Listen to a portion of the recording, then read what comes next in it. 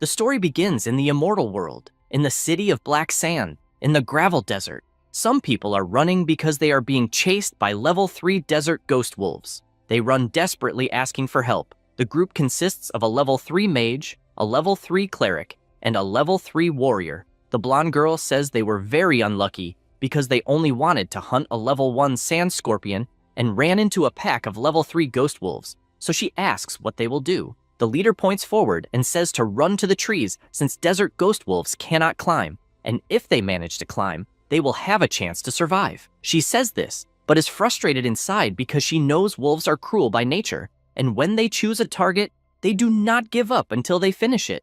To make things worse, she is worried because they are all injured from a fight they had earlier, and the only 2 black metal equipment pieces are broken. Suddenly, the mage falls to the ground, and they all look back frightened because the whole pack is attacking the girl on the ground. She looks back and freezes with fear because there is nothing she can do. At that moment, the wolf is struck by an attack and falls, finished on the ground by a sword. She watches the lifeless monster's body until someone appears, passes by the body, and stands in front of them. Xiaohei is surprised, wondering if that person saved her. Then she decides to check the person's level and realizes it is level 1 and is surprised, meaning the boy is a novice. The MC removes his hood and faces the monsters, saying that level 3 monsters are not that strong. Immediately, the wolves charge and he draws his sword once again and goes to meet the monsters. The wolves jump to attack, but in the blink of an eye, all are sliced by several attacks from the MC.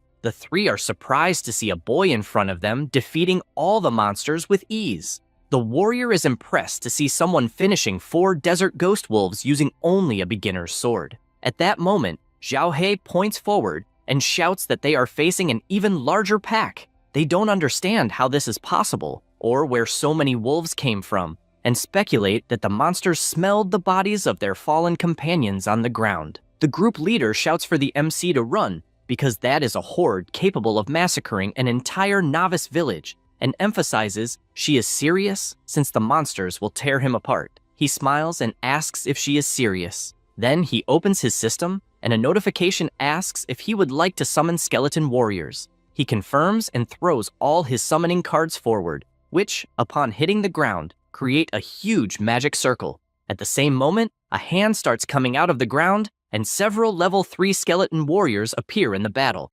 The wolves waste no time and advance, but the MC confidently says he wants to see who will be torn apart first. His army advances at full power, and a fierce battle begins with Lin Yuan massacring the wolves alongside his army, finishing one by one that appear in front of him. He plants his sword in the last wolf, and soon after withdraws it. He managed to finish 16 desert ghost wolves, and thus gained 160 experience points. He obtained 16 wolf fangs, as well as 16 pelts and 16 claws. Some energy balls start coming out of the monsters and head toward the protagonist.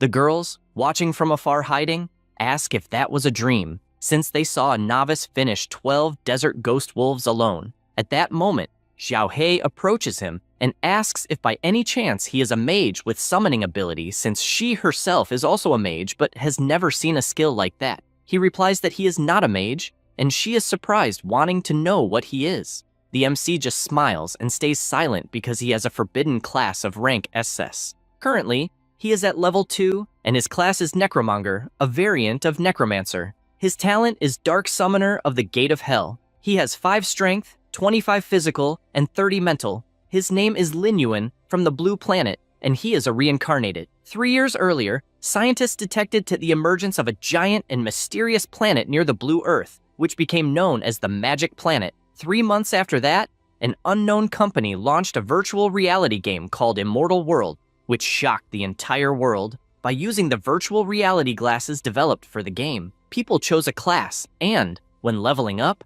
gained powers to face monsters inside the game. At first, everyone thought it was just a game, until some players began to awaken the same powers in the real world, and they became known as the Awakened. It was from that moment that a cult called Worshippers of the Evil Stellar God arose. They crossed the barrier between the virtual and the real world and began to massacre people, and the entire city suffered at their hands.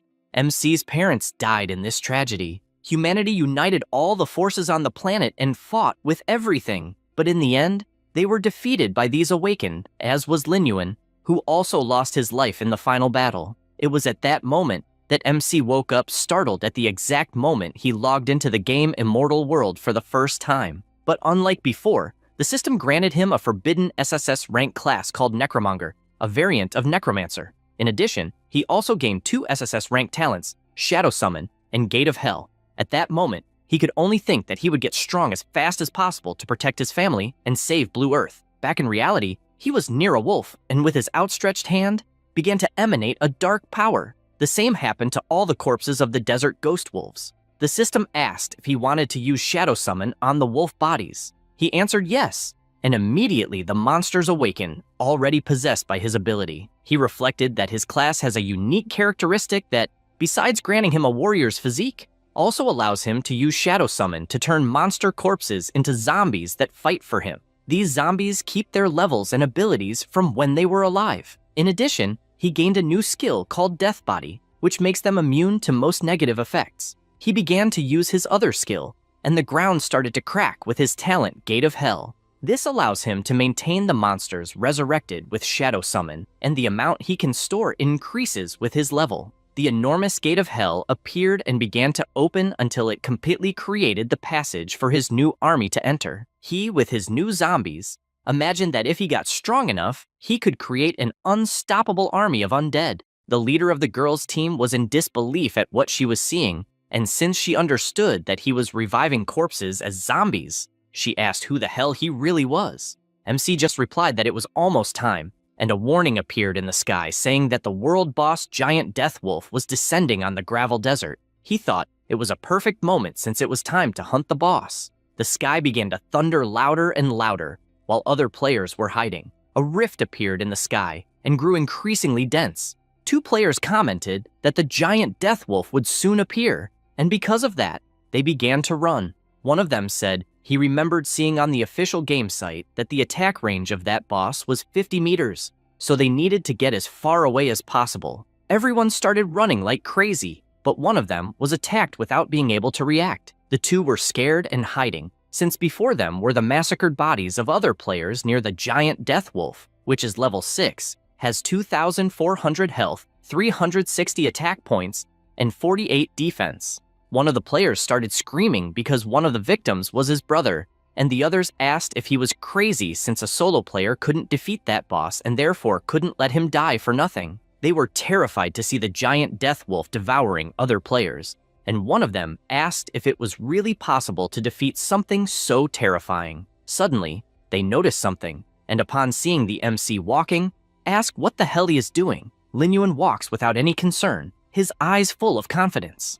The players notice the sword and ask if he is also a rookie. His friend replies yes, and further emphasizes that the giant death wolf is a level 6 lord boss, and that without support, even all of them together wouldn't handle it. In the immortal world, monsters are classified from weakest to strongest as normal, elite, leader, lord, king, monarch, and god. Among them, a lord-class monster, even if a level 1 boss, is still a great threat to rookies.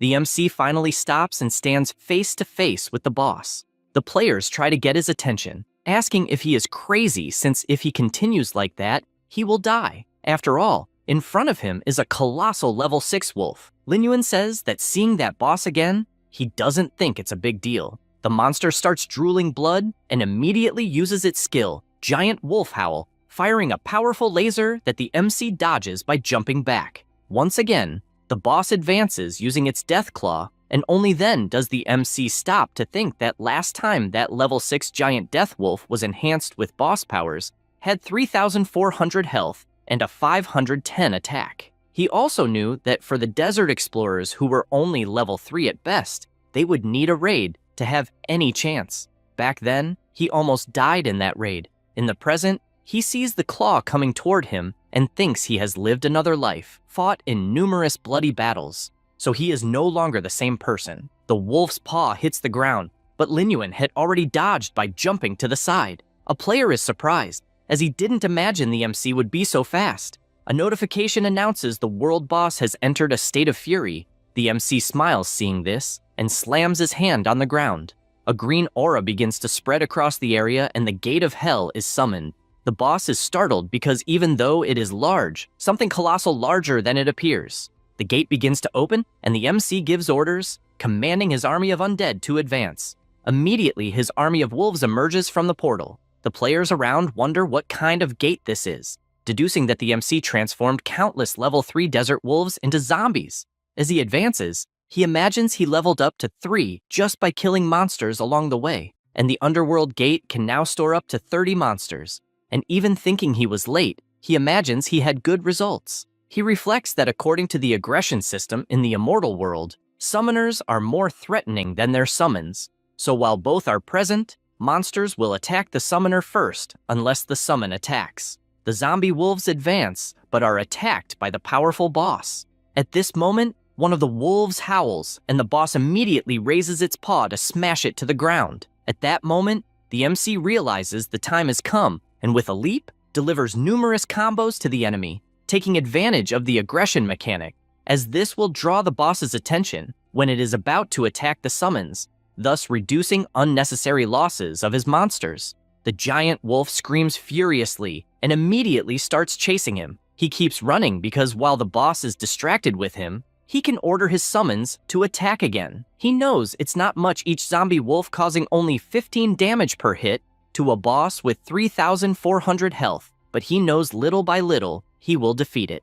The players watching think it's crazy. The level Lord World boss is struggling. Behind them, 3 guys laugh as if planning to cause trouble. A few minutes later, the MC jumps toward the giant wolf, which has 500 health left. Without wasting time, he locks his sword, causing a critical hit and dropping the boss's health to 80. The monster starts howling but falls to its side on the ground. Lin Yuan begins to approach, since now only the final blow remains. He watches carefully until the previous group jumps, shouting that their chance to land the last blow and the world boss's treasure will be theirs, and they are confident since the MC's army has already been eliminated. He looks back and a distant player shouts to be careful. Without thinking twice, he cuts down the 3 players who were going to steal his last blow, and all fall to the ground like potatoes. The MC calls them fools for trying to do that. The people far away are shocked by what just happened, since a rookie killed 3 level 3 thieves with a single attack. The boss stands up once more,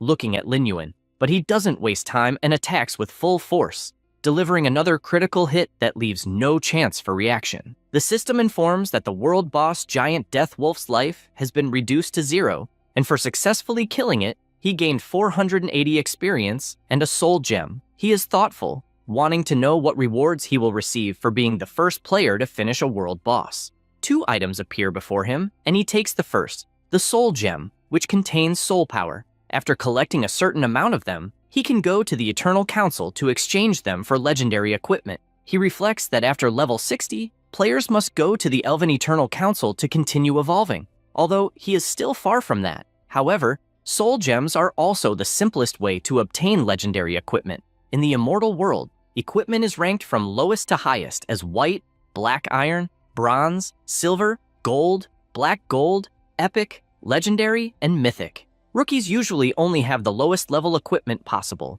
and even black iron is rare. He also remembers that 2 hours before he used knowledge from his past life to attract 2 elite black sand lizards with skeleton warriors, then had the chance to loot the bronze chest they were guarding, and for that, he obtained the bronze level cloak. It was a black lizard tunic, increasing 30 defense, 10 mind, and 10 agility. The system informs that he was the first player to defeat a world boss, and thus obtain the Hunter title. After equipping this title, attack power increases by 10%, critical hit chance by 10%, and common damage by 10%. He is thoughtful, since in the immortal world, titles can grant players various attributes or special effects, and this one has an excellent bonus. Now he is presented with the second reward for being the first to defeat a world boss. The reward was a silver chest. He is surprised and decides to see what it contains. The items he obtained were a silver moon sword that increases attack power by 100 and agility by 10, the Eye of Death, which is an accessory that increases mind by 10 and has a corrosion ray that causes accelerated corrosion damage to the target enemy by 200%, a recovery potion that immediately restores 20% of life and mana upon use, Next, a skill scroll level 1 that increases skill proficiency by 100 points after use. And finally, a monster essence that can be used to make potions or ingested directly, granting 10 more points in strength, physical, agility, and mind attributes after consumption. He sees all the items in his inventory and thinks it was a quality loot since he obtained several items at once, and it was definitely excellent to be the first to defeat a world boss. His experience is being calculated, and he finds it amazing that he jumped from level 3 to almost level 5, and since each level grants 5 free attribute points, he decided to put 3 points in mind and 2 in strength this time. He is currently at level 4 and has indeed evolved into a necromancer. He has the same talents, but now has 10 points in strength, 10 in physical, 25 in agility, and 35 in mind. He thinks it's great as it is since after leveling up his stats are the highest in the entire Shattered Stone Desert. He notices the information that his underworld gate has 0 monsters out of a total of 40 and imagines that even his ghost wolves and zombies died in the fight against the boss. But his level increased and the underworld gate can now open 40 undead. He starts using his necromancy on the boss, and a notification asks if he wants to use the summon on the giant death logo. Without thinking twice, he answers yes, and the boss opens his eye, which is now green for being undead, and stands imposingly in front of the MC with the same attributes as when he was alive. The MC observes and imagines he already expected the world boss to have powerful area abilities as well as group control, and even after zombification gained the undead body and a new skill, the fury of the undead. And now he is confident, since with the giant zombie wolf, he can replenish his underworld gate much faster. The players are watching from afar, incredulous to see someone turning a world boss into a zombie, and also unsure what that gate is, as it is more frightening than the world boss itself. At that moment, Lin Yuan looks back and immediately all players hide in fear. Only then does he realize people are still nearby. Furthermore, he sees a tier black iron sword dropped and realizes it was for having defeated the thieves, including a great one for low-level players, although he himself already has the Moonlight Blade. So he picks up the sword from the ground and starts heading toward the other players, who quickly get scared of being killed right there. After approaching, the MC goes to a guy and asks if he was the one who shouted during the fight warning to be careful. However, the guy keeps trembling and starts stammering, but Lin Yuan just gives him the sword as a gift, leaving him surprised. Then he leaves thanking him for acting that way. Everyone runs to the player, unable to believe he got such a strong sword without doing anything, since a tier black iron weapon is worth tens of thousands of yuans. 10 minutes later, the MC continues walking through the desert until he feels a strange sensation. This, because in reality, the battery of his virtual reality headset ran out and he returned. He thinks he really needs to save to buy a decent game capsule.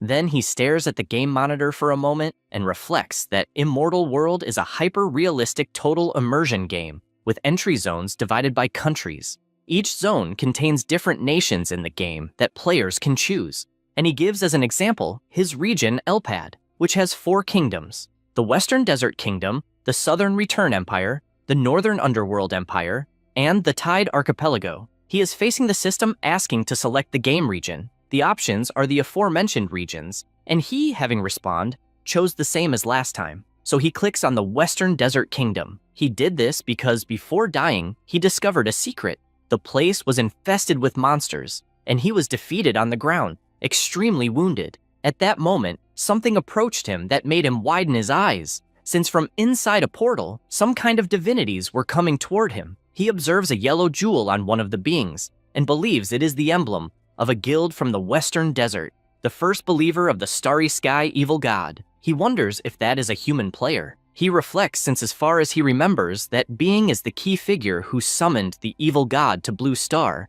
and he finds it strange since there are still 3 years until the divine descent. So if he manages to kill him before, maybe he can prevent the tragedy from happening again. The only clue he has is the emblem, since only guilds in the capital of the Western Desert use yellow jewels, and to get to the capital, he needs to reach level 10. So to discover the identity of the rat who caused all this, he needs to level up quickly. He decides to go to his goal and summons a card in his hand, intrigued since he really summoned a skeleton card.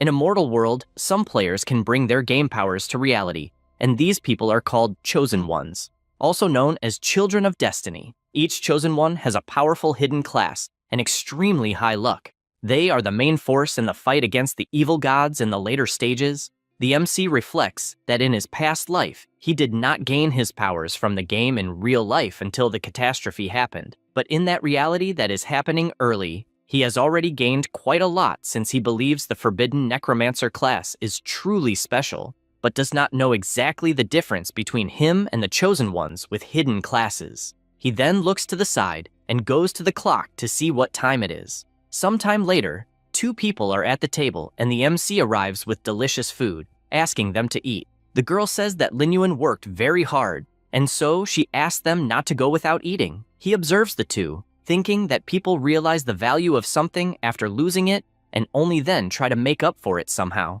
In his past life, he only spent his time playing games, and people only knew how to say that he was obsessed with those games and that he would ruin his own life. It was only after the disaster took everything that he finally regretted how ignorant he was. That terrified him. Returning to the present, he asks if Tantan will not return home for dinner since it is Sunday. The girl replies that she will not, since she is preparing for the mock exam and is even taking meals to school. Then she confesses that she is surprised that Yuan learned to cook and apologizes for devouring all the chicken wings since they are tasty. The man tells her not to worry until he looks to the side and sees the MC handing over another chicken wing, and with a smile, says he will learn to prepare more dishes next time. The two are surprised to see this and become emotional. From that moment on, he started practicing all kinds of exercises, since if he wants to fully control his game power in real life, he needs a body strong enough to handle it. He stops for a moment to breathe,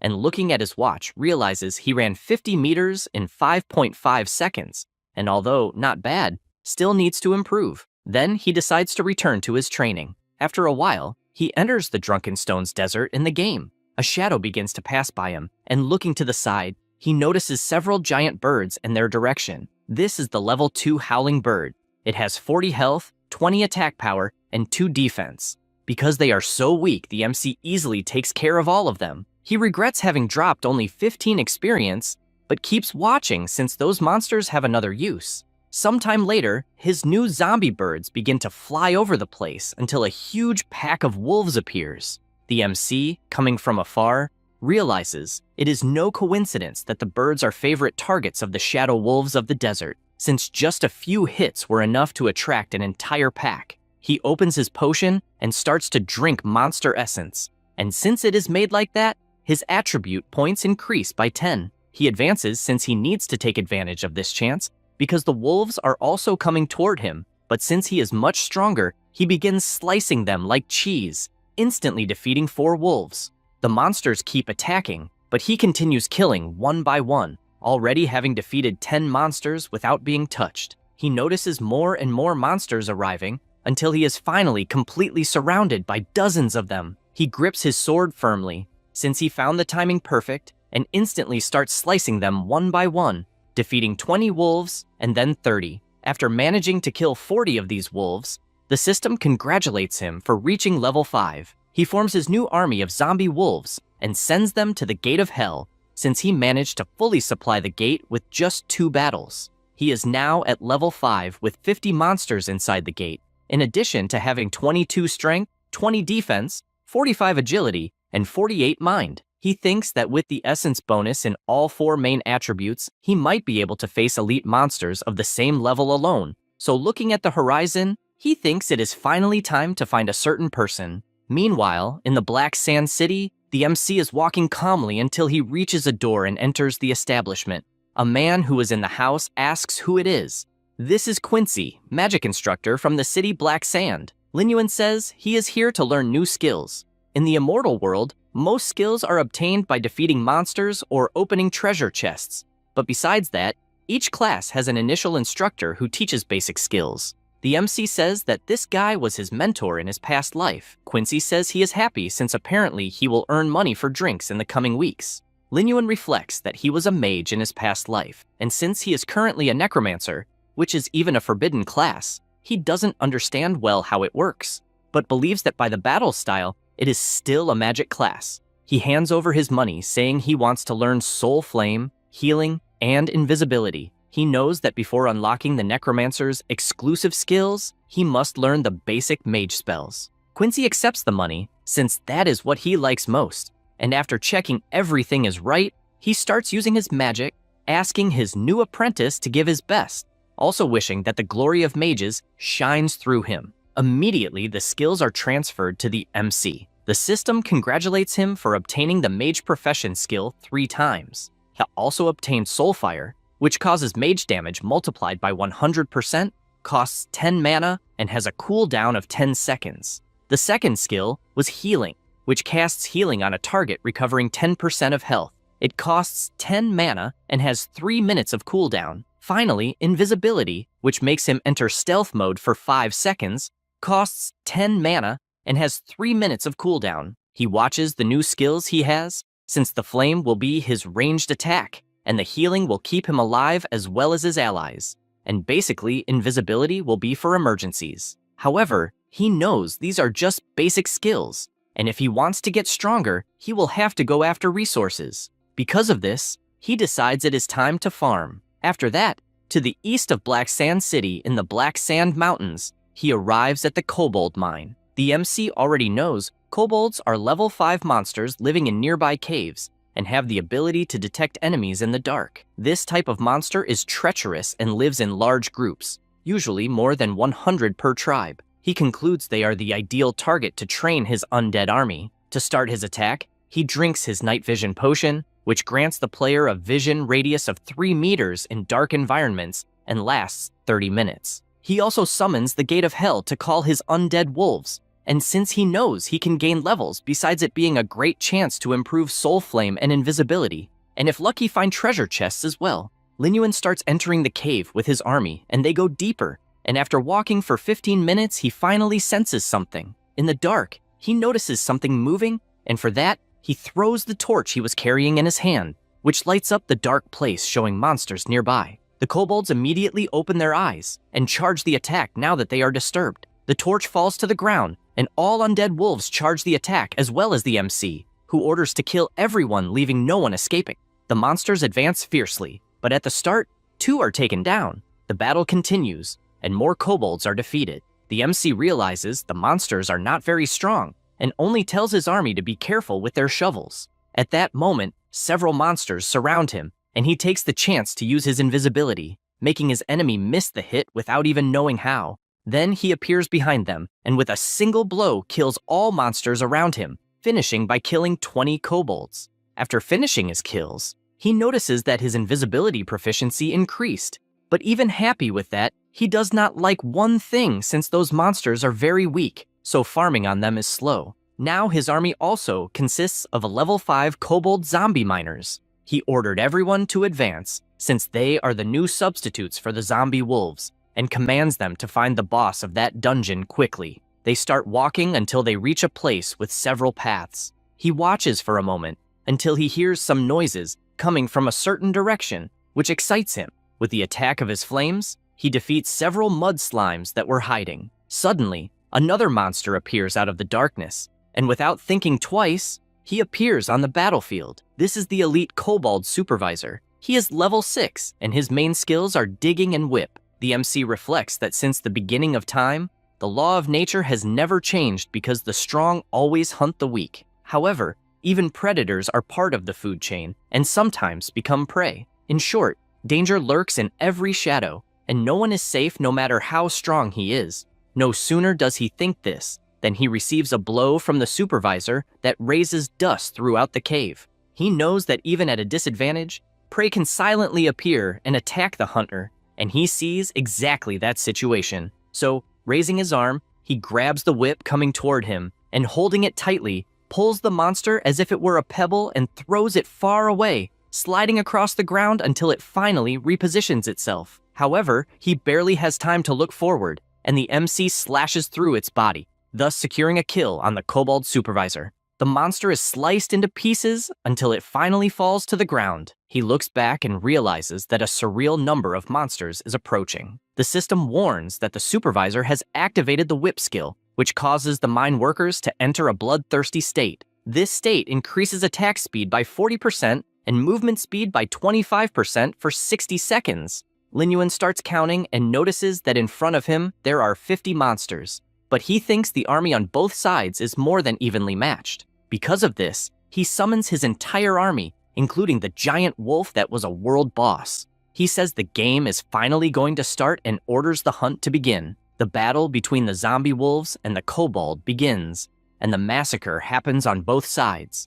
At this moment, the giant wolf activates its fierce howl, and the stun effect hits the nearby kobold directly. The MC sees the opportunity and sends his entire army to attack without mercy. He starts by taking down 5, then quickly turns to 10, then 20, and when he notices, he has already defeated 40 kobold supervisors and therefore reaches level 6. Without wasting time, he activates his necromancer skill to turn the corpses into his allies. Now, he also has the zombie kobold supervisors on his side. Some monsters, seeing that things are not looking good, begin to flee, but he finds it funny and, without hesitation, finishes off all those around him. However, a sudden attack comes in his direction, and he narrowly dodges it by jumping backward. The attack was made by the kobold boss, who is level 7 and has 1,000 health, 150 attack, and 80 defense. The MC says he has been waiting for this moment. The fight begins with the boss delivering a powerful blow with his hammer,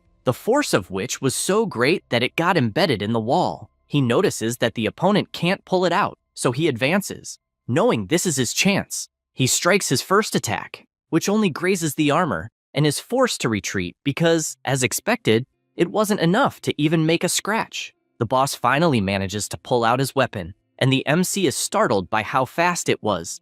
Immediately, he strikes the ground, and due to the impact, Lin Yuan is sent flying backward until he finally manages to stop with his feet. He reflects that, as expected, the attack patterns of a boss are not as simple as those of elite monsters, and even realizes that the strength is 2 or 3 times greater than that of an elite. He activates his magic since he intends to attack from a distance to maintain good performance. All the zombies enter the battle surrounding the boss. The giant zombie wolf makes its first charge, but the boss counterattacks using his skills. The MC keeps up the pressure and commands all his wolves to attack at once. After managing to apply pressure, the group skill Wrath of the Undead is activated, increasing attack power by 10% and critical hit chance by 20%.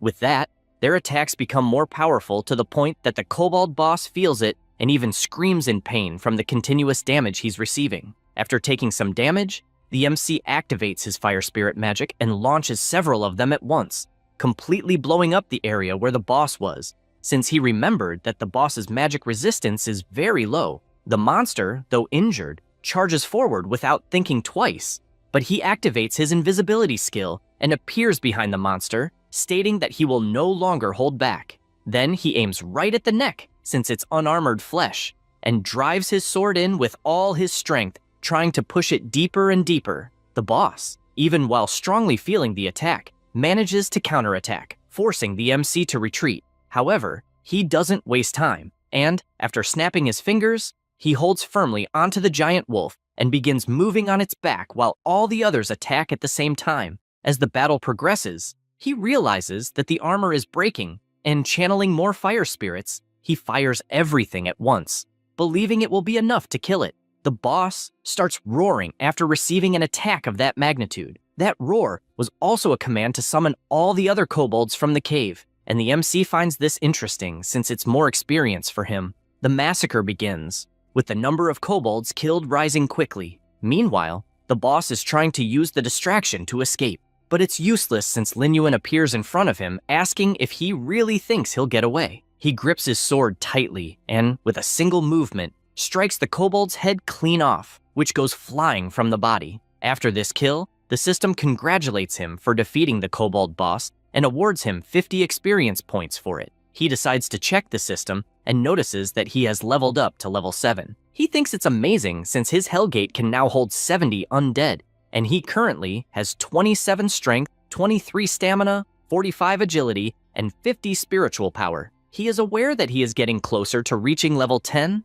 and finally being able to go to the main city of the Western Desert. He decides to check his stealth technique and the Spirit Flame, as their mastery has been completed and both have leveled up to level 2. Now, the stealth technique lasts for 10 seconds. and the spirit flame deals magic damage to the target equal to 200% of the damage. While reviewing this information, something catches his attention as a treasure chest dropped from the boss. He decides to check what it is and opens the chest. He obtained a kobold leather pouch, an inextinguishable torch, a skull mask, the shadow gloves, and in addition, opened the kobold leather pouch which had 20 gold coins. He grabs all the gold in his hand, knowing that soon, major banks around the world will open currency exchange channels between the real world and the game world, and those 20 gold coins are worth 200,000 yuan in real currency, and he knows that's already a lot. Furthermore, the inextinguishable torch grants the player night vision with a range of up to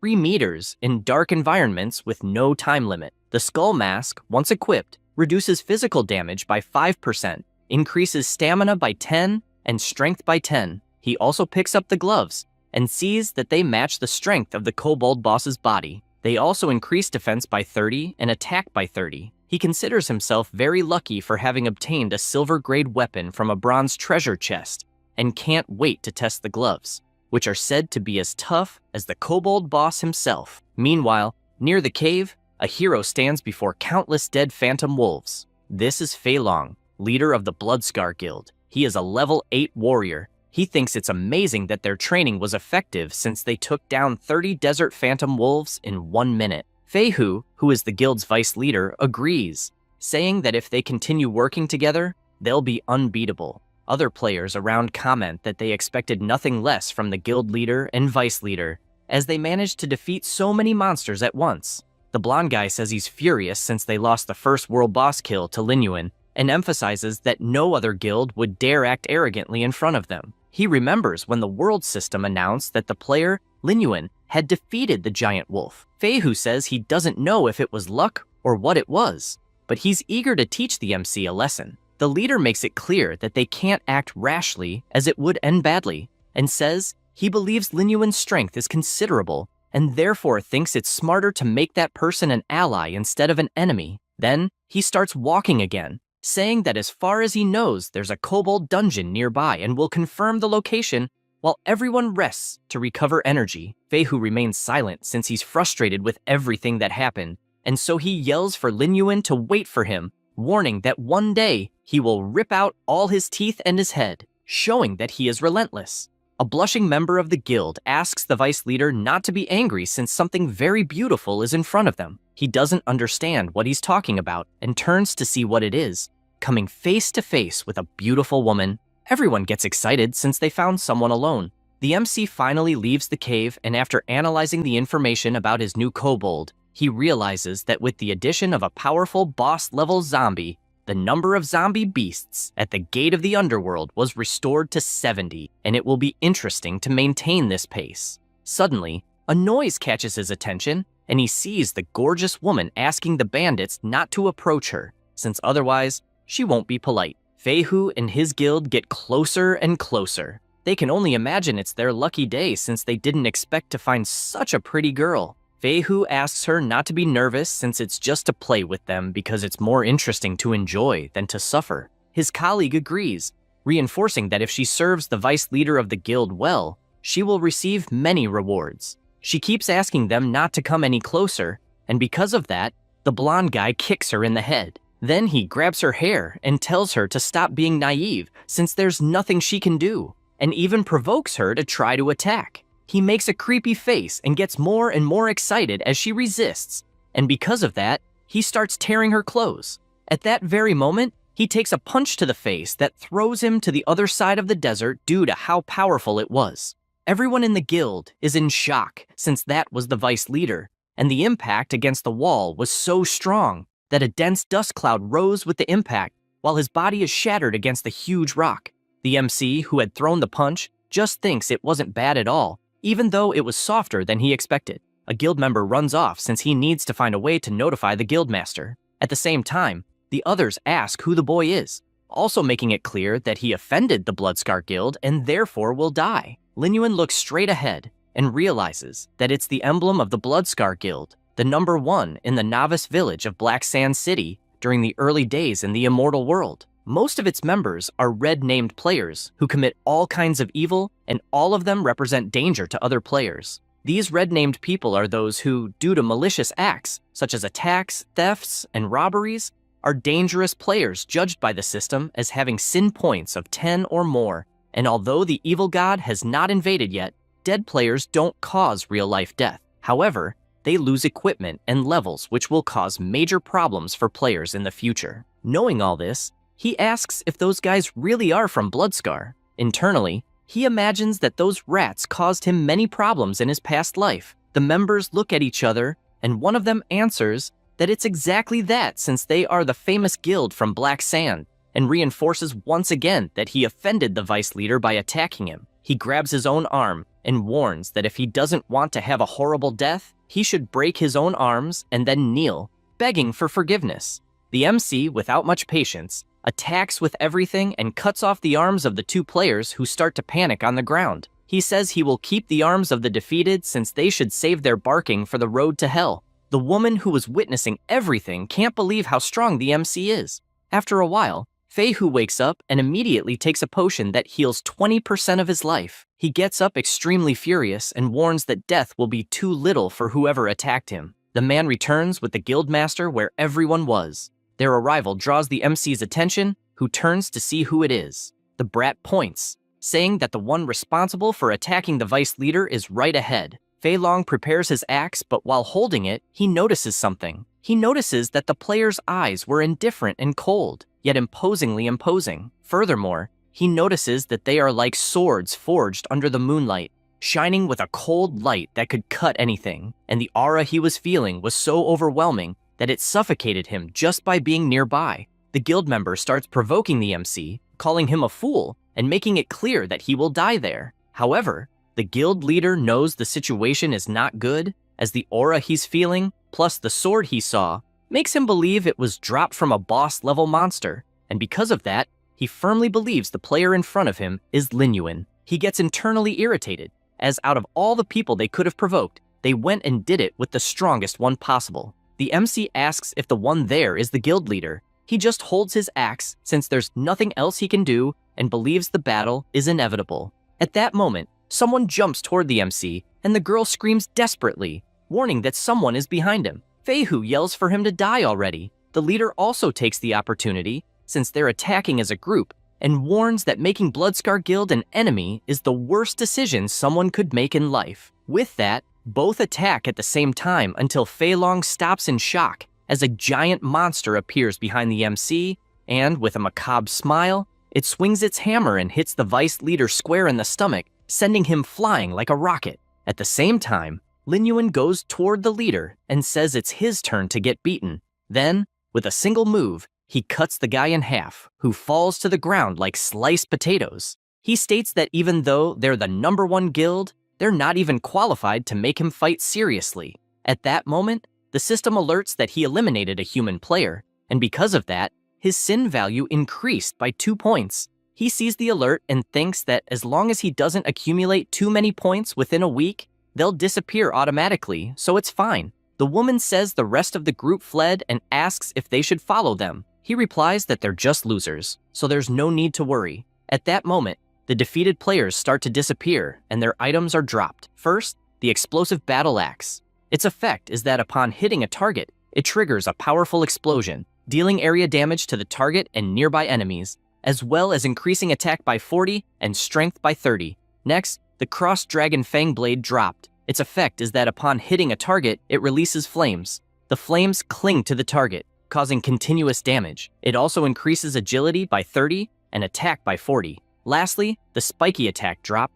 which increases attack by 15 and agility by 20. He reflects that the stats of the dropped weapons are very good, and even though he can't use them, he always has the option of selling them for a good price. At that moment, the woman approaches, blushing, and thanks him for saving her and asks for his name. He pauses to think about it and replies that one day, she will see his name at the top of the global ranking. She is surprised since he's referring to the top 10 players in the world, and because of that, she runs after him, saying she doesn't care about rankings and all she wants is for him to carry her. After that, the MC continues walking through the desert until a monster appears behind him and several level 6 Thunder Lament Scorpions jump toward him. He positions himself and begins slicing each one that tries to get close. But with his colossal power, he takes care of them all very easily. He defeated a total of 60 Thunder Scorpions, and because of that, his level increased to 8. He realizes that reaching this level was quite easy,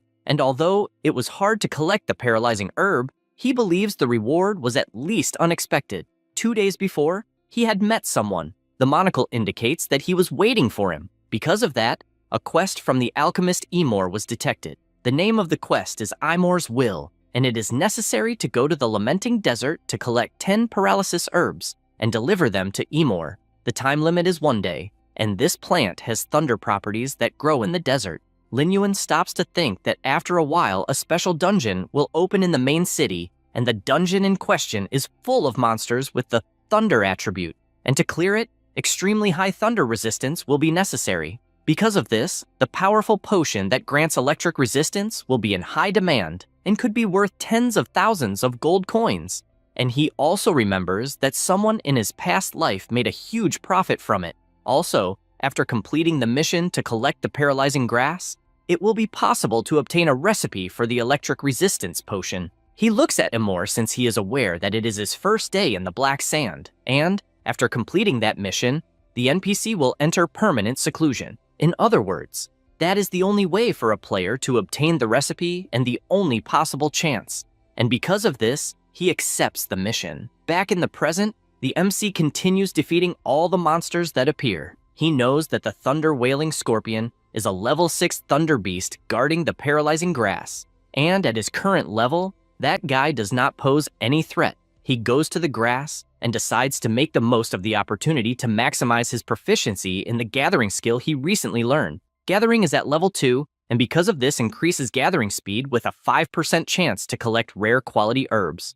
It consumes 1 spirit point and has a 3-second cooldown. After some time gathering, he feels a strange tremor growing stronger. Suddenly, something emerges from the sand and almost hits the MC, who stepped back at the last second. He is startled looking ahead as multiple danger alerts are triggered in his system. He is facing the Crystal Demonic Thunder Scorpion, which is level 10, has 2,800 GP, 400 attack, and 55 defense. He smiles, finding it interesting for something like that to appear out of nowhere, and charges himself knowing it will be quite difficult due to the level difference. His first attack hits the monster's powerful armor directly, but is not enough to cause significant damage. He stands atop the monster until the scorpion begins activating its lightning ability, and the MC starts feeling intense pain since he cannot withdraw his embedded sword. However, he realizes he is about to be stung by the scorpion and jumps at the last second, retreating as far as possible to avoid another hit.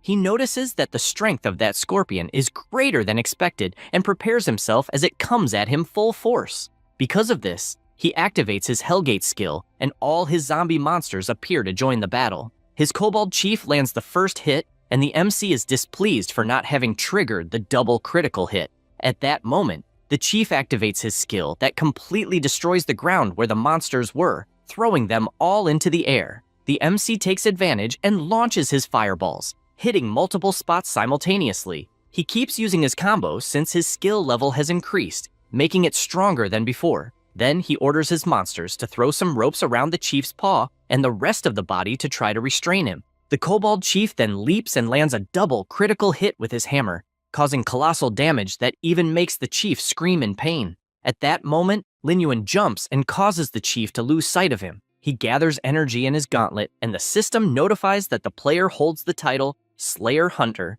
increasing attack power by 10%, double damage chance by 10%, and magic damage by the same amount. He announces he will break the entire body of that scorpion, and without hesitation strikes the Chief's back directly, causing devastating destruction around, and the monster screaming more and more in pain. Due to this attack, the system notifies that the Crystal Assassin Thunder Scorpion has been successfully eliminated. Instantly, he transforms the creature into one of his zombies, maintaining the same stats as before. At this moment, several other scorpions begin to approach, and this catches the MC's attention, who looks ahead and sees a giant horde approaching. He thinks this situation is excellent and activates his boss's skill since he wanted more experience. Every monster hit by the lightning takes very high damage, and he also does not stand still. As with his sword, he starts slicing all the nearby monsters, always dealing critical damage because of his title, until he realizes he has already made a massacre. The system notifies that he leveled up, and after the slaughter, he finally reached level 10. Now, Lin Yuan is a level 10 Soul Reaper. If the Gate of Hell has a capacity for 100 zombies, his current strength is 32 points, Constitution 28, Agility 47, and Spirit 53. He admits that the feeling of gaining 2 consecutive levels is not bad. Additionally, he also obtained a Lightning Spear, Guardian Greaves, a Paralysis Ring, and a Ghost Bracer. He notices that all the drops were silver level, and if he sells everything, he could significantly improve his parents' lives. A notification warns that the demonic beasts in that area were eliminated, so he obtained a gold skill book specific to his personal skills.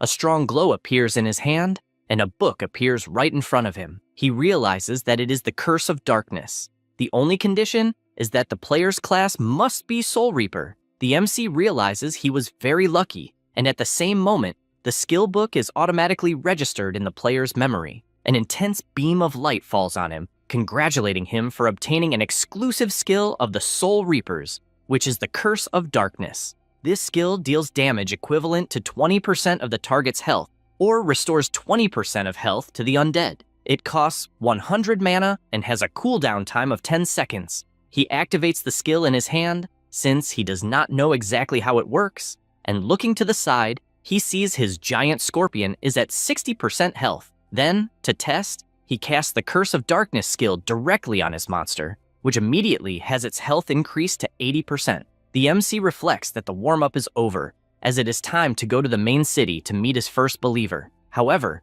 he feels something strange and already imagines what will happen. It was his stepmother calling him in real life, warning that his father threw some things away and has a lock back. He goes there to help and also asks him not to strain himself too much. The woman warns that he is already at an age where he cannot be doing those crazy things, as he could very well have called a professional to check the air conditioner. He says he was just trying to save some money since it was similar with the washing machine, because he fixed it with some simple adjustments. Then, he asks Lin Yuan not to worry, as he will be fine after one night, but just asks him to remember to pick up little Xiaotan from school the next day. The MC closes the door while thoughtful about this, and the next day, his parents are sleeping until they wake up to a noise. They go to the living room to understand the reason for the loud noise so early, and notice some workers completely renovating their room. Immediately, a worker asks for permission, explaining that those new items were bought by Lin Yuan and that they installed them as quickly as possible. So he asks them to confirm the delivery. The two are just shocked as they are processing what is happening there. At the same time, the MC is training at full speed while admired by the girls since his shape is at its peak. He also continues running on the treadmill until a woman approaches and asks for permission, wanting to know if he is there to sign up for the VIP package, and warns that they will need to charge the upfront fee for 1 year. He replies that it is no problem and hands over his card. Inside, he imagines that he sold some equipment he no longer used, renovated his house, and also earned a gym membership for a family. And he thinks about his parents and Xiaotan, since they also need to start training early so they can adapt as quickly as possible when they enter the immortal world. The woman blushes, admiring the MC, since she saw him exercising for a long time, and he doesn't even seem out of breath. Only then does she notice something and realize that the card is the Supreme VIP, which is issued only to clients with more than 5 million in their bank account. Meanwhile, Lin Yuan is on a call confirming the cash prize he won in a tournament, besides asking them to rest since he himself will go look for Xiaotan. The woman admires him more and more, since besides being a client, she also found him an incredible young man. Meanwhile, at Xiushui Secondary School, several students are leaving, and a girl is standing waiting. This is Linton, the MC's sister. At that moment, 2 girls appear gossiping. One of them says it is the older brother's birthday and that they bought a huge cake. The other is surprised and says it must be amazing to have an older brother and that she also wanted to have one. Linlen becomes thoughtful upon hearing this, as she doesn't know if having an older brother is really something to envy, since her only memory is of her brother playing games 24 hours a day, and for that reason, She thinks she doesn't want an older brother. At that moment, a person approaches her, and she realizes it is a group of men. One of them invites her to go out with them and stresses that he never received a no.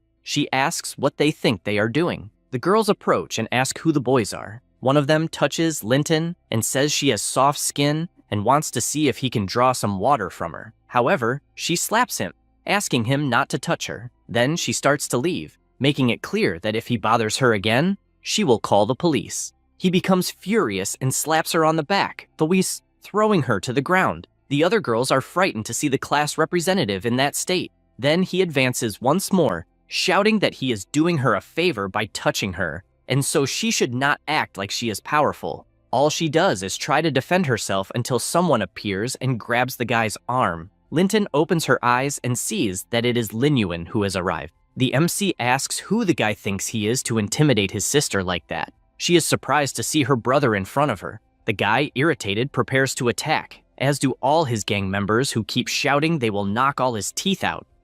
However, the MC has little patience and starts beating all of them, and whenever he hits one, he goes to the next and beats him as well, to the point of stepping on the face of one that practically buries him in the ground. After beating them all, he calls his sister so they can leave. As they walk, she asks why he is there that day. She says this thinking her brother should be playing all day, and so she doesn't understand why he came to pick her up from school. He replies that their father hurt his back, and so their mother had to stay at home. She is startled by this information and asks if it was serious. He asks her not to worry since it was nothing serious. Then they walk in silence again, and she tries to remember the last time they talked about anything, and so she finds the silence awkward, besides observing how tall and strong her brother is. At that moment, Linton's classmates call the class representative and say they found the MC incredibly kind for picking her up from school.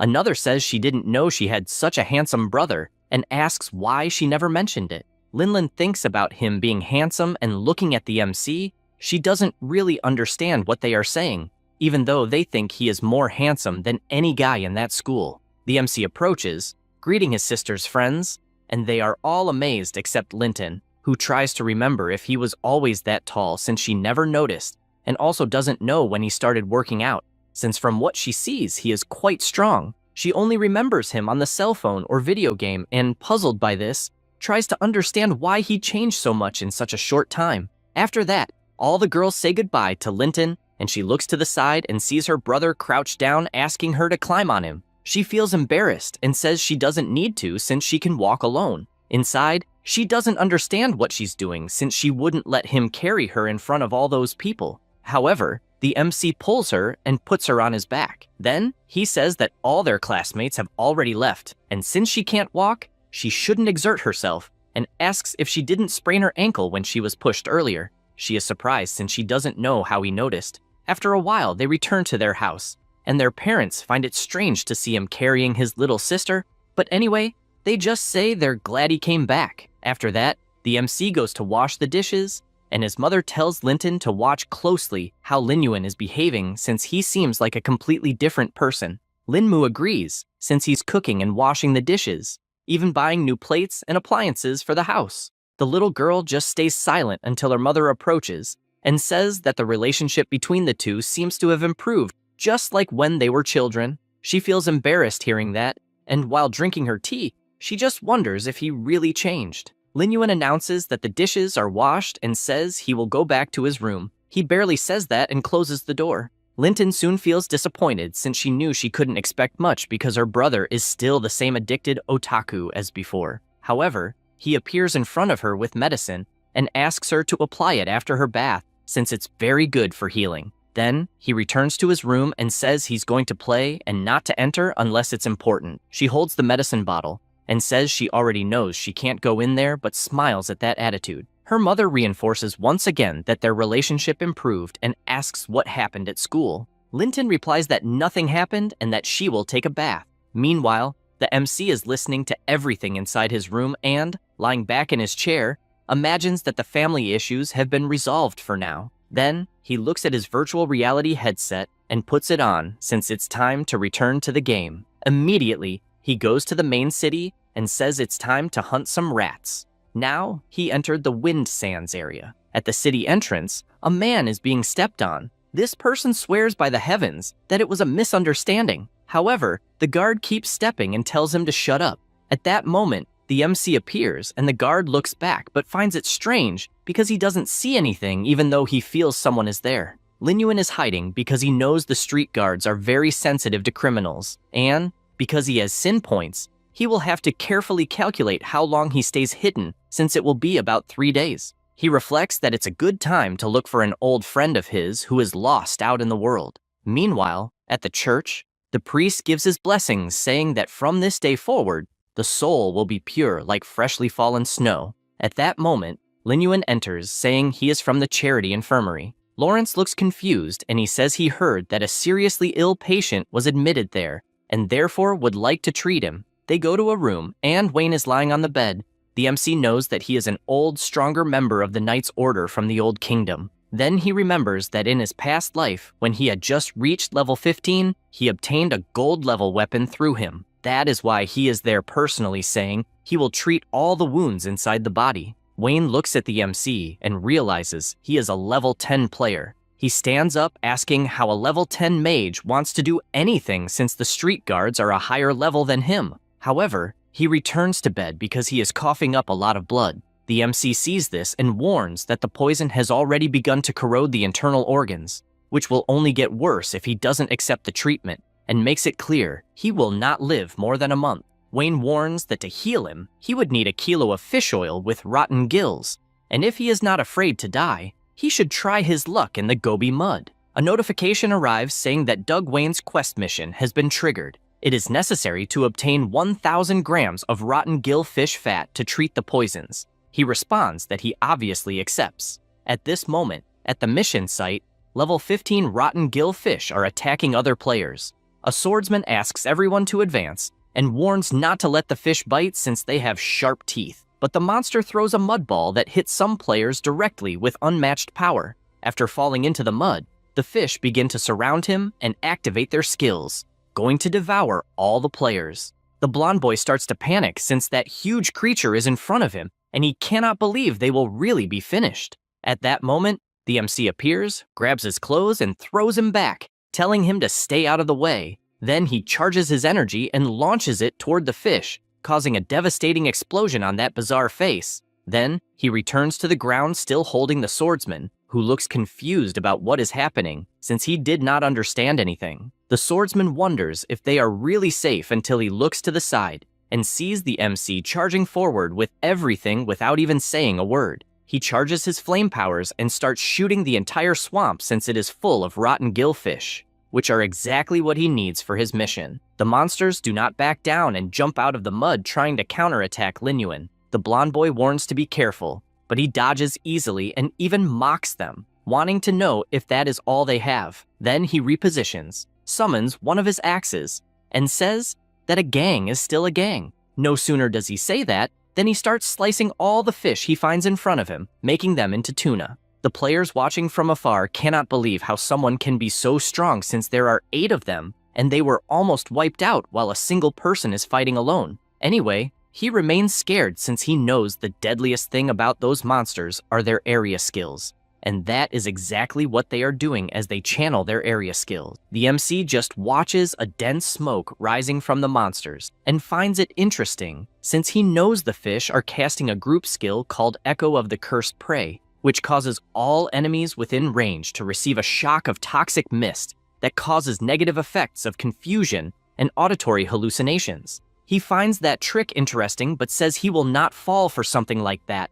so he activates his Gate of Hell, summons his giant zombie wolf, and commands to use the skill howl of the hungry wolf. The zombie boss immediately starts howling, and all targets hit enter a state of dizziness. The MC decides it is time to take action and equips his awakening mask.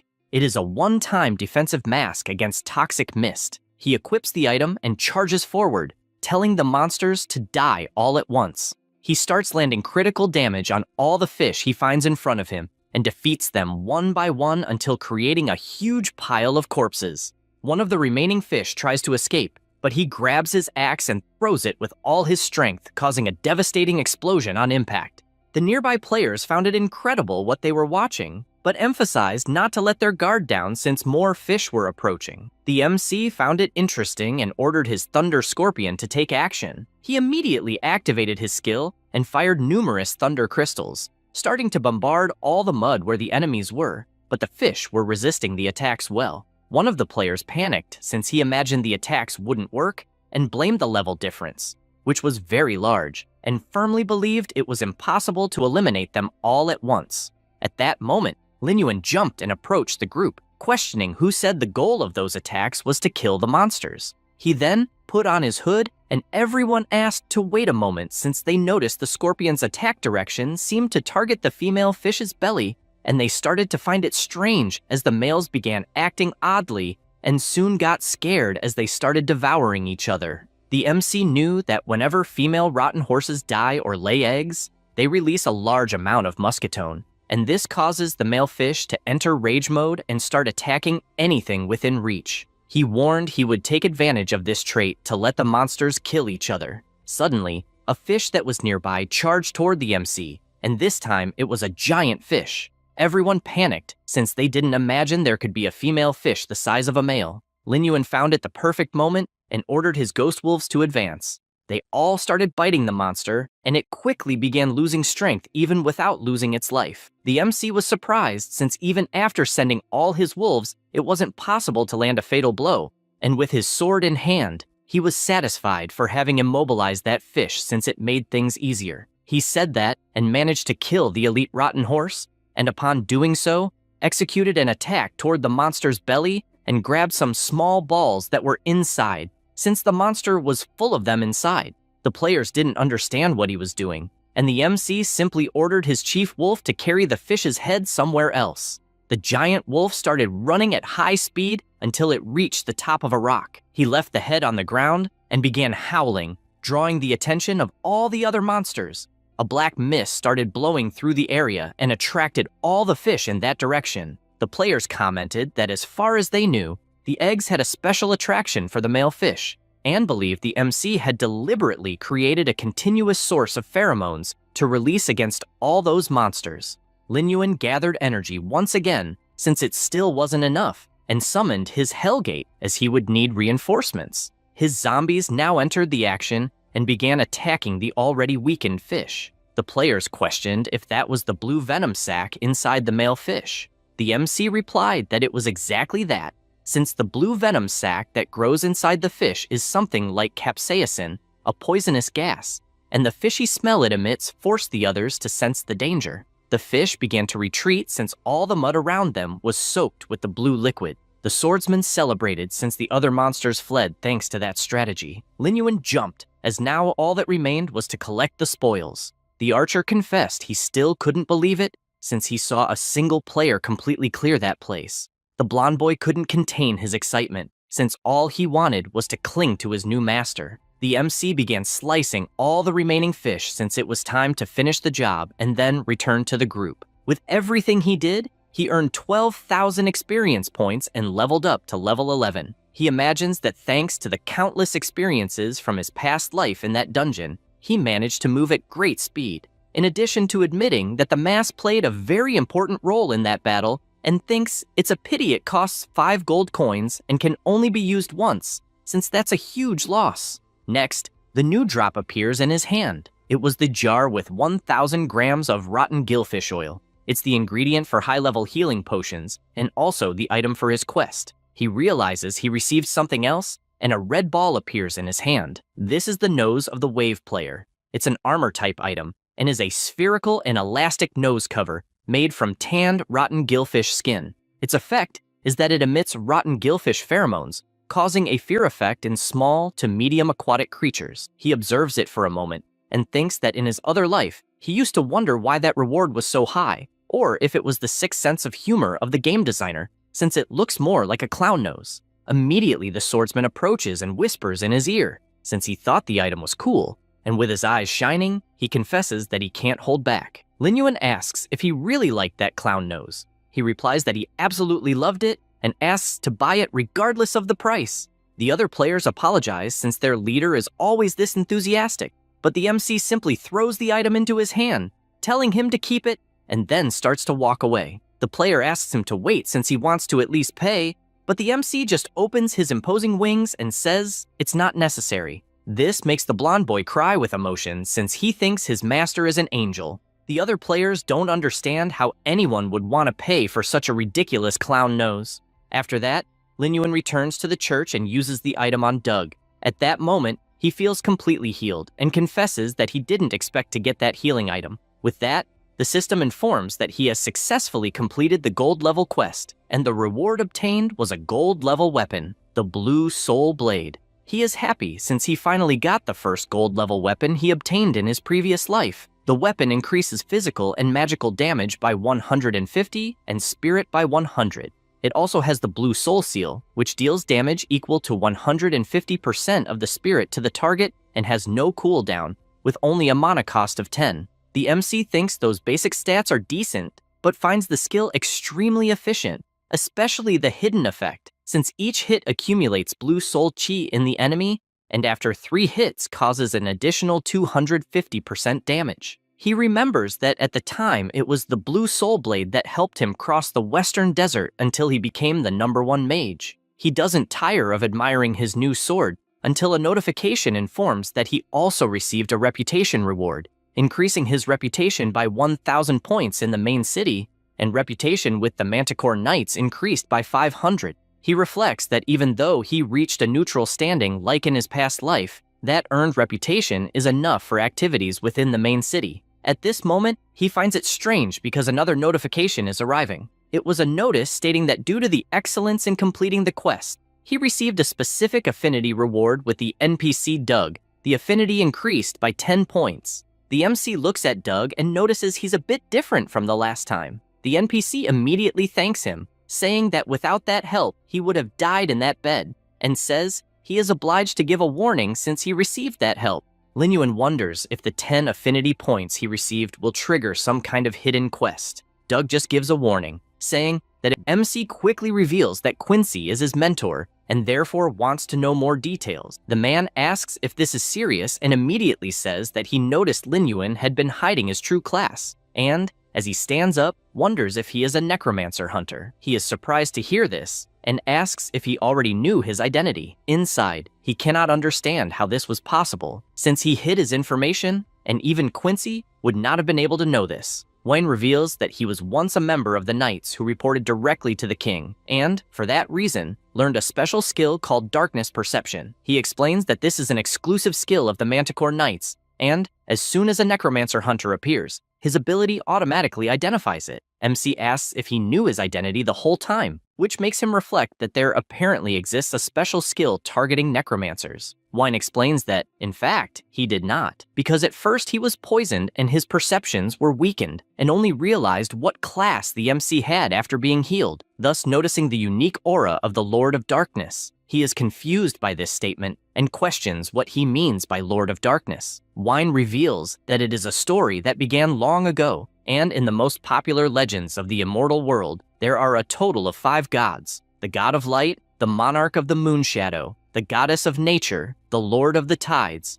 and the King of Souls. However, he explains that at the beginning there was a 6th god who was the Lord of Darkness, also known as the King of the Undead, being the most powerful being among the 6 gods. Because of this power, the Lord of Darkness did whatever he wished. He granted extremely powerful dark abilities to his followers, allowing them to change their class to Necromancer. Then, under the bloody rule of the Lord of Darkness, the Necromancers spread chaos and, besides the slaughter, also transformed the souls of the dead into zombies, causing significant disaster. Thus, the main kingdoms resisted the Lord of Darkness, and the temples originally built to worship him were destroyed, and all records about him were burned to ashes. Furthermore, the necromancers lived in hiding because if they were discovered, they would be killed immediately, and this class was listed as a forbidden class, passed down by everyone. He continues telling his story, saying that at the time he was poisoned by a necromancer in battle, which is why he is constantly tormented by the illness. MC decides to check his system screen and imagines that his past life was only that of a mage, and never imagined that such a great secret was hidden behind the legends, not being surprised to be a hidden class. He reflects that things have become problematic, since by clearing his sin points, He could secretly investigate the clues about the badge in the main city, but now, if he cannot find a way to hide his Lord of Darkness aura, his identity will be exposed immediately. Because of this, he calls Wayne and asks if there is any way to avoid the darkness perception skill that the knights possess. Wayne replies that it would only be possible if Quincy was truly willing to help, but for that, he would have to reveal his true identity and would definitely kill him. He says this emphasizing that the instructor lost his wife in an attack by a necromancer, and therefore asks once more to stay away from that person. MC just remains silent listening to this, and, sometime later, returns to the desert. This is because 10 minutes earlier, Wayne tried to stop him, saying he was crazy to go after Quincy, since he is a person who wants to shred all necromancers. Lin Yuan turns and says he has no choice. He says this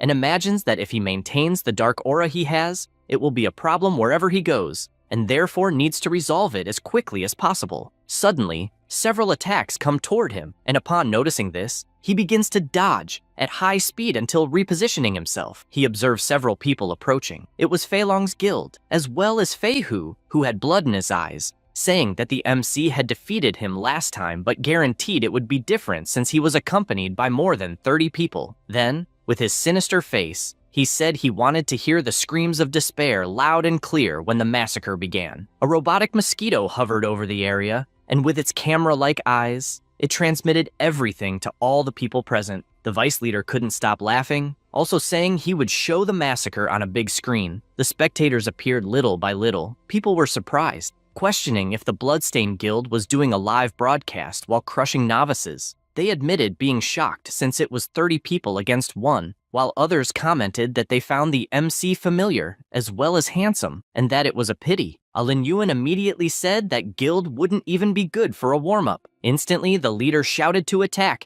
and everyone advanced at high speed. The mage prepared his magic while the archer readied his arrows, and the warriors formed the front line. At that moment, the system announced that the malicious attack determination had been established and the contract time was 15 minutes. If he killed all the attackers within the time limit, the sin value would not increase. He prepared his sword, saying that 15 minutes was more than enough to kill all of them 3 times, and thus summoned his entire zombie army to join the battle. His giant wolf began blocking a spell, and at the same time, the zombie scorpion struck one of the henchmen dead on. The leader shouted for everyone to pay attention to form a shield wall to protect the mages. Immediately, his guild formed a defensive formation, and right behind them, the mages prepared their rituals, focusing on defensive spells to buff the team. Meanwhile, another mage prepared an offensive spell, unleashing powerful lightning bolts. The archers also decided to attack, firing their magical arrows directly at all zombies within range. At that moment, the spectators began leaving the live stream, thinking the summons were too weak and accusing the MC of being a novice showing off. The guild leader prepared himself and said he had no fear of the zombies,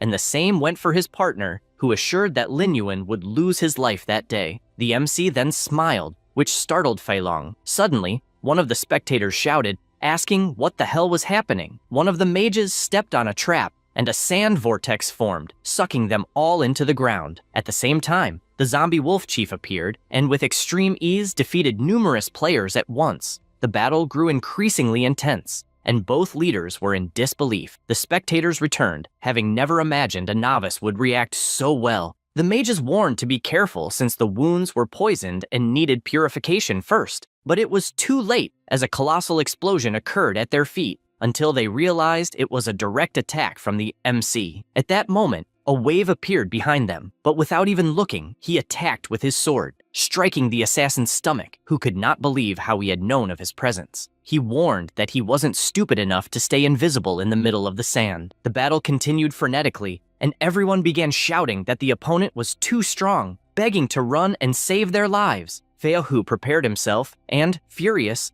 called everyone trash. Then, at that very moment, he charged to attack with full force. The MC carefully observed his movement and, without hesitation, activated his technique, summoning numerous skulls with the Blue Soul seal. The blonde guy was completely shocked seeing this ability, until he received a precise strike from the MC, leaving both standing back to back. In the next second, a colossal explosion struck Fei Hu due to the ability Lin Yuan had used. He remarked that he found it too easy, which made the spectators even more excited. the guild begins to be obliterated by zombies, and all the captain can do is stare in fear, questioning if he is hallucinating, since the MC is in front of him, far more powerful than before, and looking into his eyes, it feels as if he is facing a demon from hell. At that moment, Lin Yuan looks back and makes Fei Long tremble in fear, begging for his life. The MC finishes off an opponent and starts walking toward him until instantly he strikes him in the head with his sword, giving absolutely no time to react. Then he looks to the side and, seeing the robotic mosquito,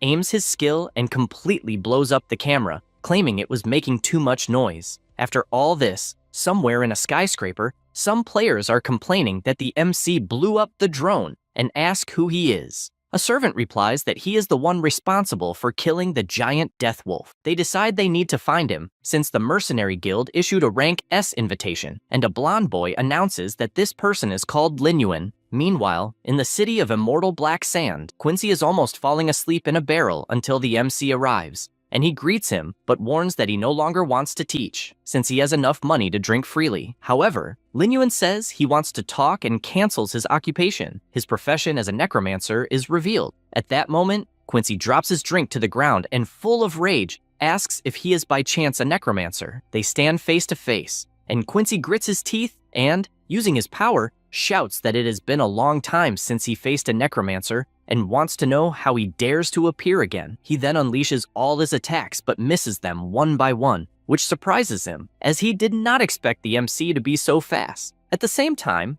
a shadow of Lin Yuan passes by him, points his sword at his head, and asks if they could have a proper conversation. The instructor asks what exactly he wants, and the MC remembers Wayne when he decided to reveal everything as payment for his debt, explaining that at the time, under the shadow of the Dark Lord, the immortal world was immersed in despair, and to defend justice, Quincy and his wife fought against a necromancer who was one of the Dark Lord's main lieutenants. After a bloody battle, the necromancer was killed, but Quincy's wife was severely injured by the death curse. Her soul was corrupted by the power of darkness, turning her into a memoryless monster who would never reincarnate. The only way to break the death curse and save his wife was to personally destroy her corrupted soul. Everyone thought Quincy would spend his days drowning his sorrows, but it became known that any righteous person who could save his wife would receive a fortune in life. He planned to use the spoils as bait, both to save his wife and break the curse, and to make the remaining necromancers pay with their lives. But of the 158 people who accepted the mission, none returned alive. After remembering all this, the MC asks to hear about his mission. He says it is fine, since there is no other choice, and asks to meet his wife. At that moment, the system asks if he would like to accept Quincy's mission. Mission name, Dead Wife's Soul. Objective, free Quincy's wife and lay her soul to rest. The mission time limit is 10 days, and the rank is silver. He accepts without hesitation and quickly departs, while the old man wishes him good luck, believing the journey will succeed, but with his strange face warns that the body will not return intact. Later that night, he finally reaches the location and immediately uses his night vision potion. He begins walking through the dungeon with his zombies and quickly realizes that this is the sanctuary of the dead, where all NPCs who die in the city are buried. Suddenly, a zombie appears in front of him, but is instantly killed by the King Scorpion. The MC analyzes the monster and concludes that they are undead like zombies, and that there are probably ghosts as well. He knows that the levels of those monsters increase with each floor, and the first floor has zombies from level 1 to 3, and then, on the next floor, they range from level 4 to 6, until finally reaching the third floor, where there are ghosts ranging from level 7 to 9, ending with the monsters on the fourth floor, which are ghouls of level 10. After walking for a while, a portal opens and he gets excited, as he wants to cross 4 floors at once. He goes further in until he stops, having heard some sounds ahead, along with numerous red eyes staring at him. The monster uses the wall climbing skill, in addition to using the suspended slash. He is facing dozens of elite ghouls, which are level 10 monsters with 2,000 health, 400 attack points, and 40 defense points. He wastes no time and orders his army to attack, starting with the King Scorpion, who attacks all the ghouls in front of him, then moves and attacks more monsters around. The MC does not fall behind and advances at the same time, cutting down all the monsters he encounters ahead. With that, The massacre is successfully completed until he notices a ghoul still alive on the ground and ends it with a single stomp. The system congratulates him for reaching level 12 after the massacre he carried out. He admits that it ended faster than he expected and finds it a pity, as his ability to control zombies does not work on undead-type monsters. Suddenly, something appears behind him, and he only notices it the next second. The skill attacks him with full force, and he barely blocks it using his sword, even though he finds the situation dire, until he is thrown far away, crossing the entire hall. At that moment, he looks to the side and notices something chained and that the area has changed. The woman inside the coffin smiles, saying she has been waiting for this moment, and then completely explodes the coffin she was in. This is the resentful ghost of level 18. She has 6,000 health, 800 attack points, and 200 defense points. Lin Yuan wonders if by chance he is on the 5th floor, and the ghost wastes no time and advances, forcing the MC to defend with all his strength. However, she activates her Death Bloom skill, and numerous thorny vines begin to attack, forcing him to move at full speed. While doing this, he notices that the attacks are poisonous, and, holding his sword firmly, cuts all the vines in a single instant, also shouting that attacks of this level are useless against him. After obliterating all the vines, he shows that his sword is no ordinary weapon, intimidating the boss to the point of screaming. Then she activates her Succubus Roar skill. The MC notices the strong wind it generates and considers whether the ghost is summoning something. He then looks to the side and sees a skull rising and immediately deduces what it is, believing them to be the desert NPCs buried in that location. He is aware that besides the original inhabitants of the city, the game must also include the failed challengers of the Quincy journey. He thinks this is a nuisance,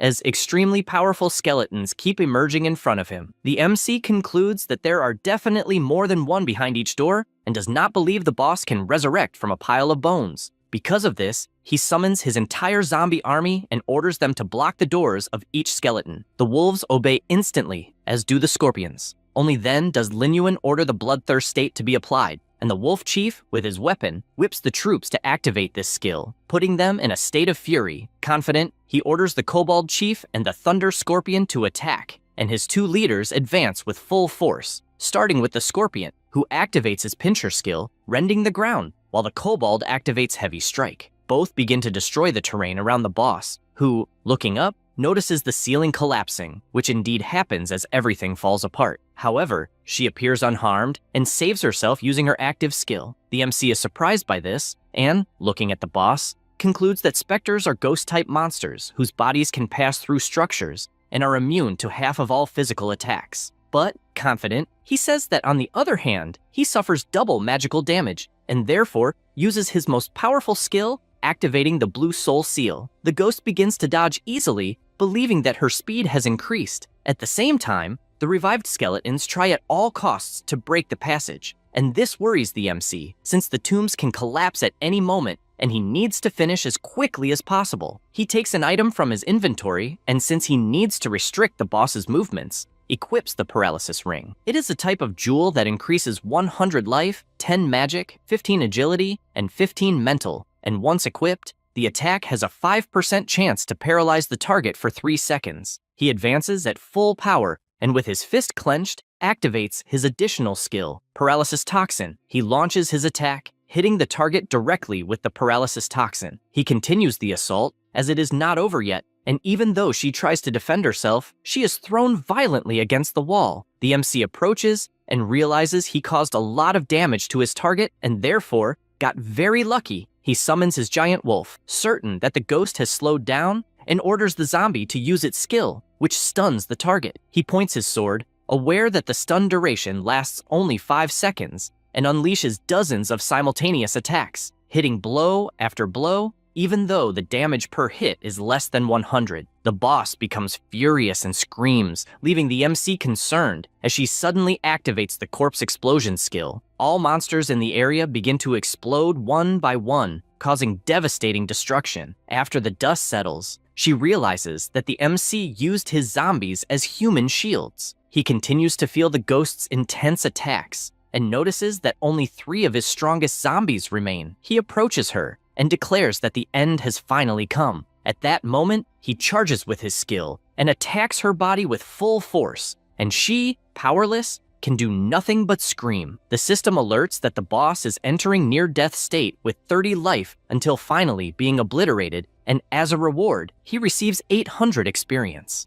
After this battle, he asks if it really ended until he looks back and sees a hologram of a woman thanking him for being a brave warrior. The woman smiles and her body is pulled into the MC's hand, becoming a ring. This is the quest item, a wedding ring given by Quincy to his wife as a symbol of their love. Lin Yuan cannot believe that the reward for defeating such a powerful monster is just a ring. Hardly saying this, a demonic book appears before him, leaving him confused about what it is. He notices it is the corpse explosion skill, exclusive to necromancers, and admits he never imagined this skill was exclusive to necromancers, wondering if it is because the ghost was a servant of the Dark Lord. Without thinking twice, he activates the book to register the skill in his memory, and a beam of intense light falls on him. With this, he learns the corpse explosion skill at gold rank. It is level 1, and its effect is to explode a zombie, dealing its own health times 60% fire damage to nearby enemies. It costs 100 mana and has a cooldown of 10 seconds. He likes the skill a lot, even knowing it consumes his zombie stock, but the attack power and range make it worthwhile, as they are excellent. After that, he returns to the city of Black Sand. He shows the ring to Quincy, who is paralyzed. Unable to believe he is truly seeing that relic again, he takes it in his hand and says that a sealed soul has no memories, and only after being freed will it recover them. He then asks if, when his wife departed, he no longer felt pain. Lin Yuan answers yes, and still admiring the beautiful ring, the old man begins to cry with emotion, finding the situation wonderful. He admits that in the end, he never imagined a necromancer would help resolve his regrets. And as thanks, he summons a box and says that this time he will fulfill his promise. That is the Dark Crown, a unique helmet that has 2 effects. The first is that the value of sin becomes invisible when equipped, and the second effect is that it conceals the hour of darkness. The equipment is exclusive to the necromancer and cannot be sold or destroyed. He picks up the item in his hand and, even knowing it has no additional stats, finds it incredible that he can hide his sin value and dark aura, as it is exactly what he needs. And with this, he will be able to solve the knight's problem and no longer need to be cautious in the main city. The system asks if he wants to equip the item, and he, without thinking much, responds yes. A power takes over his body, and he asks if he is now one step closer to the truth. After that, he goes to the Sandbreeze city and upon arriving, notices that there are countless guilds of all sizes. He recognizes them, as all guilds from number 1 to number 10 are present, and remembers a certain person, as he does not know if they are hidden among the crowd. And since he is only a newcomer, it will not be easy to approach the big guilds. Therefore, he is walking, knowing he must find an opportunity. At the same time, someone is watching him, and MC immediately notices this presence. The blonde boy keeps walking and notices that Lin Yuan has disappeared until he suddenly appears behind him with his sword raised, questioning who he is. He says he finally found him and turns around, happy and excited to see MC again, but falls to the ground clumsily. Lin Yuan is confused by this, and the blonde boy, hurt, asks if he really does not remember him. MC, not understanding very well, asks how he knows his name, and immediately the young man stands up, explaining that he saw him fight against the Bloodstained Guild and recognized him instantly. He admits that he worked very hard to find clues about the whereabouts of the powerful warrior who fought the guild, and, the entire time, explains that he spent $2 million to develop a facial recognition system just to find him. MC simply cannot believe that the man spent $2 million just to find him. The man asks if that is a lot of money, saying he does not see it as a large amount, as his company spends several millions just to test the system. Only then does Lin Yuan realize that the boy is from the Han Corporation, a giant worth $100 billion that controls the global high-tech market, and, not knowing the man's history, he wonders if he should eliminate him on the spot. Han King's eyes shine as he warns that the next day there will be a rank S hunt, but in his excitement, he trips and falls face first before finishing what he was saying. MC turns and tells him not to follow, and wonders why he is even arguing with a fool. The blonde boy comments that a great solar god and an elite team is like overdoing it, and as he stands up, he says that the third team of the guild will participate in the hunt, and, if they perform well, they may even have a chance to be recruited. This makes him think about the guild list, and Han King laments having to go alone. Suddenly, Lin Yuan asks what the specific time of the hunt will be, and the excited guy kneels down, celebrating, and says it will be at 8 in the morning. MC tells him to calm down and warns that a little preparation is still needed before departure. This leaves the blonde boy confused. After that, at the Vulture Bandits camp, several explosions occur, and MC, with his summons, says that the leader is straight ahead. Now he has a new army composed of level 12 zombies from the Vulture Thieves gang. He calls his army to march, and as he looks to the side, he sees his enemies directly ahead, and several monsters are protecting the boss. Lin Yuan orders them to advance immediately, and the zombies engage in a fierce battle. The monsters are not intimidated and launch a giant flame directly at MC, but he disappears in the blink of an eye, leaving even the Vulture confused. But it is too late to understand anything, as its body is cut down instantly, along with all the monsters within its reach. He continues hitting one by one, eliminating all the bandits in front of him. After killing the last one, he notices something strange, as the boss simply disappeared. But this didn't last long, because the leader of the Vulture Bandits, level 19, was already attacking from behind. However, MC doesn't let himself be intimidated, and with a single move, sends several of his zombies at the boss and activates the explosive corpse, causing dozens of colossal explosions, sacrificing his servants. The boss begins to scream, but MC moves at high speed and prepares his attack along with his shadow gloves, landing a full hit that slams the Vulture violently into the ground. A notification then informs that the Vulture Bandit has been defeated, and because of this, he leveled up to 13. The system shows that the Curse of Darkness reached level 3 and now deals damage equal to 20% of the target's life and restores 20% of an undead's life. The Art of Corpse Explosion leveled up to 2, and, when turning an undead, deals damage equal to the user's lifetime's 80%. He observes everything he gained until he is asked if he wants to use the skill scroll to improve a skill. Upon answering yes, he says he liked the result, having used the scroll to enhance his Curse of Darkness. Additionally, he has 130 undead monsters,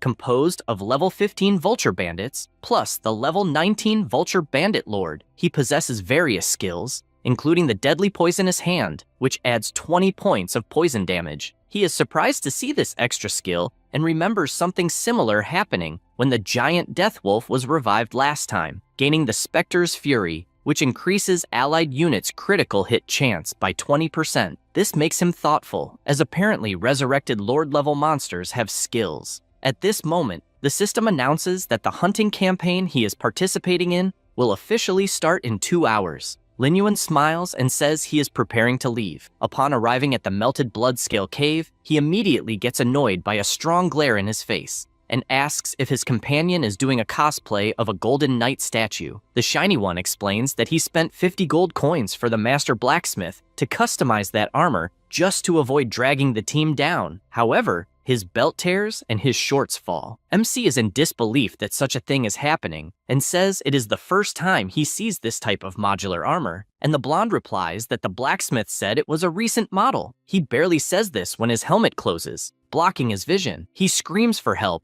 unable to see his path, until he trips over his own foot and bumps into someone in front of him. He then looks up and sees someone enormous asking if he is all right. This is Zhao Kui, captain of the 3rd team of the Black Tree Guild. Han King wonders why the person in front of him is smiling, feeling like a venomous snake is watching him, unsure if it's just his imagination. Suddenly, MC pulls him and orders him to remove all the equipment, as he appears foolish. The bald man smiles, but Lin Yuan just stares without being intimidated, which irritates him, as no one looks at him directly like that. At that moment, someone shouts to get everyone's attention, and a man asks who is called Han King. He looks closely at the photo on the profile sheet and shouts, asking if he is the guy dressed strangely. Everyone bursts into laughter, finding it pathetic that someone is doing an extravagant cosplay. The swordsman also laughs and says it's himself, then asks if they are the older brothers of the Black Tree Guild. The man draws his sword and, pointing it,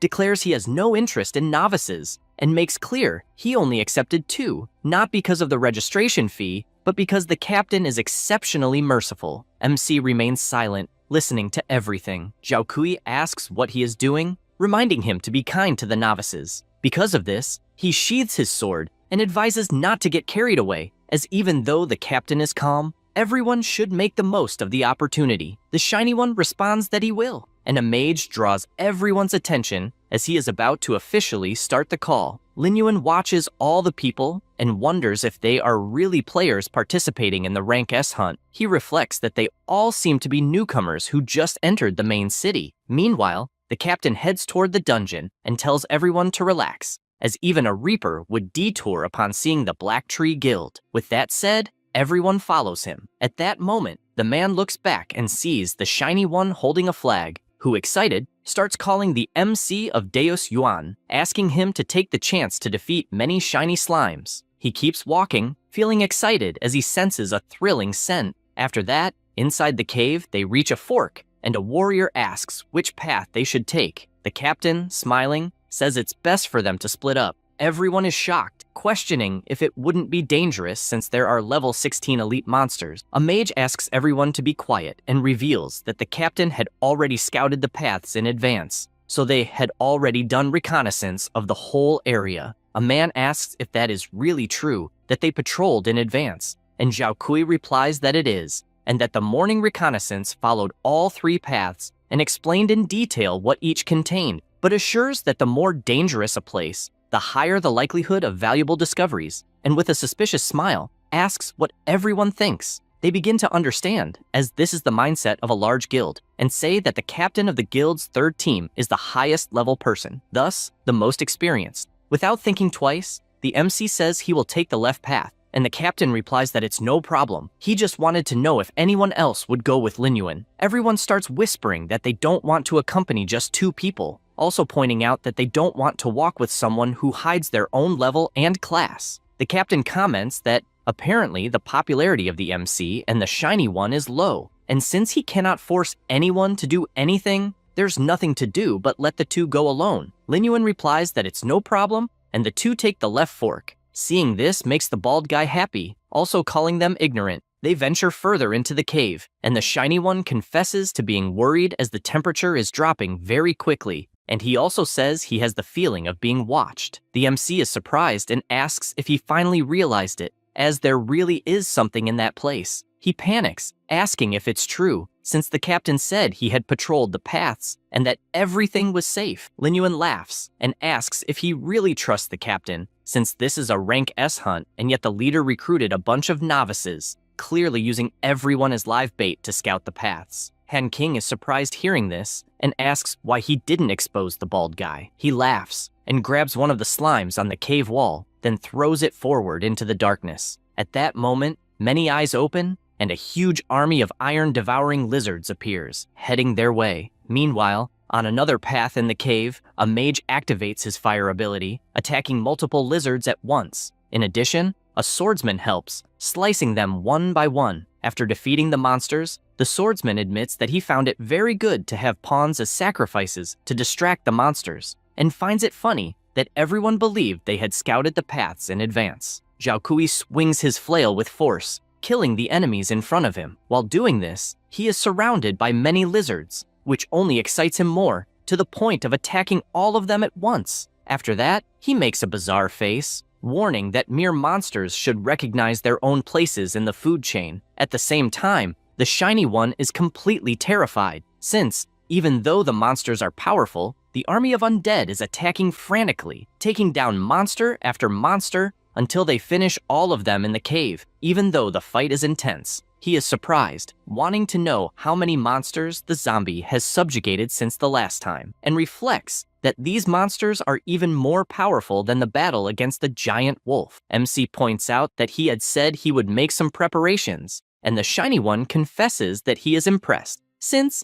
in less than a day, he has subjugated so many powerful monsters. After the conversation, he had already killed 55 elite monsters, and, walking, says that it is already over and that the efficiency of his zombies is not bad at all. Han King begins to cry, moved, as he wanted to be as powerful as MC, until he is startled, since a tremor started out of nowhere, and decides to call Lin Yuan, but soon sees him busy and decides that he cannot keep bothering him, since he also needs to be useful. He searches for the direction the tremors are coming from, until he feels something in the ground, and asks if it really disappeared. But in the next second, the ground is destroyed with something emerging from within, and this leaves the blonde completely terrified. a sort of tongue appears in front of him, and he tries to understand what the hell it is. At that moment, the tongue attacks and knocks him to the ground. Then it wraps around his body and begins pulling him into the earth, leaving him unable to believe that it is all over. However, with a simple cut, MC appears, saving him, since he sensed the presence of a beast hiding underground. Then he grabs the Shiny One's clothes, who runs away, as they need to reposition. After moving a bit away, Han King confesses that he was terrified, since the monster seemed gigantic, and believes they need to leave the area immediately. At that moment, the ground begins to crack, and he shouts that it is too late, until the colossal creature appears before them. This is the Iron-Devouring Iguana, a level 20 boss. He is terrified, since the mission information said the monsters were up to elite level, but clearly the monster in front of him is Lord level. He apologizes, saying that if it weren't for him, they would not have encountered such a terrifying monster, and asks them to flee while he himself holds the monster as long as he can. MC laughs and asks what he means by terrifying monster, saying that finally someone worthy has appeared to be his prey. The Shiny One is in disbelief at what he just heard, until the boss prepares to attack, but Lin Yuan advances first, eager to defeat that giant. The zombie vultures quickly appear and throw their shuriken swords, but it is ineffective since the boss activated his Iron Tail skill, which completely blocked the swords. Lin Yuan realizes his chance has come and unleashes his Blue Spirit Seal skill, bombarding the enemy's back. He returns to the ground, and the monster turns to him. At that moment, he sees where the strikes hit and reflects that, unfortunately, he only left some small burn marks. The iguana screams furiously, activating her toxic sand breath skill, which is unleashed instantly, causing an explosion throughout the area in front of MC. The Shiny One sees this and shouts for him to be careful with something so dangerous. The impact area created a powerful acid, and MC observes that it was a high concentration corrosive attack, and realizes it is a bit more problematic than he thought. At the same moment, the boss attacks with his tail, but he dodges and calls for Lord Vulture to appear. His servant emerges, attacking and trying to pierce the iguana with his swords, and even though she is resistant, the impact creates a powerful shockwave. Han King watches in awe at seeing a newly acquired subordinate of Lin Yuan, and he finds it completely amazing. The Lord Vulture continues moving at high speed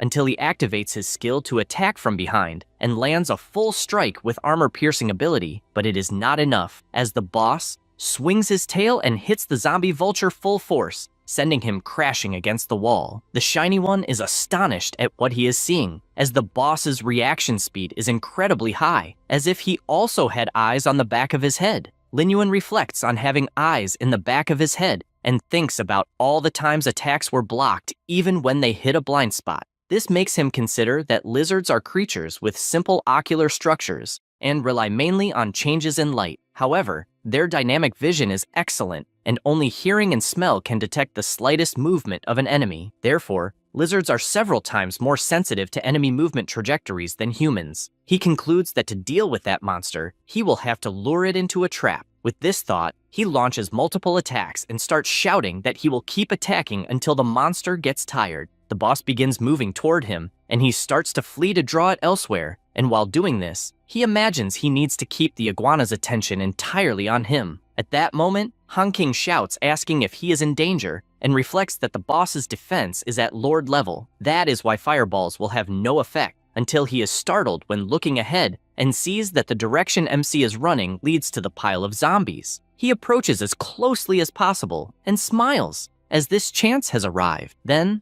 with a slight movement, he diverts the trajectory, leaving the boss in front of the zombies, and, all clumsy, the iguana tries to turn but hits all the monsters because it is not agile. MC finds this funny and asks if it can't even stop. The boss continues advancing with its huge mouth, and MC charges energy in his hand and unleashes it fully, completely exploding the area where the boss is and causing massive damage. He gets excited since the armor has been broken, and the monster continues running toward him. Lin Yuan jumps to the side and shouts for Lord Vulture to position himself on the left. Both take positions beside the boss, as MC has realized the lizard has another weakness. Its eyes cannot focus on enemies on both sides at the same time. The vulture aims with his crossbow and fires numerous attacks at the monster's mouth. MC also doesn't waste time and jumps, and even entering the iguana's line of sight, it is too late as he drives his sword with full force, landing a critical hit. With this, The system congratulates him for reaching level 14, as he has finally defeated the boss. 5 minutes later, he uses his ability, restoring 85% of his zombies' health, and is pleased as this ability at level 3 is extremely powerful. He also imagines that if he uses another skill roll, it will raise it to level 4, but his greatest excitement is over his new zombie, as now the iron-devouring iguana has also become undead. He orders it to advance, as it will be used as a flesh shield. At the same time, Brilhoso shouts excitedly. Upon seeing the loot, the monsters dropped and asks if they should contact the guild. Lin Yuan questions the rush since there are still many rats to clear. Meanwhile, elsewhere, several monsters are also defeated, and the captain says they are nothing more than ants not worth looking at. His group agrees, knowing that monsters of that level are nothing against the captain. They decide it is time to collect the corpses until an explosion occurs in the cave where they are, leaving them all frightened, unsure of what is happening. At that moment, Zhao Kui shouts, asking who did that, and how dare they challenge the Black Tree Guild. They face each other, and MC asks if, by any chance, he will not collect the bodies, otherwise, he will do it himself. The mage, not understanding, shouts that it is impossible since the two should have been eaten by the iron iguana. Han King, enraged, asks if he still has the courage to say that, and had even considered the Black Tree Guild great and honest. But all they do is use players as bait to enter the dungeons. The warrior asks what the problem is, since it should be an honor for mere scoundrels to serve as a stepping stone for the Black Tree Guild to grow. On the other hand, the captain is thoughtful, since 2 people really managed to get out alive, and he is not sure if there were few monsters or what might have happened. The shiny one continues shouting angrily, and Zhao Kui becomes more and more irritated by these shouts, to the point of deciding to eliminate him once and for all. Because of this, he begins to approach, not knowing for sure if the 2 were lucky or something like that, and charges fully, striking the ground directly with his flail. However, the 2 manage to dodge, and Lin Yuan counterattacks immediately. The captain does not waste time and defends, and both attacks collide. MC is pushed back by the impact, and the bald one asks if he wants to die, but he pays no attention and uses his death abilities, bombarding the entire cave and forcing the captain to dodge all the attacks. After doing this, he realizes that Lin Yuan simply disappeared and does not understand where the hell he hid. MC appears through the smoke and tries to attack from behind, but he manages to block with his shield at the last second, also questioning if he really thinks he is an idiot for being hit so easily. MC continues applying pressure with his sword until the bald one disappears from his front and he is confused, trying to understand where he is. At that moment, Zhao Kui appears at high speed behind him, and he turns around startled, but takes the full blow to the stomach that throws him with all his force against the wall, even startling the shiny one. The guild members ask to help, since their target is Han King. Meanwhile, the captain walks toward Lin Yuan, saying he has no more time to waste on him, and prepares his flail to finish everything at once. However, along the way, something catches his attention. It is MC holding his hand and questioning if he is, by any chance, the captain of the 3rd team of the Black Tree Guild. He is confused by what he is seeing, but Lin Yuan, with a smile on his face, exudes an incredible killing aura, like a predator, and says he has an approximate idea of the level of the 10th ranked guild in the main city. Zhao Kui tries to exert force, but does not understand why he is unable to do anything. MC, with his deadly stare, simply swings his arm and throws the bald one forcefully to the ground. He falls injured and admits that he really underestimated him and, once again, charges with his flail. His subordinates warn that they will also help, and all 3 attack simultaneously. Lin Yuan says, a mob is just a mob, and nothing will change that. They all attack, but besides MC dodging, he also summons his undead, who take the opportunity to hold them all. Only then does the captain realize what is happening, and sees once again the death magic heading toward them, and cannot dodge in time, as the explosion hits his foot directly, making him fall to the ground, while the undead birds hold the other 2 guild members. At that moment, Lin Yuan approaches and Zhao Kui asks him to stop, since if he really kills him, the Black Tree Guild will not let it go, and therefore, he must think carefully. The MC just keeps staring until he looks to the side and sees Brilhoso clinging to his leg, since he had been dying of worry a little while ago, but says he is glad to see him well. Lin Yuan, embarrassed, just gives him a little kick since he is too close. Then he raises his sword, warning the bald man that, as far as he knows,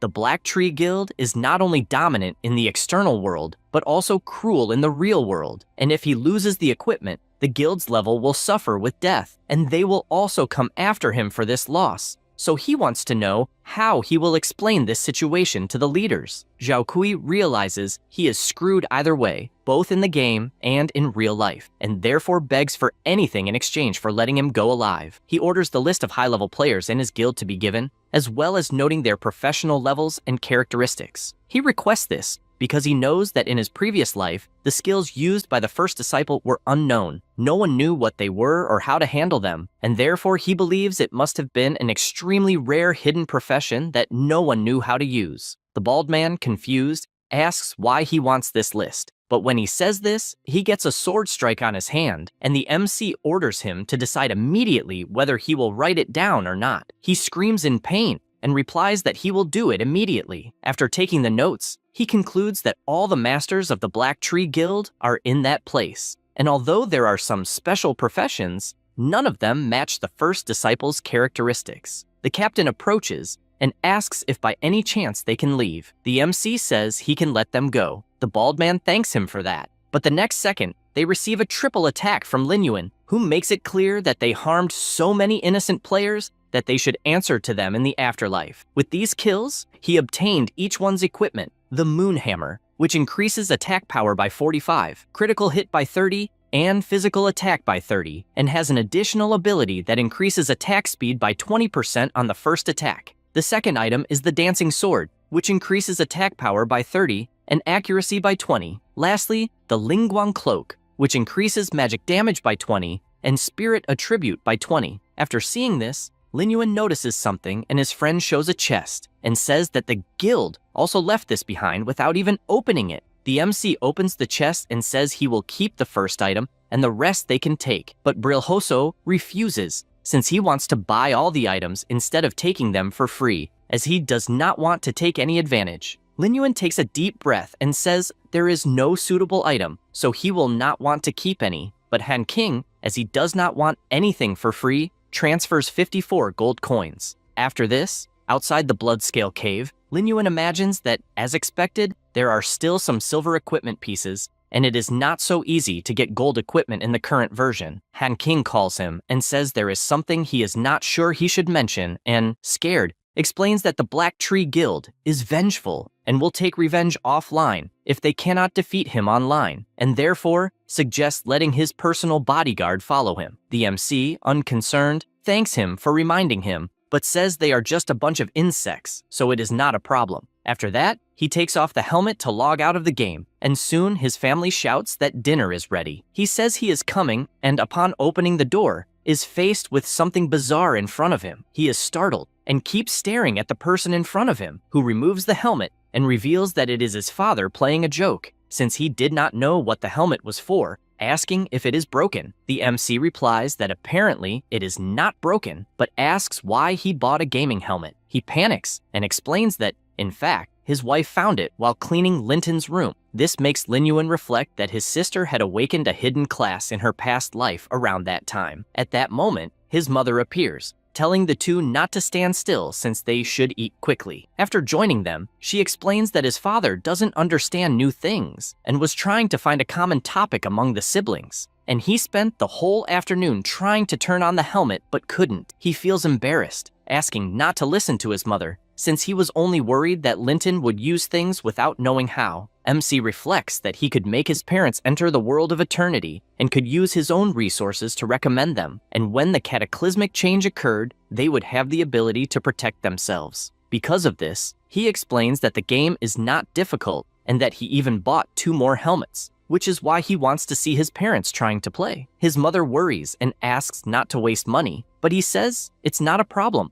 and asks if, by any chance, his sister hasn't returned yet. She takes the phone to call, believing that Linton is playing with her friends, but he says he will call, and after trying, he realizes that the call isn't reaching her, as if there is no signal. He worries a little, since even if his sister didn't want to answer, she would at least send a courtesy message instead of completely ignoring him. His mother asks once more to eat first and guesses that Linton is eating out, so they shouldn't wait for her. However, Lin Yuan asks them to eat in front since he remembered he has some things to buy and fears the store will close early. As he leaves, his father comments that little Lin Yuan has grown since the siblings used to stick together, and he wants to see him communicating more. MC goes down the stairs and recalls his past life when his sister appeared completely injured. He noticed her presence, but the girl just passed by, and upon reaching the door of his room, told him that her situation was none of his business, and not to call the police or tell their parents. She then slammed the door with all her strength, leaving MC worried about it. Back in the present, he reflects that in his past life, after Lintan started playing the game Eternity, she quickly awakened her hidden class, but also endured many things she shouldn't have had to endure. And all of this began with the emergence of a mysterious organization,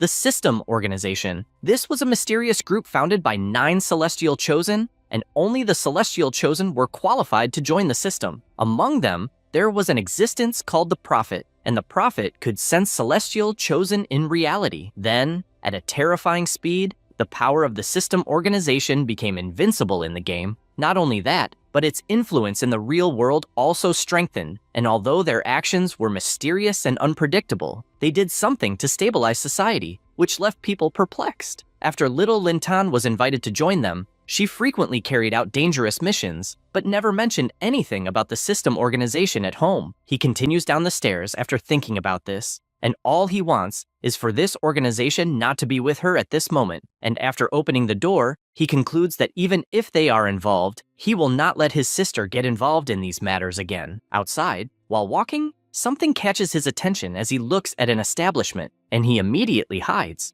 Lin Yuan imagines that his sister has definitely already met with the people, but the distance is too great and he will not be able to hear the conversation, so he activates his invisibility even though he hasn't used it for a long time. He begins to approach, imagining that the level of his ability is 3, so the duration is 5 minutes. He stops walking and thinks he is close enough to the 2 guys talking to his sister. Chen tells her that he said everything he wanted, and whether it is true or not, she must judge for herself when deciding whether to join the organization, making it clear that the disaster will happen in 3 years and that she must wake up to life. The tense atmosphere lingers in the air, and the MC Invisible just observes. Xiaopan tells his colleague to go easy, as this way he will scare the girl with the terrifying hour. He retorts that he is discussing a serious matter for her own good, since things have reached the point they are at. However, at that moment, he notices something looking in Lin Yuan's direction and completely changes his expression, scaring Lin Yuan, since everything indicates he has been detected. Chen activates his dissipate ability, and this aura affects the whole restaurant, scaring the MC since the invisibility effect will be dissipated after a 3-second countdown. Chen continues looking attentively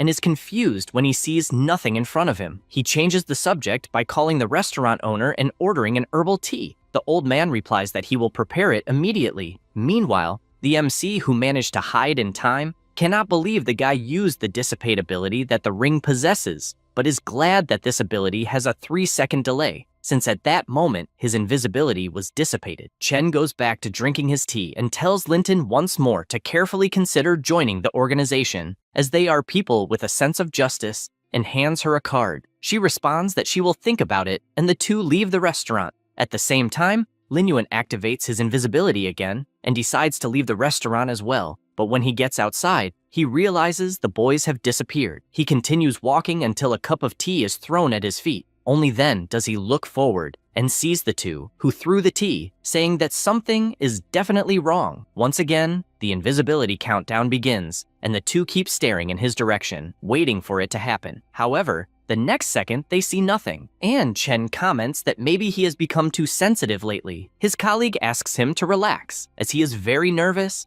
and asks if he believes that the girl will join them. He responds that, according to the Prophet, she will join sooner or later. Lorino agrees, as he has never seen the Prophet's predictions fail, although his true curiosity is to know which girl will be his girlfriend. Chen, indignant about this, hopes that his friend survives until the catastrophe, since it does not seem likely to happen, and the two leave while the MC watches from the top of a building and reflects that the organization is a group of people difficult to deal with, and he is worried about exposing himself too much and revealing his class, since he needs to be much more cautious. Meanwhile, Linton is staring at the card and remains silent the entire time until she looks forward and asks why her brother is there. He replies that he went down to buy something and asks if she has eaten. She, a little downcast, replies that she hasn't, but that she is fine. The MC shows the bag with food and asks to leave work for later, since he needs to eat something when they get home. She finds this strange, since she knows her brother cannot take care of himself and does not understand why he is taking care of her, but he just asks them to go quickly. However, she remains silent and they return home. When they arrive, their mother immediately asks if she has eaten and if, by any chance, she wants some food heated up. Linton replies that it's not necessary, since she wants to rest first. Their mother turns to Linyuan and asks if, by any chance, he will eat a little, since he left without having anything. At that moment, Linton closes the door and takes a deep breath. She walks toward the bed, thinking about what happened recently, and lies down, imagining that ever since she played the game, all kinds of strange things have happened. She remembers when she was fighting a monster, and her friend was shouting for her to run as fast as she could while holding the monster. That was a level 5 longsword mantis that, with its sharp blades, landed a full strike on the girl, who fell to the ground immediately. Linton panics seeing this, and holding her sword firmly, declares that she will not abandon her team. Several mantises rush at her, and she starts defending against one of the attacks, until another monster appears behind her and lands a precise strike. At that moment, the system congratulates her for unlocking a hidden class. Then, facing dozens of monsters, she slices them one by one with her incredible power, to the point that she cannot understand how she became so strong all of a sudden. After finishing her slaughter, she plunges the sword into the ground, and the system informs her that she is now the Sword of Dawn. Still in her bed, she wonders if the sensation is real, and even notices some changes in her body. This makes her question whether, when a disaster truly occurs, she will be able to protect everyone with this power, since her hand is overflowing with energy. She reflects that this kind of power will not be able to withstand the disaster, and she no longer knows if there is any hope that others will survive. She then gets up and, looking at her family portrait, thinks she needs to get strong as fast as possible, regardless of joining the organization, since she needs to protect everyone. MC, also looking at the portrait in his room, thinks he can no longer postpone the change, since his energy needs to be in the game, and he cannot keep it all the time, and he believes it is time to let them live a good life. Because of this, he goes to a building and the employee asks if, by any chance, he is looking to see a place to live. He asks if, by any chance, there is a fully furnished mansion, since one of those must have high security. The woman finds it strange, since she does not know if such a young boy can really be rich, and her first question is whether he has heard about property prices. He does not waste time and shows his card. She takes it in her hand and is amazed, since it is a limited edition VIP card with millions of dollars in credit. Because of this, she screams, welcoming him and saying she will serve him promptly. The scream is so loud that it draws the attention of people around. After all this, he calls his family, and his mother, seeing the new house, asks if all of it is true. She cannot believe there is even a private pool, since it is just like the one seen on television. Jianlu looks at the room and cannot believe how big the bed is, as well as the whole house, since it is gigantic and shiny. The two, still not understanding, ask how many years it will take to pay the mortgage, since they do not want him to be under pressure. MC responds that there is no mortgage, since he bought it with his earnings from previous competitions and game income, and therefore does not need to worry about anything besides the fact that he will live in a house next door. His father admits he never believed he could live in a mansion. Menlin agrees and even comments that, in the blink of an eye, his children have grown and can live on their own. Linyuan is happy seeing his parents content. After that, the MC starts walking, since he doesn't need to worry about the mansion's security, and the next step will be to guide his parents in playing, as well as being more careful with the organization's presence. He barely thinks about it when something catches his attention, as several men are heading in his direction. They approach close enough, and Linyuan quickly realizes that the person looks a lot like the captain of the Black Tree Guild, whom he even killed in the game. Immediately, everyone rushes forward, wanting to see if the tough guy is the same outside the game. One of them makes the first attack but hits the ground, and the MC, without wasting time, moves at full speed and lands a precise kick on the bald man, besides beating everyone around him. After Zhao Kui falls to the ground extremely injured, he wonders if the MC is a human or a ghost. Suddenly, a piece of iron is driven next to his head, and Lin Yuan says that apparently they don't value their own life. Zhao Kui, desperate, pleads for his life to be spared, claiming he can still be useful, and because he knows about a hidden mission. The MC asks him to continue, and the bald man says that in the main city, he found a blacksmith named Tong who works delivering ore, and when favorability is high enough, this NPC will make a gold equipment. Lin Yuan hears this and imagines that indeed, in his past life, a player obtained gold equipment very quickly, and it was really connected to a discrete NPC. Then, to see if it's really true, he squeezes the iron bar with all his strength, deforming it, and makes it clear that if anyone tries anything online or offline against him or his family, they will pay with their lives,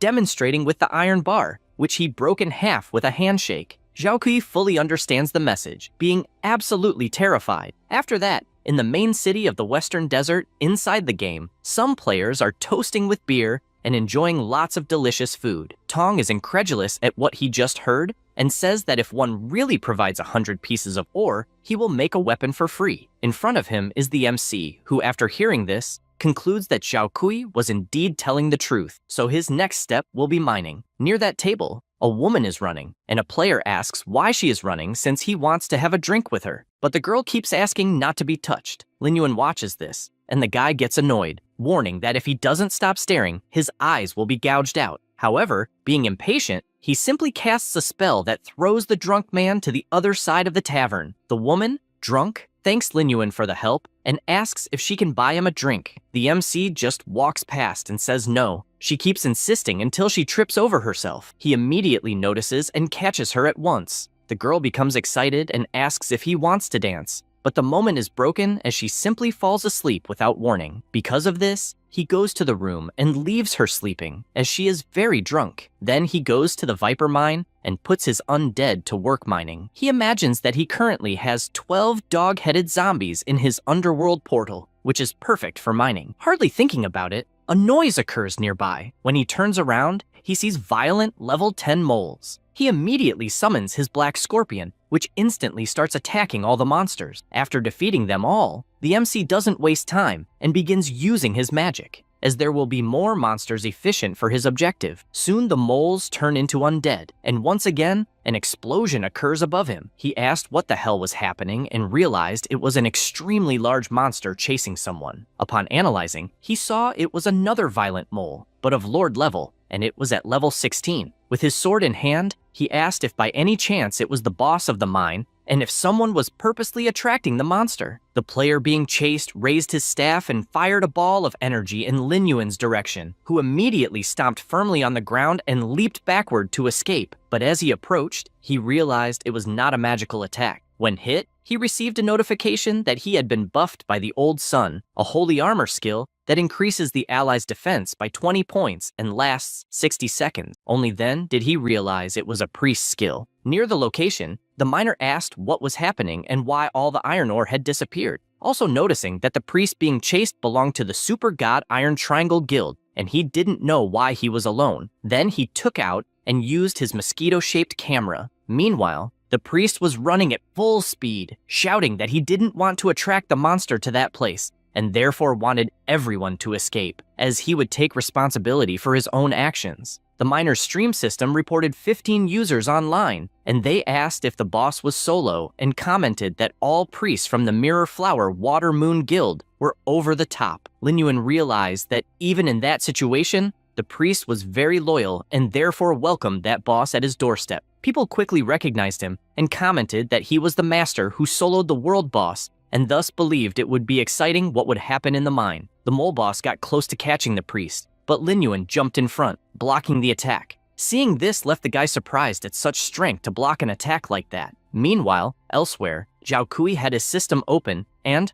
watching the live stream, said he wasn't ashamed to lose to a monster. At that moment, some players passed by complaining about how MC was hyped, with everyone idolizing him as a god, believing that in terms of strength, no one compared to their president. Zhao Kui realized it was Nuyan and drew attention, saying the mad god had only taken advantage of the guild and the class, and no one could compare to the great god. This made the guy so angry that he asked to repeat it once more. He apologized and asked if by any chance it was Nu Yan from the Fury Guild, noting that everyone was saying that leader Kwang Shen of the #1 guild should have resigned a long time ago. Immediately, he pointed his sword at the bald man's neck and asked what the hell he meant by that, and he felt cornered and questioned why he was taking out his anger on him, as that's what everyone was saying. Nguyen asked if the so-called god everyone was talking about was the guy in the live stream and, therefore, ordered to notify the entire guild online to follow him. Meanwhile, MC's battle continued frenetically against the Lord-level mole, and, after landing a few hits, he told the priest to flee while there was time. The monster gave no respite and charged again, attacking the ground with full force,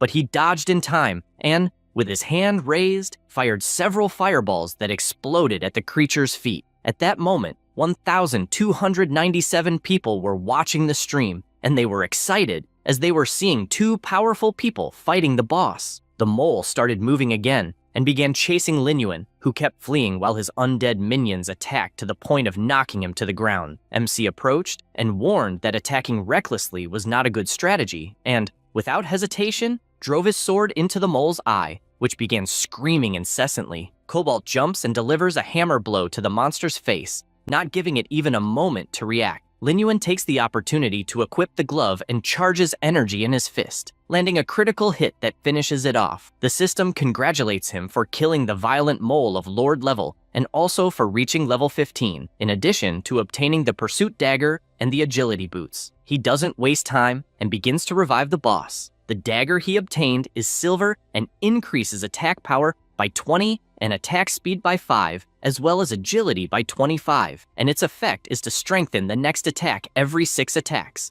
increasing attack speed by 10%. The boots, also silver, increase agility by 30 and movement speed by 5, and their special effect is that when out of combat, they increase movement speed by 10. The priest approaches with glowing eyes and asks if, by any chance, he is the master who soloed the first world boss, and, if so, wants to add him as a friend. However, MC just walks away, thinking he found the wrong person, but the guy says it's impossible, having watched the video countless times, and would recognize him instantly. At that moment, a fireball flies toward Lin Yuan, who in the blink of an eye turns and cuts the attack in half. He notices several people approaching until Nguyen appears, saying he recognizes him for not turning to ashes from the fire attack. Besides him, several guild members are armed and ready for combat. MC observes this and wonders if the Fury Guild wants to defeat him to show off, but sees no reason not to accept the equipment that is coming to his door. The system announces that a malicious siege has been established and the counterattack time limit is 15 minutes, and eliminating some players during this period will not count towards sin points. Suddenly, the priest steps forward and says he has been waiting to fight side by side with a great warrior as comrades, and promises to protect him as much as possible. Lin Yuan can't believe what he is hearing. Nguyen points his finger warning that he will massacre the two, but at the same moment receives a punch to the mouth. Since MC is resourceful, the punch is so strong that it sends him flying across the cave until he crashes into the wall. The number of spectators is already over 5,000, and everyone is excited for the show they are about to witness. Nguyen gets up and questions how a lone dog without a guild dares to attack him, and at the same instant shouts for everyone to kill Lin Yuan. The entire guild charges without hesitation, as they must honor their leader. At that moment, MC activates his invisibility, so the attacks hit only air. The mages prepare to dispel this ability, but he appears behind them, saying it's too late, as with a single move he kills both. Nguyen shouts again, claiming that Lin Yuan must have low health and mana, having just faced a boss, so they should seize this opportunity. The broadcast continues at full speed, with people marveling that the Fury Guild is struggling against a single player. They advance with everything, as their pride is at stake. While MC takes them down one by one, several fireballs fly toward him, and as he dodges, he notes that the area is narrow, so his undead cannot take advantage. The attacks continue targeting him, and multiple explosions occur inside the cave. At that moment, a figure emerges from the smoke, and the guild members start chasing him, while the leader makes it clear he wants Lin Yuan's head. After advancing deeper into the cave, he becomes excited, but does not see MC hanging from the ceiling. When he realizes it, it's already too late, as he receives a kick in the middle of his mouth that makes him spray blood in all directions. He gets up saying that sports attacks are nothing, but when he realizes it, MC is holding a sword at his neck. Nguyen starts screaming, warning that he has been caught, but Lin Yuan makes it clear that the guild members will not return and gives a slight warning, wanting to know what the Mad God will think upon learning that he led the entire guild to death. At the same time, the zombie wolves start approaching the group, and at that moment, MC activates his corpse explosion skill, causing the entire cave to be destroyed with an absurd number of explosions. Nguyen starts screaming, wanting to know what he did. Andy, with his sword raised, tells him to ask the guild in the afterlife, and with a single movement, cuts off his head, making an item drop amidst the body. The item in question is the Bloodthirsty Twin Blade of Gold level, which increases physical attack by 50, attack speed by 20, and critical hit by 30. It also has a life absorption skill that converts 10% of the damage dealt into his own life. After that, he returns to Tongs, who admits to being surprised by the amount of ore he managed to collect. And with that, the blacksmith's favorability increased by 100 points. MC realizes that the blacksmith can only collect a maximum of 100 pieces of ore per day, so he knows it will be a long-term task, taking at least a month. He also knows that the Fury Guild dropped a lot of equipment and will have to find a way to sell everything. He also knows that looking for the first believer through the guild is very slow, and as far as he remembers from his past life, the men of the first believers had the ability to control snakes. Because of this, he goes to another location and imagines that he should accept the sheriff's mission, which is to kill 30 monster rats. Although his real goal is to find the hidden dungeon in the sewer, he goes killing the monsters and follows his path, as he needs to find a room with snakes, until finally his expression changes, as he found what he was looking for. An explosion occurs in the place, and he is confused, as he doesn't know if he is seeing correctly, because he never imagined the snake would be so absurdly large. That is the Hades King Cobra of level 60. No additional information is available due to the power gap. He starts fleeing, trying to understand how a snake can be at such a high level, since if it just touches him, it will be the end. Therefore, he activates his invisibility, as the loss of level and equipment due to death would be very significant. He moves through the water, and the snake does not stop chasing him. He keeps running constantly, even more so since the invisibility has ended, and decides to use the terrain to his advantage. Only then does he look back and realize that the snake is getting closer and closer, and even running at full speed, he knows there is no way to stop. Because of this, he summons his scorpions and imagines he will have to use them to delay and buy time. He continues running and realizes that his scorpions are not even slowing it down, and the snake keeps getting closer. At that moment, MC spots an exit at the top of the dungeon, and when the snake attacks, he jumps out and, looking back, realizes it cannot pass through the small hole nor destroy the area. Lin Yuan walks away, aware that no monster can cause problems in that place, as it is the Western Desert Palace, where the National Guardian is, and any monster that approaches would be easily exterminated without exception. He still imagines the snake inside, and reflects that the civilization of the Snake Men and the kingdom of the Western Desert have a deep blood feud, and that is why some monsters hide underground and plan revenge. And basically, whenever any demonic beast or monster sets foot near the Imperial Palace, the Guardian of the Kingdom will destroy them without hesitation. He knows that, although the snake is strong, it is not even close to the Imperial Master, and therefore should be able to gain some clues in that place. Another thing the MC thought is that he needs to avoid this situation again, trying his luck in the market to see if there is any position to attract low-level basilisks, since encountering such a large snake again is out of the question. He goes to the palace, and the vendor sells a potion that attracts low-level snakes. Suddenly, someone appears saying that he walked across all the sand just to find him and pay his respects to the MC, who upon seeing him, wonders if it might be the priest who was fighting the mole boss. Mike sends a friend request and asks to add him, being sure that they will be useful to each other, but the MC, uninterested, just walks past. The frustrated boy runs ahead and asks him to wait, as he wants him to join his guild. He emphasizes that they could join Leng Yue and Xing Hen to become the 4 super gods. The MC thinks about the name Leng Yue, as in his past life this person was the president of the 2nd guild and also a central member of the order organization, and therefore, it is a great opportunity to get clues about the first believer, and he accepts the friend request. Then he invites him to open a dungeon together, but since he has something to do, he will leave first. Mike gets excited and asks him to count on him. The MC goes to the place where, in his previous life experiences, there was a large appearance of snakes. He notices a crack in the ground, and after a while, several smaller snakes begin to appear. He knows they are snakes from the demonic nest, so he needs to be more careful. Already prepared, he explodes the entrance door and prepares with the undead kobold. Upon entering, he comes face to face with the giant skeleton of the snake, which is the hidden entrance to the dungeon, the serpent demon's lair, where there are level 10 baby snakes. The MC extends his hand and summons the King Scorpion, which immediately uses its power, annihilating the snakes in the area. With the dropped items, the system asks if he would like to consume the blood and meat seed, which is a special medicine, increasing the player's main attributes by 1 to 5 points randomly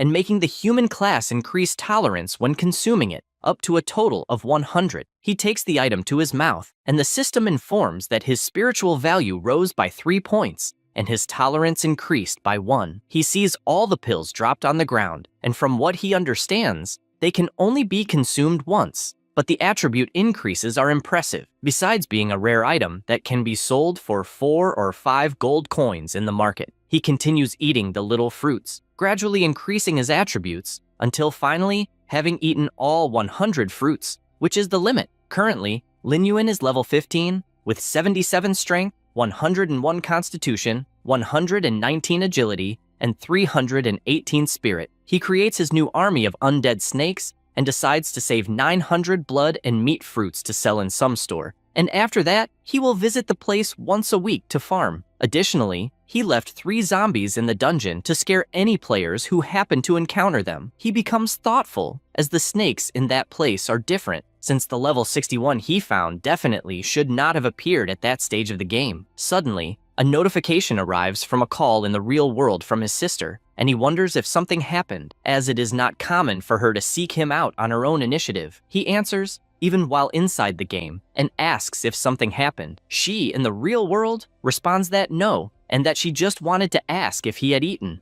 Lin Yuan finds this strange and answers yes. At that moment, a girl next to Linton shouts over the phone, wanting to know if he could lead in a dungeon. MC does not understand what the hell is happening, but answers that he can, and wonders if his sister wants him to fetch her for a dungeon. At that moment, a boy approaches at school and points out that Linton is a liar, just like her brother, since MC agreed without even asking which dungeon it was, and therefore asks Linton if by any chance her brother has lost his mind from playing too much, and if by any chance they usually conspire to deceive people. The girl next to her agrees and asks to choose the heroic difficulty of the Veil of Ashes, which no guild has managed to clear so far. Linton, still on the phone, asks her brother if he managed to hear that the boys asked for the dungeon to be the Veil of Ashes at heroic level. The boy provokes again, saying that they are weak, and that, in fact, their parents are too, for having given birth to 2 failures. Linton screams furiously at this insult, but MC, listening through the phone, asks her to calm down, not to say nonsense to an idiot, and that he will soon be heading to this Veil of Ashes. Linton's already at the location, and despite knowing that her brother plays the game frequently and even makes money, she becomes worried since that is a difficult dungeon, ranking just below death difficulty, and therefore wonders if she is causing him trouble. At that moment, someone approaches calling for her, and a notification appears informing that Xiang has joined the team. Her friend says that the idiot Wang Yan found out that they had moved, and instead of congratulating them, acted like an idiot, and she is there to witness it as well as to make him apologize in front of everyone. She feels happy hearing that and thanks her. At that moment, Wang Yan appears with his team, which was composed of several players. Linton notices that he is laughing and asks what qualifications he has to laugh at others since he only happened to be born into a good family, and her friend tells her not to bother with trash. He gets irritated by the provocation, and they all move in to attack, claiming they will teach the 2 of them a lesson, starting by touching their faces and even tearing their clothes. At that moment, a flash of light appears and strikes all the players. It was the MC arriving in great style, tearing off the arms of those who attacked. He turns and asks if the 2 are okay, and his sister replies that they are. Meanwhile, Xiang is admiring how fast and handsome he was. Wang Yan starts shouting, questioning how he had the courage to attack his team, since it cost a lot to recruit everyone, and asks if he can pay for it since he won't be able to level up without them. Lin Yuan stares for a moment, and in an instant appears in front of the kid wanting to know who, minutes earlier, had intimidated his sister and parents. Wang Yan doesn't let himself be intimidated and asks if he knows who he is talking to, but it's completely useless since it only serves to get him slapped in the face so hard he flies backward, causing colossal destruction in the area. The last girl on the team asks if this is a joke, since to enter the dungeon, as agreed they need at least 6 people, and if he kills everyone, she wants to know how they will enter. He says he will take care of the missing people and, with his system open, sends a request for team formation. Xiang takes advantage of the waiting time and whispers to Lintan that she has a very powerful brother. Besides being very handsome, she gets embarrassed and tells her to shut up. Wang Yan, still furious, yells calling everyone poor, saying they won't even find one decent person to enter the dungeon. But her friend, impressed, tells him to look again since in front of them appeared none other than the great leader of the super god Iron Triangle. This is Sun, whose nickname is Son of the Ancient Year. Everyone is surprised since they know he is the main priest of the Second Guild of the West, and thank him for having someone so powerful leading them into the dungeon. Xiang is also surprised since she doesn't understand why someone so important would appear for that dungeon and doesn't know what team the priest will form. At that same instant, Sun flies at full speed toward the MC, calling him his best friend, and saying he's grateful that he remembered him since the very second he saw the team request. He ran to the location, but Lin Yuan starts getting irritated with so much affection. Everyone there is left open-mouthed, unable to believe that the guild leader appeared at Lin Yuan's request, and as far as they knew, Linton's brother was just a game nerd, so they ask if he might have joined the wrong team. The priest questions if this is some kind of joke since he is definitely there to help the best of all players, someone at the level of a god. The MC tells him to shut up since they need to enter soon, but Wang Yan, still not believing what he's seeing, shouts that Lin Yuan also hired someone high level and makes it clear that not even the top 1 guild could handle it. So even with the second guild's priest, it won't be enough. The MC once again tells him to shut up since they need to enter soon, and says to just watch. With that, it's notified that the team is entering the heroic Valley of Ashes. As they pass through the portal, the monsters already appear, being level 18 ash lizards. After the whole group enters, they realize that the monsters are at quite a high level. Wang Yan says that the MC hired a powerful priest to clear the monsters, but guarantees that he will do it first, and his friend understands the message and prepares her attack, launching it against one of the lizards, which becomes furious upon receiving the blow. The MC quickly notices this movement, and the group asks why so many monsters are suddenly advancing. Wang Yan warns that Lin Yuan is not very lucky, but in fact, they are quite excited, especially the priest, since he will have the opportunity to fight alongside his dear friend. The MC then summons his Thunder Scorpion, which fires countless lasers that destroy the entire battlefield along with the monsters. Then he charges at full speed and with his absurd agility, slashes through monster after monster, leaving only a few after his massacre. At that moment, one of the lizards advances toward Linton, who only asks her friend to stay behind, but the MC doesn't even give a chance for anything to happen and also takes down this monster. His sister looks at him since she didn't imagine he was so good at the game and also feels embarrassed when he puts his hand on her head while asking her not to worry since he wouldn't put her in danger. She doesn't know how to react to this and slaps his hand, as it's a rather awkward scene, while her friend admires the bond between the siblings. At that moment, Wang Yan says he finally discovered that the Valley of Ashes isn't that difficult since one person can crush all the monsters with just silver equipment. His colleague agrees and says she has no idea how anyone could pay for better equipment. Because of that, he gets ready and charges toward a remaining monster, saying he will show his true power. However, what he does is receive a whip to the cheek that throws him with full force toward the group. The MC sees this pitiful scene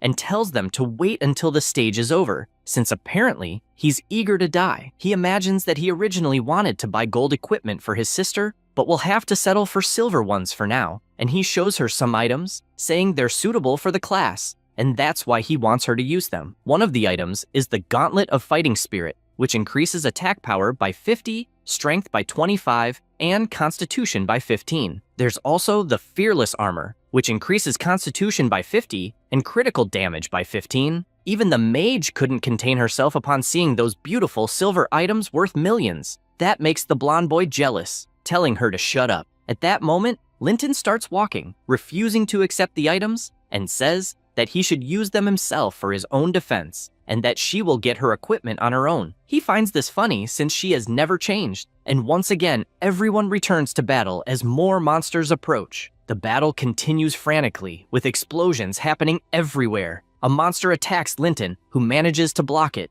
and all she thinks is that she can fight too. The monster sees an opening, but before it can attack, it's bombarded by Lin Yuan's fireballs. She doesn't understand what power that was, and even seeing her brother busy, she's sure the attack was his. This enrages her to the point that she attacks with everything, imagining that Lin Yuan always treated her like a child, and that's why she doesn't want him meddling in her business. But the MC realizes her attacks aren't effective without good equipment, so he discreetly keeps launching fireballs to help. But she's not dumb and knows the power is his. Meanwhile, Xiang just watches from afar, finding the sibling relationship cute, and even without participating, she finds it fun to watch everyone fighting the monsters. After the battle ends, the priest warns that the boss will finally appear and then asks Lin Yuan if it's better to go back since there's no penalty for leaving the dungeon. However, if they fight the boss, they'll lose levels and equipment since the risk of the group being wiped out is high. He agrees, and Wang Yan takes the opportunity to mock him, saying he beat the small monsters, but when it came time for the boss, he's running with his tail between his legs. Xiang comments to Lintan that her brother was impressive for taking them as far as they went, and she becomes thoughtful since she caused trouble for her brother, and if she were stronger, maybe things would have been different. However, the MC only says that Sun is right about the death penalty since it is indeed serious, and when he puts his foot on the ground, he summons his gate of hell, bringing all his undead for battle, making it clear that he will deal with the boss alone. Wang Yan is shocked to witness this, as he can't believe the number of beasts being summoned before his eyes. The priest finds it funny that the guy doesn't know about Lin Yuan's strength even after forming a team with him, and makes it clear that he is the strongest player of all, who even defeated the world boss alone. Near the area, the boss is asleep, and the MC throws a fireball that makes him open his eyes, but he is hit in the chest anyway. Because of that, he gets up furious. This is the Ash Lizard King. He is at level 21 and has 10,000 HP, 1200 attack, and 300 defense. Xiang, upon seeing those stats, tells the team that being hit by a 1200-point attack means instant death. Linton runs in worry, since in her mind her brother will die because of her, and she yells that she will help somehow. At that moment, Sun activates his skill Holy Light Imprisonment and traps her in a sphere, saying she would only cause problems for Lin Yuan if she tried to help. At that instant, the Lizard King charges energy in his mouth and fires with full strength, but the MC dodges with a jump, and all his summons rush into the attack, distracting the boss in every possible way. At the same time, the serpents also attack and start tormenting the lizard's life. The priest is amazed to see the MC using his summons to gather information about the boss, and thinks it's a work of art. Even the mage becomes infatuated with Lin Yuan, hoping he can defeat the boss. Wang Yan becomes furious upon seeing this since he refuses to be humiliated in front of everyone and believes he should only attack stealthily to make him commit a mistake, so the boss will kill him with one strike. At this instant, the Lizard King is about to bite him, but misses, and Lin Yuan knows that the cooldown time of that skill is 8 seconds. Then, Wang Yan advances from behind stealthily, and all the MC can think is that the guy is nothing but an idiot. With extreme ease, he dodges the attack and tells him to disappear with the boss. He says that and lands a solid kick that launches the boy toward the monster. Without thinking twice, he activates his skill Corpse Explosion, and dozens of explosions completely obliterate the boss, along with the fool who was caught in the middle of them. The server system congratulates the entire team for completing the first heroic difficulty dungeon, which was the Ash Valley. Xiang celebrates since they really managed to clear the dungeon and tells Lintan that her brother is amazing, also asking if she could ask him to take them through more dungeons in the future. She doesn't know what to say, and only explains that the boy is busy and they can talk about it when they get a chance. The priest also celebrates, though he expected nothing less from the MC. The mage grows even more in love, wanting to know if she could add him as a friend. However,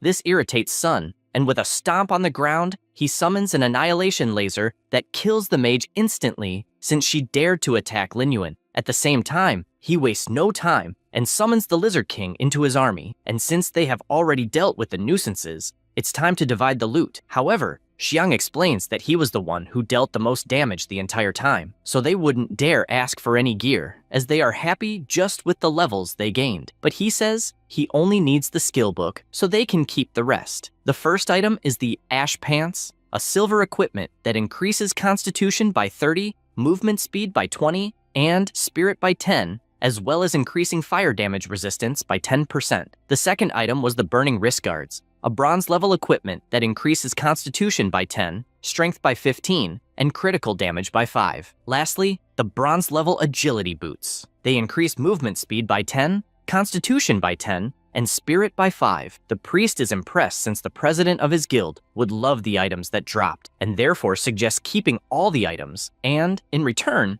will give plenty of gold coins as a contribution. Xiang has no objection since that way she will get rich, and the MC simply says he doesn't need that. After everything is settled, the MC starts to leave and tells his sister that Wang Yan probably won't bother her anymore, and if she has any difficulties, she should ask him directly. She asks him to wait, and he asks if something is wrong, or if perhaps she wants some equipment. Linton imagines that her brother, ever since he entered the dungeon, has shown incredible skills and an almost infinite number of summoned beasts, and therefore wonders if he also has a hidden class. But unable to ask directly, she only questions if, since he started playing, he has felt any change in his body. He reflects that apparently she noticed but doesn't want to reveal his own secret as an undead hunter, and since it's also to protect her, he answers that no, there has been no change, and asks if there has been any change in her. She feels embarrassed, answers no, and runs off saying she has a quest to deliver. He finds this funny since she's still terrible at lying, but just managing to talk to him is already progress because she recognizes him as her brother. At that moment, Sun appears with the members of his guild, saying that the leader decided to open the Death Valley difficulty so that his great friend can be sure of success. The MC thinks he didn't expect to contact Lung Yues so soon, though it's a good opportunity to investigate the guild in depth, and therefore replies that it's fine since he was actually thinking of trying the death difficulty. The priest finds it amazing, and says he will introduce the main members of the guild, starting with the captain and the president, whose name is Lung Yui, but the girl interrupts him, saying she has already heard of the so-called powerful player, and therefore welcomes the main team and introduces the man beside her, since he's a spellmaster, a rare class. The mage makes it clear that he still hasn't recognized him as a teammate, and therefore doesn't understand why they are hastily recruiting random players. He further emphasizes that the death difficulty has a very low margin for error, so they can't invite a random player who will get in the way since he doesn't want to die for nothing. Sun asks what he's talking about, revealing that his best friend is absurdly strong, but it's useless since the spellmaster says he's tired of hearing that others are strong, but will give him a chance, and points out that if the MC takes at least half of the boss's HP, he will give him the golden equipment he's wearing. However, if he fails, he will have to compensate for all the team's losses. Therefore, he says once again that it's not too late to give up, but Lin Yuan interrupts him, saying he gladly accepts free golden equipment and also asks to make sure everyone will watch, since he doesn't want anyone rejecting the deal afterward. The captain says everything is settled, since if anyone had any objection, they should have spoken up earlier, and announces that they will proceed with the original plan, with everyone cooperating to clear the dungeon. Xinghen shouts, asking if they will really go ahead since the death penalty in the dungeon is extremely severe, but she says she won't repeat the decision a second time, and therefore orders everyone to enter right away. He feels frustrated but thinks he will make her understand that stray dogs on the roadside are simply insufficient, and confident assures that he's the only one worth it in the guild. Inside, there are countless level 18 lizards, and at that moment, everyone is teleported inside, drawing the monster's attention. Everyone is surrounded instantly, and the priest quickly realizes the density of the monsters in death difficulty, since they were surrounded the moment they entered. The captain of their order orders the melee class to protect everyone to find a chance to pass. The team obeys the leader's orders, and Xinghen, completely irritated, summons his energy balls, admitting that he's itching to hit the MC's head. A monster manages to break through the defense, and the mage covers up by saying he forgot. The captain advances, telling him to pull himself together as something like this can't happen. The priest, on the other hand, becomes worried as the monsters are accumulating too quickly, and Summoner mentions that she won't be able to handle everything and thus wants to use the baby brown bear as well. At this moment, the MC appears, telling them not to worry, and with his Hellgate summoned, calls upon his entire undead army, starting with the king lizard that crushes the monsters in front of it, just like the wolves that devour everything in their path. Lin Yuan doesn't fall behind either, as he cuts down one by one with his sword. The girl is happy she didn't have to sacrifice her battle animal. Xinghen, however, becomes furious because what he didn't look good in front of the captain, and promises that the MC won't leave that dungeon alive. He prepares to say something, but Leng Yu appears, telling everyone to be careful not to get distracted, and the system alerts that a new wave of monsters is approaching. The whole team falls into battle formation after this warning. Meanwhile, the captain reflects that the MC was able to analyze and resolve a crisis in an instant, and he definitely has rare talent, so she plans to invite him to join the guild after everything is over. The Spellmaster watches Lin Yuan from a distance, furious, knowing he left a terrible impression on the captain. He charges energy and throws several power balls in his direction, saying he's just supporting him and that he shouldn't get hurt. Lin Yuan obviously notices the bad intentions, but despite thinking it's stupid, he knows it's an opportunity to build a closer relationship with Leng Yu, since he'll lower his guard and might gather information from her. So, with extreme ease, he dodges the powers, but finds himself face to face with the monsters. At this moment, the guild leader grabs his hand and lifts him up, saying she'll take care of the right side while he takes care of the left. She throws him toward the monster, and instantly, both of them kill their respective targets. They reposition themselves, and, moments later, kill more monsters that were approaching. The team is extremely happy to see the perfect combination between the two, and the MC takes the opportunity to comment that it's the first time he's seen such a skill, and thus wants to know if she learned it after changing classes. She responds that it wasn't anything special, and that she just learned it from a skill book. He says he understands and admits that the second guild has real hidden talents, so he wants to know if she specializes in any particular skill, as he'd like to trade some techniques. She comments that he can find out for himself by joining her guild, but he refuses since he's used to playing alone. At this moment, she realizes that his smile is familiar, but quickly remembers that it's exactly the same as before. Xinghen watches this from a distance and becomes irritated, as he has no idea what the MC said to the captain to make her wear that expression. At this moment, the priest approaches to report that all the dropped equipment has been collected, and it will just be shared among everyone after the battle ends. So he wants to know if they will fight the boss as planned. The Spellmaster approaches, telling everyone to wait and apologizing to the MC, as his power goes far beyond imagination, and with a look of bad intentions, comments on why they shouldn't let Lin Yuan pull aggro from the boss. The MC comments that if they do that, they won't have a chance to fight the boss, much less take half of his health. So he asks if he's renouncing the debt and hesitates to part with the golden equipment. The mage finds it amusing, as he doesn't believe Lin Yuan can survive a few of the boss's moves, so he tells him not to worry, as once the mission is completed, he'll give the golden equipment. However, the captain said she disagrees, since changing the plan at the last minute could be a problem,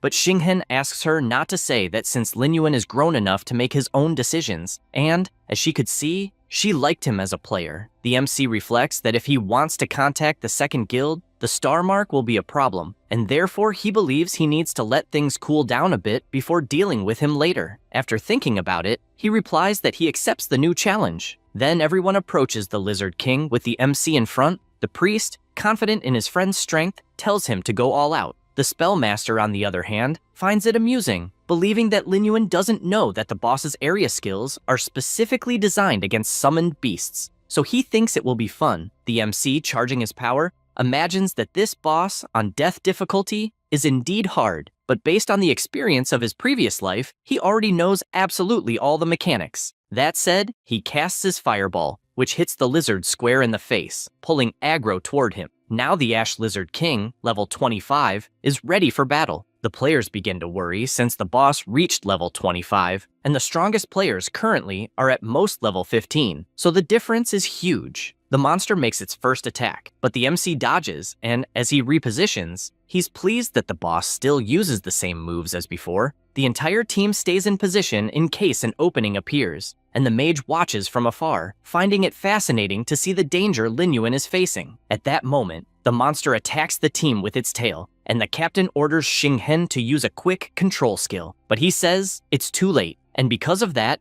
the strike hits the ground, throwing everyone away. She gets furious, wanting to know why the hell he's paralyzed and not doing his part. The rest of the team laments that they're already injured and will take time to recover, and therefore they wonder how they'll let Lin Yuan deal with the boss alone since that's madness. The tanker agrees and laments, as even if they leave the dungeon on death difficulty midway, the penalty will be huge. The captain prepares herself, since there's not much to do, and hopes everyone learns their lesson, because the new teammate made no mistake, it was them, and she ensures that if they keep acting like this, they'll lose their position in the guild. At that moment, the summoner draws the leader's attention, saying that somehow Lin Yuan is handling it alone. Indeed, the MC is doing well in the fight, sending out his Scorpion King. The boss uses its roar, but the attack is absurdly slow, and besides dodging, there's enough time for the scorpion to move behind the monster, using its electric strike that causes the boss to be paralyzed. The other undead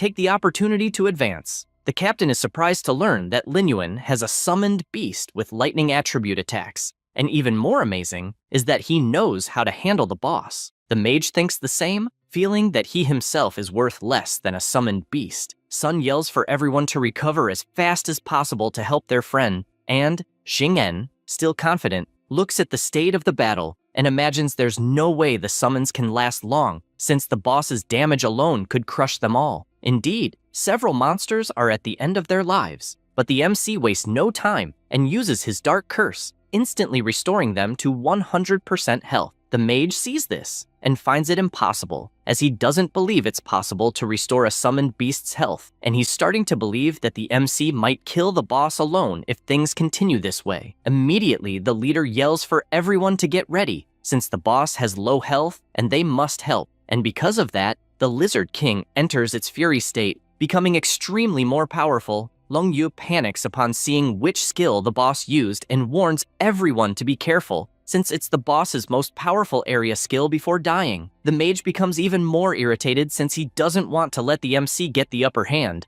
and still wants to earn the boss's equipment and the captain's respect. So he tells everyone to get out of the way since he will interrupt the boss's skill. He starts casting his ability, but being careless, he hits Lin Yuan. Lin Yuan manages to dodge because he knew that would happen, and realizes that the guild leader is in trouble. Even though he finds it annoying, he jumps and catches her in his arms, telling her not to be afraid and just wait. Then he activates his corpse explosion, detonating all his nearby summons around the boss and defeating it instantly. The server announcement appears, congratulating all players for clearing the dungeon for the first time on death difficulty in the Ash Valley. The captain, completely embarrassed, admits she didn't imagine he was so experienced despite being so young, since he didn't even panic, and confesses that even if he doesn't accept joining the guild, she still wants to get to know him as a friend and maybe tackle harder dungeons together in the future. He replies that it's fine, and she sends him a friend request that he accepts. At that moment, Sun approaches with a chest, commenting that he has never seen the captain so embarrassed, and she, flustered, just asks to be put down first. The mage, however, is extremely frustrated with the dungeon's outcome, and the system shows that Lin Yuan had 87% contribution in the dungeon, so it notifies that he wants to receive the gold equipment. He gets angry about it and says to check the stats first before deciding how the loot will be divided, but the MC replies that he doesn't care about that and only wants the gold equipment as agreed. Xing Hen, although saying he will give it, asks to wait until he finds a replacement item. Lin Yuan asks if he's trying not to pay his debt, and Long Yue decides to intervene, saying that Xing Hen's equipment probably isn't suitable for him, and therefore asks the MC to choose any reward item before anyone else, and afterward, she will buy a proper equipment out of her own pocket. He says he agrees, but in truth, instead of equipment, he prefers to exchange techniques with masters of special skills. She says that's fine since he helped a lot in the victory of that dungeon, and informs him that she will ask the guild members if they are willing to trade. Then the MC heads toward the defeated boss, as he was almost forgetting, and begins using the dark summoning on the Lizard King's corpse. At that moment, a notification arrives informing that the 3 zombie kobolds were killed in the sewer. This notification startles him, and he can't believe his summons were killed since there are no players leveling up in that place. So he wonders if the Snake Master was responsible. He knows he should take this opportunity to meet him, so he runs toward the portal, while the priest shouts that he hasn't even taken any reward equipment yet. After reaching the sewer, he starts searching using his invisibility, and, upon arriving where his summons were defeated, notices there are no signs of battle nearby and that the undead were strangled to death, meaning the perpetrator is very skilled at it. In addition to that, he notices that his summon has a snake bite, and the small snakes in that place wouldn't be enough to leave such large marks. As soon as he thinks about it, he feels a strange sensation, as if something is approaching him, and when he turns around, his certainty increases that the Snake Master is responsible, as once again, a demonic bone-eating snake appears attacking him. After dodging the attack, he prepares his magic and fires countless fireballs, knowing he needs to be careful since the abilities of a high-level snake are unknown. The monster starts destroying the ground and appears behind Linyuan, who manages to block the bite at the last moment by instinct. He summons his giant wolf, which charges into the attack, forcing the snake to retreat at that moment. MC does the same, and imagines that the Snake Master is hiding in the dark while controlling his monsters, so he needs to find him first. Hardly thinking about it, and when he looks to the side, he discovers his opponent's location, and because of that, he runs at full speed and, equipping the Shadow Fist, unleashes a powerful attack toward the gate, but upon hitting, it doesn't have much effect. He reflects on this and realizes that the door has traces left behind by him, so he knows that this is where the King Snake is. Amid these thoughts, 2 more snakes appear attacking, and he immediately activates his invisibility, leaving them confused since the target simply disappeared. A voice emerges from the darkness saying that he will not fall for this trick. It was the Snake Master, making it clear that he will not tolerate anyone else knowing the secrets of the sewer since it is his territory. A movement appears in the sewer water, and he realizes it is where MC is, and so he begins to activate his ability, commanding to turn him into snake food immediately. He says this while launching a powerful laser that hits the area with full force. But Linyuan appears behind him, asking where he is attacking, and with a simple move, lands a full strike that leaves the Snake Master furious, as he was deceived. Because of this, he summons even more serpents, and MC also summons his army of undead, since, as he realized, his opponent is not good at close combat, and advances with his army. The Snake Master is outraged as another undead zombie appeared, and he cannot believe such a coincidence. Linyuan lands a strike while provoking, asking if he has any abilities besides controlling snakes, but he replies that a dead man doesn't need to know. MC continues provoking, and both unleash their powers against each other. However, the Snake Master manages to summon even more serpents and declares that if he captures him, he will interrogate him to the last drop. Linyuan is surprised since his opponent is using the terrain well, which is not surprising, as he is a subordinate of the First Believer, and thus he knows he must capture him at any cost. So without hesitation, he cuts the monsters into pieces. The Snake Master becomes even angrier and fires another laser, and Linyuan decides to use this opportunity to trick his opponent so they approach each other, letting the attack hit his body. Because of this, several snakes trap his body, and he realizes that although the control effect is powerful, they are extremely slow. The man approaches, saying he even thought he had made a mistake, but ended up discovering that MC is a necromancer, and finds it a pity that he is not very skilled. Linyuan asks what he is talking about when he says he is a necromancer, and cannot understand how the man knew just the class, and how he knew the abilities of a necromancer.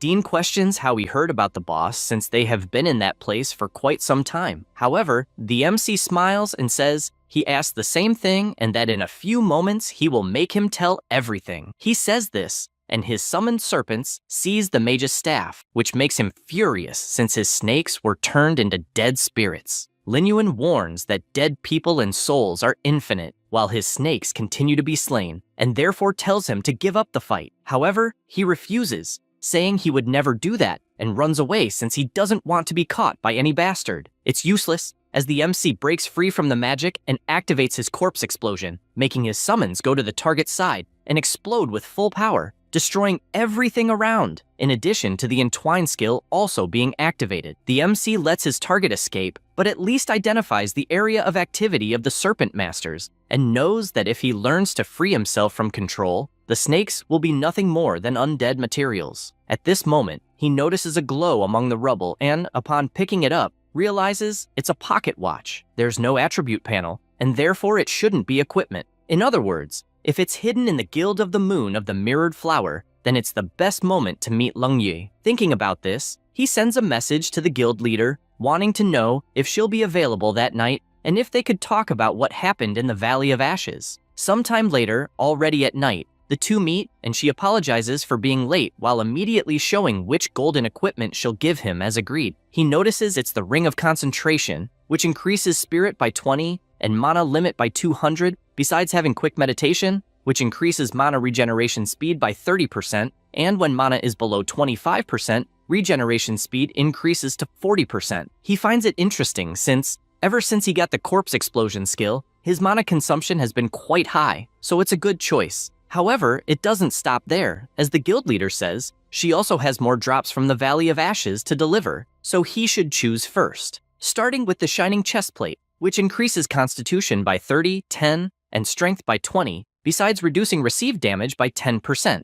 Next, the Meteoric Dagger, which increases attack power by 30, movement speed by 20, and critical damage by 15, and has an additional skill that increases damage by 7% and attack speed by 7% upon dealing damage. Lastly, the Skill Scroll, which increases skill proficiency by 100 points after use. He doesn't think twice and chooses the Skill Scroll, placing it in his inventory along with the Ring of Concentration. Leng Yue comments that she even thought he was a very solitary person and didn't expect him to live in such a lively place. Lin Yuan replies that he was leveling up in the sewers that day and met a master, and the guild emblem was very similar to hers, and he wanted to discuss it, but was afraid of being inconvenient. She finds it strange to be related to the sewers and says she'll ask the guild about it. Then he gives her the pocket watch and says the person in question dropped it, so he wants to know if the item reminds her of anyone. She takes his hand to see it better and quickly realizes it doesn't look like equipment, and in fact, it's the first time she's seen that accessory. The MC understands the situation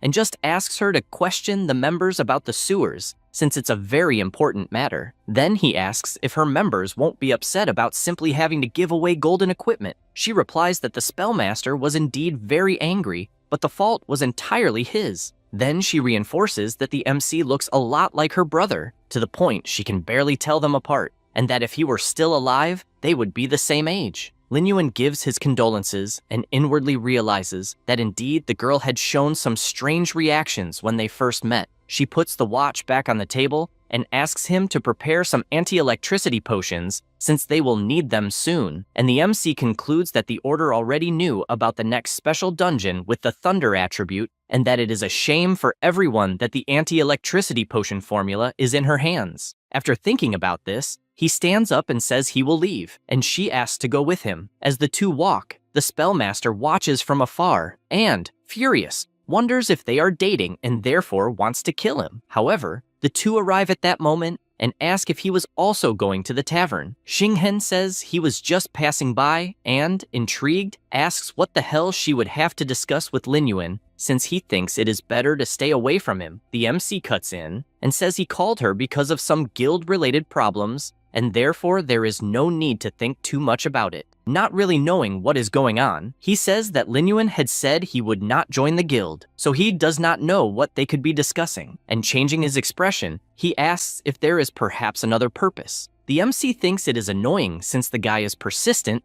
and therefore says that Leng Yu is also very good with a sword, and he wanted to learn a few things from her. He once again is not satisfied with that answer, and tells his leader to be careful not to end up getting into trouble. She thanks him for the kindness, but says she does not need his permission to drink with anyone, and then walks away while saying she only saved his gold equipment, and is therefore disappointed. Xinghen finally understands what the meeting is about, apologizes for the misunderstanding, and is forced to watch the two leave together once again. He becomes furious because everything that is happening is the MC's fault, and therefore wants to kill him at all costs. He goes somewhere else, and, finding a person, asks for help with the crime he wants to commit. The man in question asks what his prey will be, but asks to finish drinking first. The Spellmaster guarantees he will pay double the reward once it is done, but that he must ensure the target's death. The man is surprised since he is willing to spend an absurd amount of money and therefore accepts. Xinghen starts to leave and with his bizarre face,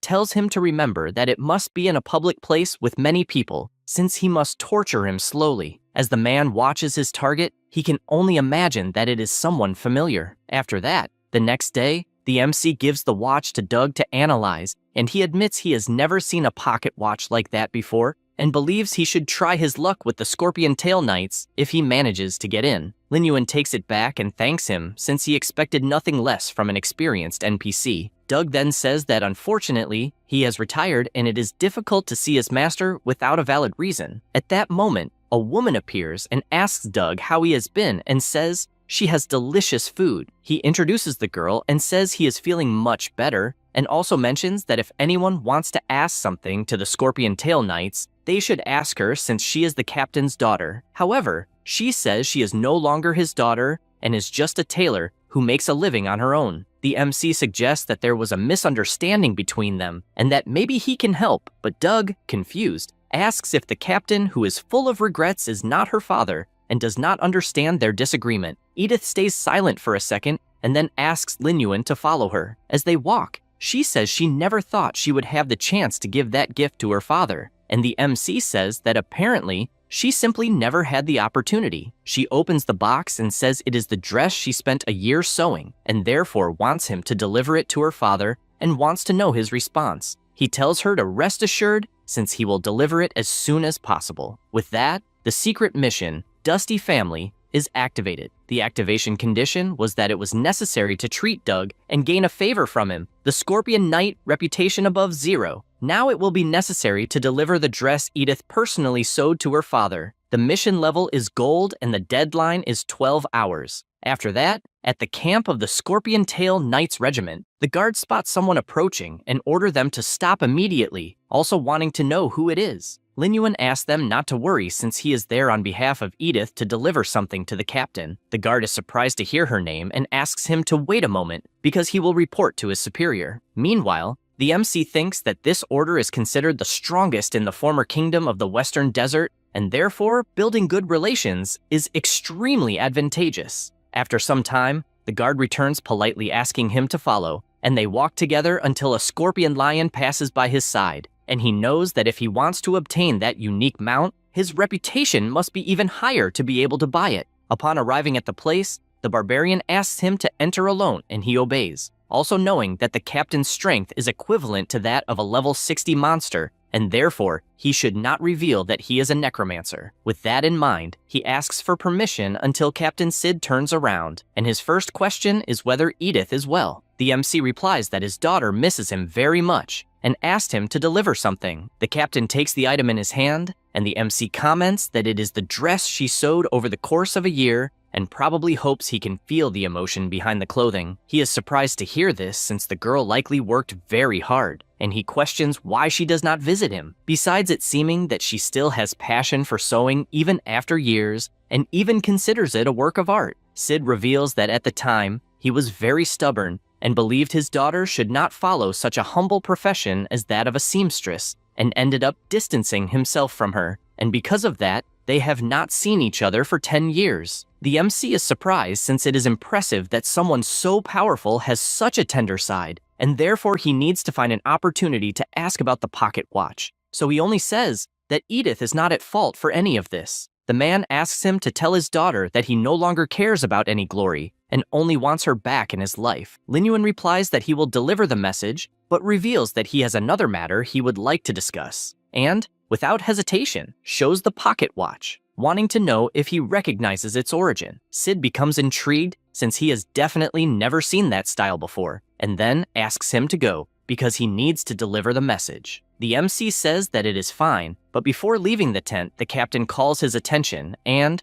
with a serious expression, asks him to reveal his identity. The MC begins to sweat cold since he does not know if the man noticed something, but before he can respond, the captain apologizes, saying he was presumptuous for thinking something, as he is someone his daughter approved of, and therefore he should not doubt anything. Because of that, he thanks him for everything he has done and gives him the symbol of the Scorpion Tail Knights, which he will be free to use if anyone tries to intimidate him. Lin Yuan thanks him and guarantees that he will keep Edith safe. With that, The system notifies that he has earned Sid's approval and therefore gained 1,000 reputation points with the order. Now his reputation has risen to friendly level, and he has obtained honorary affiliation with the Scorpion Tail Knights. The MC admits he is surprised since he never imagined he would receive the badge directly, as it is an item that can only be obtained through the captain's personal granting. And with this item, he can practically roam freely through the western desert. He goes to a shop since his current reputation is 1,500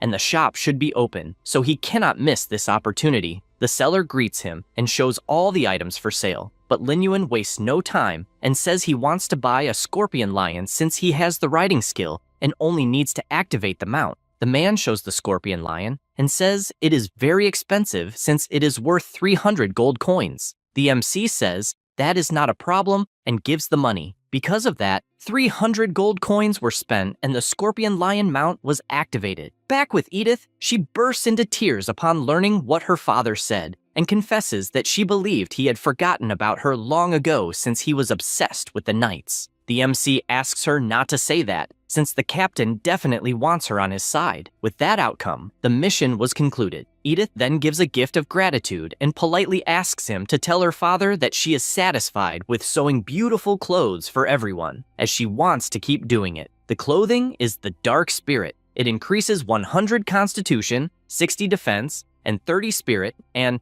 after being activated, grants immunity to all magic and control effects for 10 seconds. It has a cooldown of 24 hours. The MC finds it interesting that an item grants immunity to control magic, since now he will be able to completely defeat the Serpent Master. After that, he returns to the captain's tent and tells him everything Edith asked him to say, and he imagines that he should ask something about snakes, since the pocket watch did not lead him anywhere, and therefore he asks if he knows anything about snakes. Sid replies that since they expelled the civilization of the snake people, all snakes were exterminated by them. But then he asks about the dream snake and whether he is talking about that one. Lin Yuan does not know what it is about and asks if there is something special about it. He replies that as far as he knows, it is a giant snake, but the dream realm is intangible, and because of that, he does not even know where to start if he needed to go there. Then he comments that the MC is currently an honorary member of the Scorpion Tail Knights,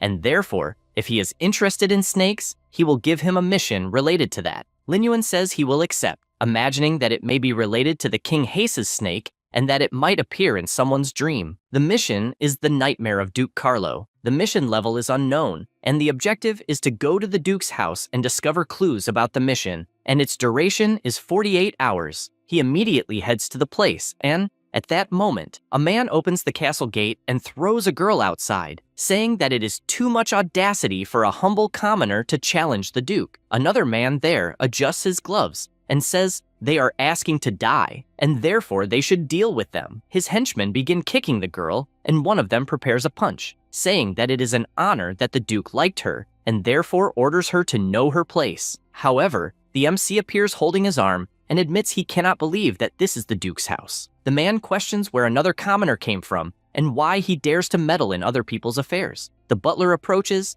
and asks if he wants to play the hero saving the damsel in distress. The girl on the ground warns that it is better for him to leave, since going against the Duke can only end badly, but Lin Yuan immediately knocks everyone down and stands before the butler, since causing trouble with the Duke is exactly what he was looking for, and therefore he asks where that person is. The butler, frightened, asks him not to take another step. At that moment, someone approaches. It was Duke Carlo, questioning who the commoner is that dares to touch his people, and also ordering the Scorpion Tail Knights to be notified to throw him in jail. However, the MC shows his badge and says that he was sent precisely by the order the Duke mentioned. The Duke panics, since he had no idea that there was a knight there, and therefore orders his butler to get rid of the useless people who cause trouble, since it is too idiotic not to know how to distinguish a knight from a commoner, and therefore they deserve death. Then he says that finally a knight is there, and if he solves his problem, he will recommend him to Sid, and the MC says he hopes so. Meanwhile, inside the mansion, the maids are working without rest, and the Duke says that in his dreams a giant snake chased him, and not even the experienced priest could identify its origin, and he finds it absurd that he himself, who is a Duke, has to suffer such torment. Then he shows a drawing on a piece of paper. Since he asked someone to draw it, and asks if it is of any help. The MC immediately notices that it is indeed King Hayes' snake,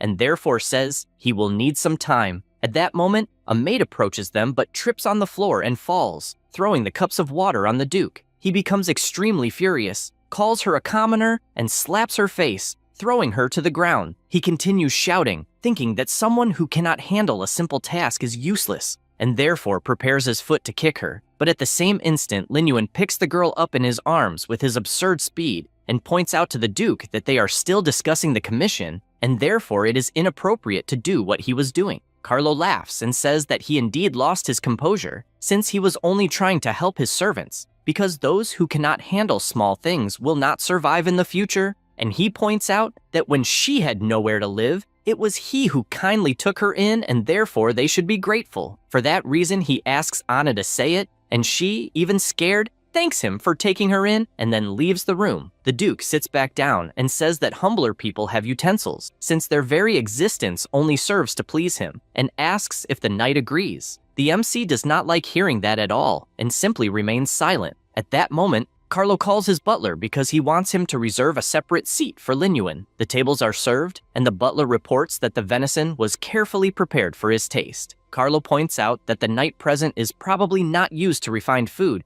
and therefore asks for a bowl of fish soup to be given to the MC. Lin Yuan says it is not a problem, since in his mind the mission is the priority, and he can deal with the Duke after finishing it. Anna serves the food, and Carlo asks if by any chance they discovered how to solve the problem, since he does not want to waste time. The MC states that he would like to observe the things in the Duke's room, and this irritates him to the point of screaming that the room is not a place for a nobody to enter, and therefore he wants him to figure it out on his own, since he is waiting for results. The MC simply observes how stupid and arrogant the fat man is, and does not know if he will have the patience to endure until the end of the mission. After all that, the MC uses his invisibility to go to the Duke's room and notices that there are many guards and that the fat man is probably hiding some secret in the place. Suddenly, a loud noise comes from inside the room, and this catches his attention. The sound was from a slap given to Maria's face, and Carlo asks if she does not know how to serve properly, since he does not want someone useless. She begs him to please let her go, but he, with his evil expression, questions whether she really believed that a knight could protect her. The butler also mocks her, saying that the MC is not even a knight and is merely a servant. Lin Yuan gets irritated hearing this, since he finally discovered how the Duke forced the maids to serve him. Carlo throws the girl to the ground once more,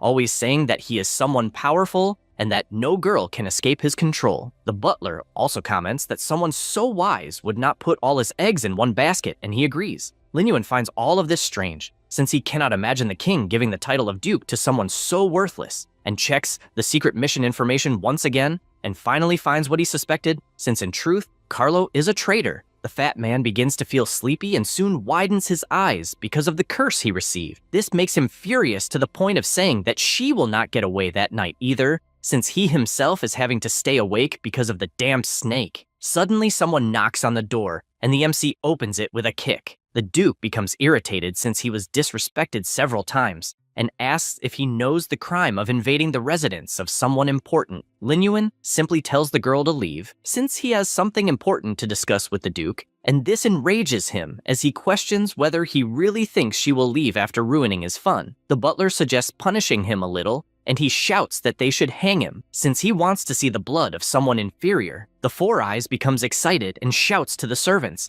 saying that someone is trying to take the Duke's life. Immediately, everyone runs to the room, and the girl, worried, asks him to run, since she does not want him to die because of her. However, he assures her that this is not a problem, and even with everyone approaching, he simply draws his sword and pulls the girl while unleashing his attacks. The mansion that seemed calm has its gate blown open since Lin Yuan has little patience. He starts to flee, but imagines that the place has many servants, and therefore, it will be difficult to unleash his corpse explosion without hurting the innocent. Meanwhile, the maids watch from afar, wanting to know if the Duke will really be killed. They keep watching since the MC is massacring everyone who gets in his way. He defeats the guards and knows that all he needs to do is keep an eye on the Duke and the butler until the knights arrive. At that moment, a chain appears on his foot, and he wonders if it is a control ability since it is the perfect moment to test the ability of his outfit. Without thinking twice, He activates this ability, and therefore the control effect is removed. On the other hand,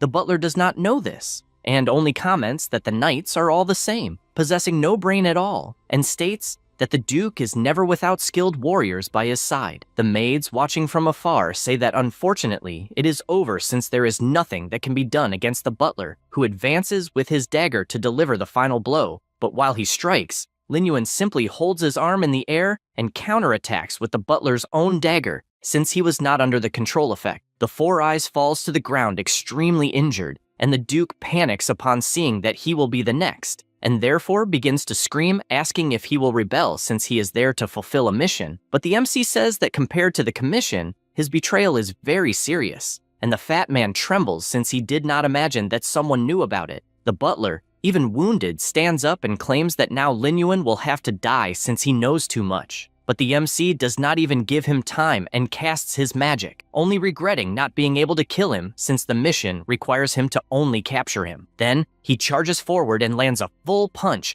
that sends an employee crashing against the wall, and he falls hard to the ground unconscious. At that moment, Carlo runs away until he is startled to see that Lin Yuan was already at the top of the staircase and cannot understand how he was so fast. And he simply replies asking if he had not said that he would condemn him to death. The chubby man says that this is nonsense, since he would never do that, and would even ask the king to give him a medal. The MC, with his fireball in hand, says that he will still receive a medal by capturing him, and then lands a full punch that sends the fat man to the other side of the palace. And still on the ground, he confesses he was wrong and guarantees that he will leave the lower people in peace. However, Lin Yuan simply grabs him and warns that he should think of the confession first, and he replies saying that he will give everything he wants if he lets him go, but that only earns another full punch, and this time with much more force to the point of destroying the wall behind him. At that moment, the captain of the order arrives and asks if the Duke is unharmed and where the mentor he mentioned would be. The MC replies that unfortunately the criminal is the Duke Carlo himself, and therefore they need to arrest him. Sid dismounts and confesses he cannot believe that someone of high title was the traitor, and asks for concrete evidence since attacking a duke without proof is a capital crime. Carlo begins to scream that indeed, Lin Yuan committed a capital crime since he slandered someone from the upper echelon. Sid also comments that the MC's account alone is insufficient to arrest the Duke, but at that moment, Anna approaches saying that she has evidence and reveals that she heard from the Duke himself that he was secretly plotting against the Snake People civilization and that they even worshipped him in a secret chamber. She explains that the place is not far from the mansion and that she could show where it is. Carlo fills with fury and charges toward the maid to end her, but without thinking twice, Lin Yuan lands a full punch on him against the ground while telling the commander to take the Duke back to prison since he will return with evidence and take responsibility if he fails. The captain takes a deep breath and warns that the result will depend solely on him and says that 2 knights will help in the search while they take the Duke back to the camp. MC asks Anna to take him to that place,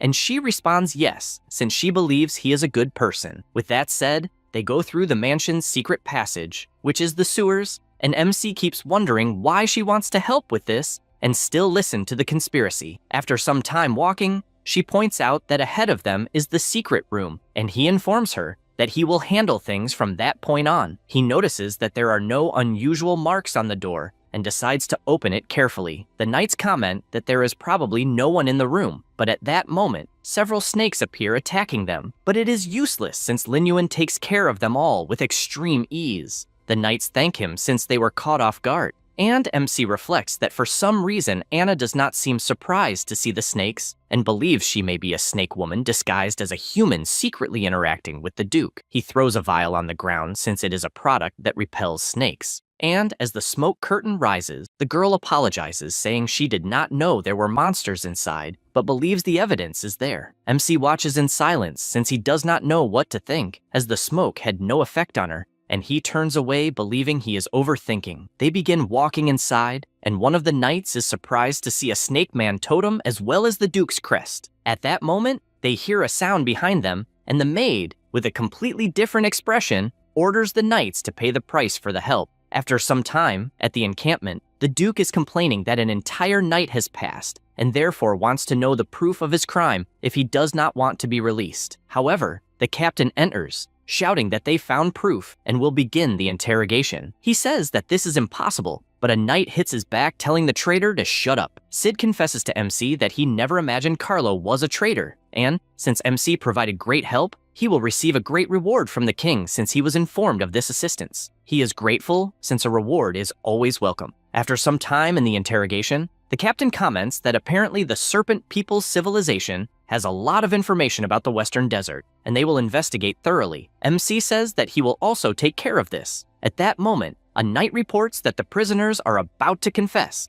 and upon arriving at the place, the butler is laughing loudly, ready to reveal the Duke's deeds. But the fat man pushes him since he is not supposed to open his mouth. Then, in front of the captain, he admits that he had minor dealings with other forces, but they were only minor business. However, Sid does not like hearing this at all, since they fought for the country for years, and a bastard with the title of Duke betrays them like this. With this conclusion, the system notifies MC that the mission of capturing the traitor was completed, and therefore, he gained 1,000 reputation points. But he finds it strange since he did not even encounter the giant serpent and believes he missed some detail. Because of this, he turns and says he will resolve the matter of the maids. The captain asks to go ahead while he will make Carlo reveal all the secrets. After Lin Yuan leaves the room, Sid sticks his knife into the ground, completely frightening the chubby man since the interrogation is just beginning. Back at the mansion, MC begins to search the place until something catches his attention, and he notices that the item inside the box was taken and does not remember if anyone else knew about that equipment.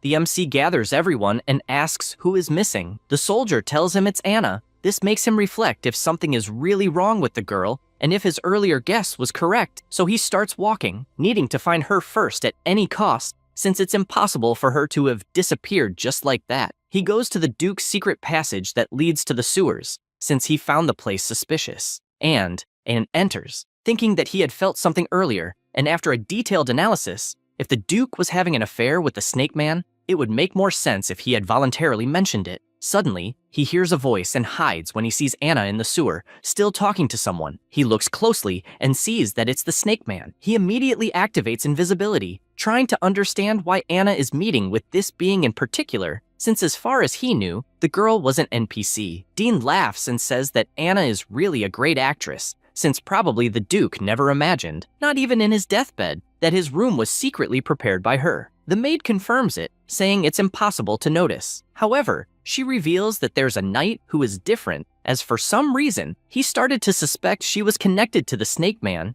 and even tried testing her with drugs that attract snakes. He finds this story funny, since as far as he knows, she fooled everyone, and asks what this knight looks like. Anna hands him a picture of the MC and asks how the snake replenishment is going. He takes the paper in his hand and gets furious. As if it weren't for Lin Yuan, his beautiful snake would have left him, and his secret dungeon was also stolen. The MC, hearing all this, imagined that Anna was a spy for the Snake Man, whose goal was to frame and eliminate the desert nobles. He just didn't understand why the Duke was framed, and the system notified that the mission was completed. Anna, intrigued, asks if he has already met the MC, and if he is just a knight with low magical energy, and if he can handle the situation. The Snake Man punches the wall and makes it clear that the MC is much more capable than she saw, and since he can summon the undead, if it weren't for the necromancer, he wouldn't be in so much trouble. She's intrigued by the MC's class, and Dean, extremely irritated, orders to borrow the King Hase's snake for a moment to ensure the MC's complete death. She refuses,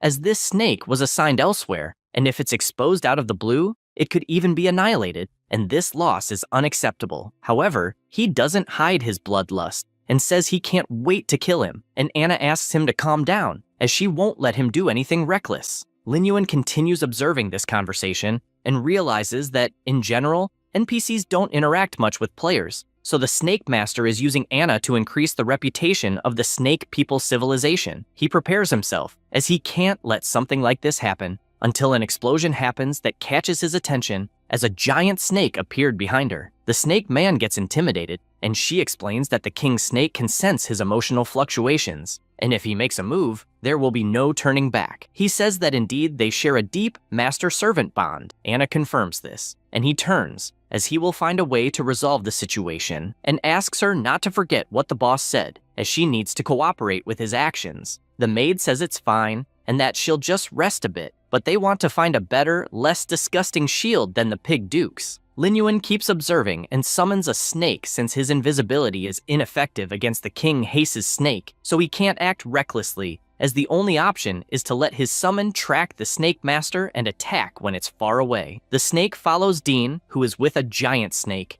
telling him not to worry, as he'll see the light of day again. The MC keeps observing from afar and starts walking again, as he's decided to succeed this time, since he can use the Dark Spirit ability. The Snake Man finds the MC's summon and questions whether he is chasing him again, and he looks around and imagines that this time he is prepared and will definitely get rid of his nuisance. Lin Yuan finally approaches, but the guy disappears, and he realizes it was a teleportation scroll and knows it is an expensive item, and does not understand how he used it out of nowhere. This makes him consider that the First Believer's resources are more abundant than he imagined, and therefore it is time to stock up on a batch of anti-static potions. Because of this, he once again leaves 3 of his summons to guard the dungeon. Back in the kingdom, Edith is talking to a maid, saying she can teach her to sew as much as she wants. The MC says goodbye and asks if Carlos' confession has already been prepared. The soldier responds that it has already been delivered to the commander,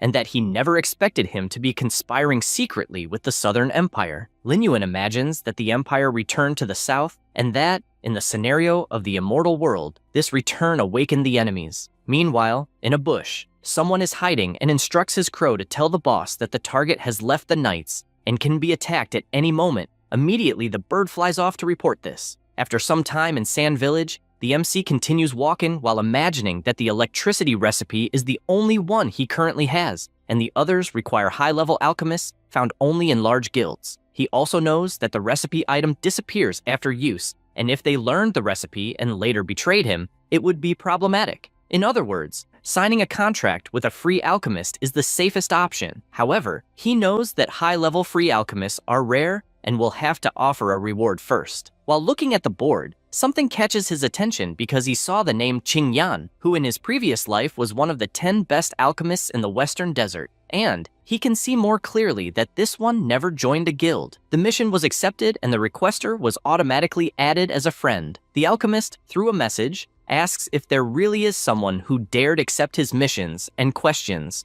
whether he has not seen the members of the Burning Flame Guild maliciously obscuring his mission list. Lin Yuan responds that he has never heard of this and only wants to know when the mission will be completed. The alchemist realizes he is quite impatient and says she will send the coordinates. The MC simply observes and hopes they can work well, since independent alchemists are rare. After that, he goes to the coordinates, and the alchemist approaches asking if he was the one who accepted the mission, and also asks if he is alone and if he can really handle a granite golem, since it is an elite level monster. The MC is surprised because as far as he remembers, the girl is the drunk he met at the tavern. Qing Yan approaches him and says she didn't expect him to be such a handsome guy and asks him to follow her, since she will protect him with her bow and arrow. The MC notices she doesn't take things seriously and believes she is not very reliable. While walking, he also imagines that she is the only option since there is no one else suitable. At that moment, a stone begins to move and the MC looks back. In the next second, the granite golem appears attacking them both, but they both jump away, dodging the strike. She prepares her arrow and shoots at the monster,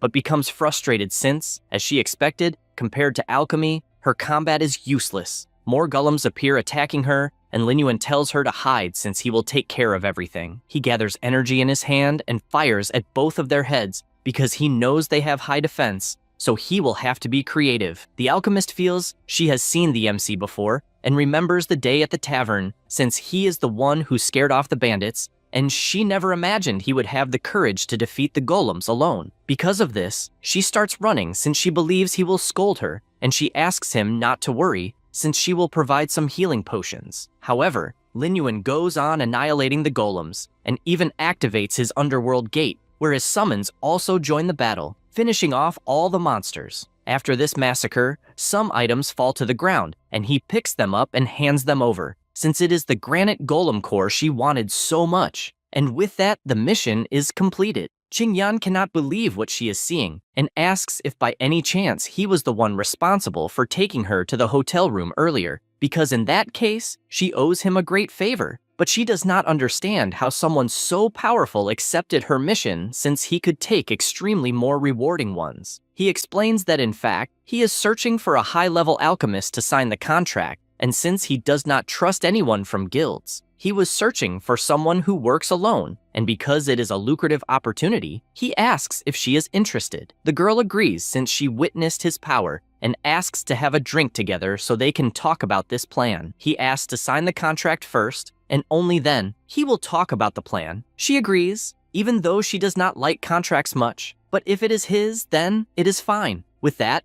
the contract is successfully fulfilled, and the player Qingyan agrees to sign a cooperation contract establishing an employment relationship with him. The alchemist soon asks what kind of help he will need. He gets ready to take the recipe, but something catches his attention, and he wonders if he has seen that scene somewhere in his past life. So he summons his lion and scorpion and flies off without saying anything else, leaving her confused. He reflects that the photo on the forum in his past life was taken in that place, and after arriving there, he points out that this is the entrance to a hidden dungeon. After some time, he enters together with the alchemist, and she confesses she never imagined there would be a hidden dungeon in that stone forest, and worries because there are only 2 of them. Lin Yuan does not answer because he is immersed in thoughts, since the forum only had the photo of the entrance, but no information about the time area, and this type of dungeon is extremely risky, but the rewards are incredible. With that, he replies that she was the one who insisted on going together,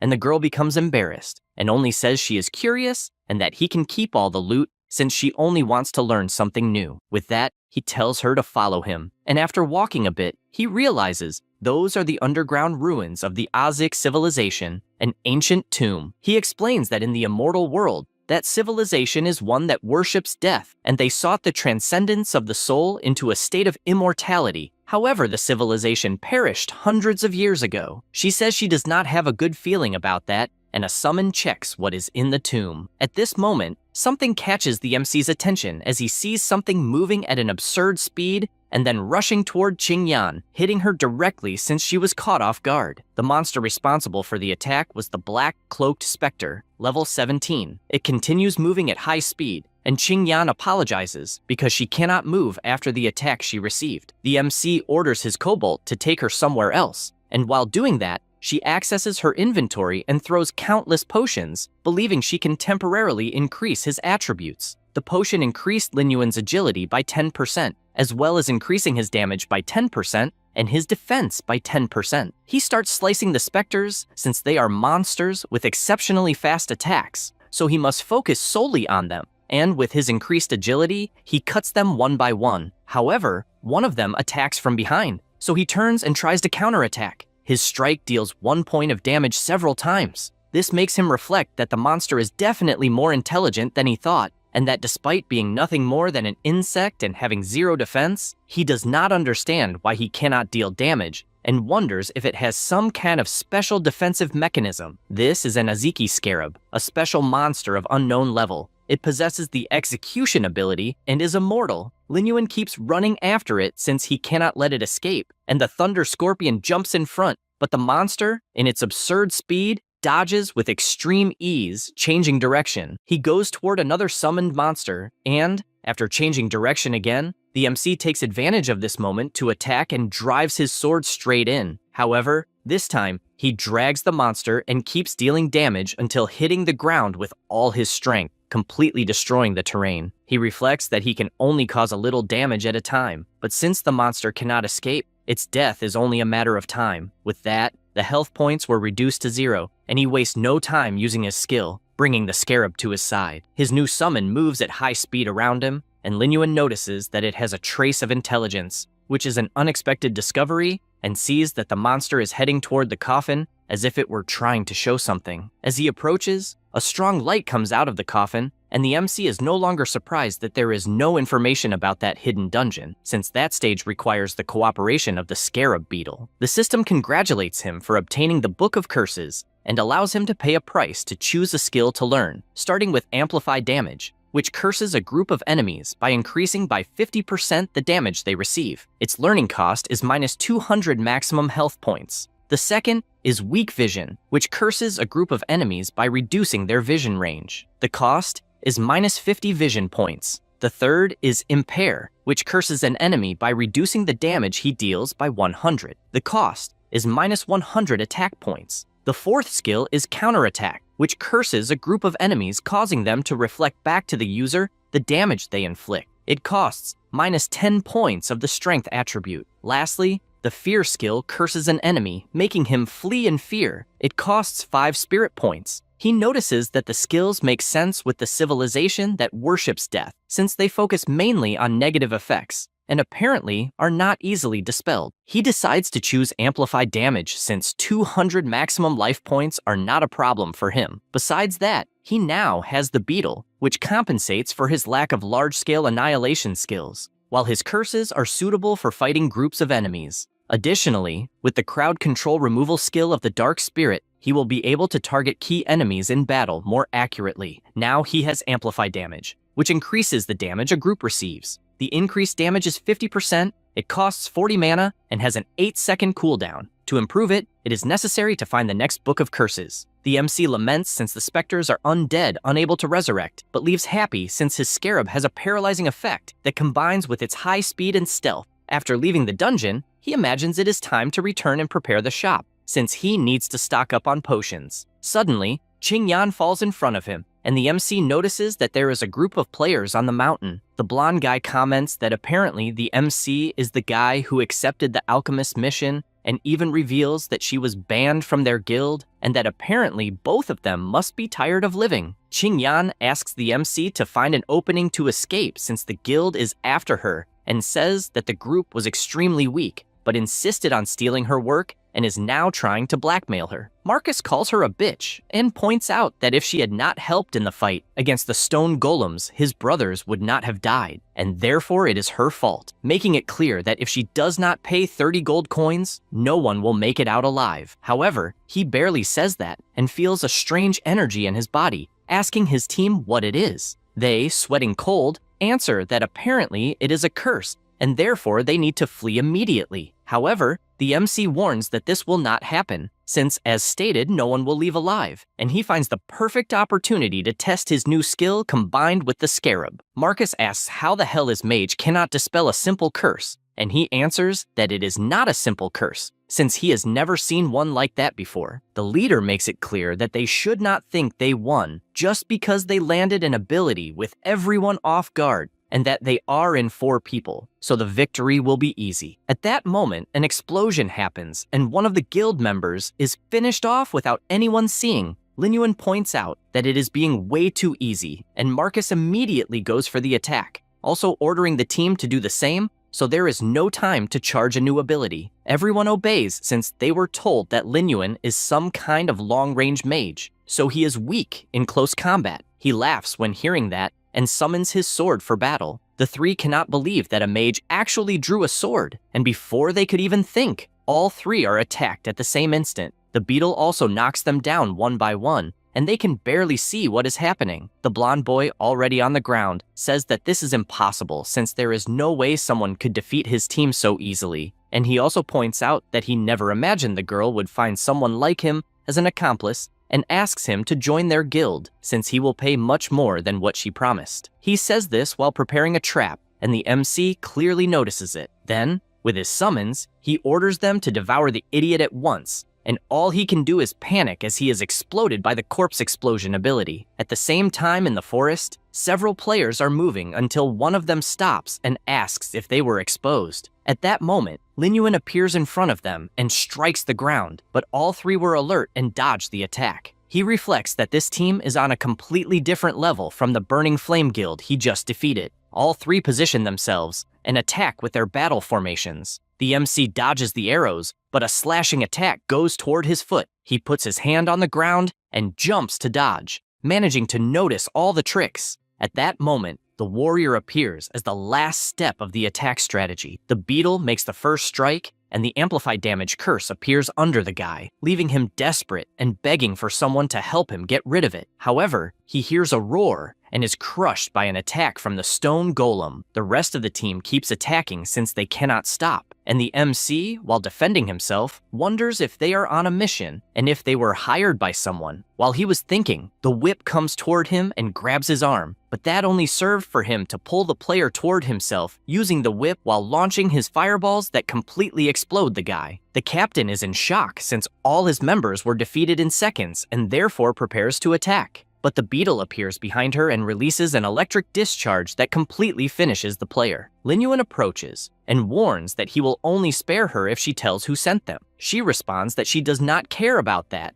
and he realizes he will not be able to extract any more information, so he finishes her with another extremely powerful electric discharge. With everything over, Qingyan runs toward him, finding everything she saw amazing, and also telling him she collected all the equipment for him. The MC asks her to use the item she took from the archer that increases bow and crossbow firing speed, and that he will sell the other equipment another time. She is emotional since she has never received anything like that. The equipment is the Pursuit Gauntlets. It increases attack power by 30, movement speed by 10, attack speed by 15, and 15% of additional attack speed when using bows and crossbows. They leave while a player was watching everything in secret. This guy goes to his boss and reports that the squad that had 100% success in completing missions was completely annihilated. He hears this and admits that the MC is a more interesting guy than he imagined. His subordinate asks if they should send a stronger squad, and he replies no, since he has changed his mind and now wants to recruit this talented person at all costs, since he has no guild. For this reason, he makes it clear that he will resolve this matter,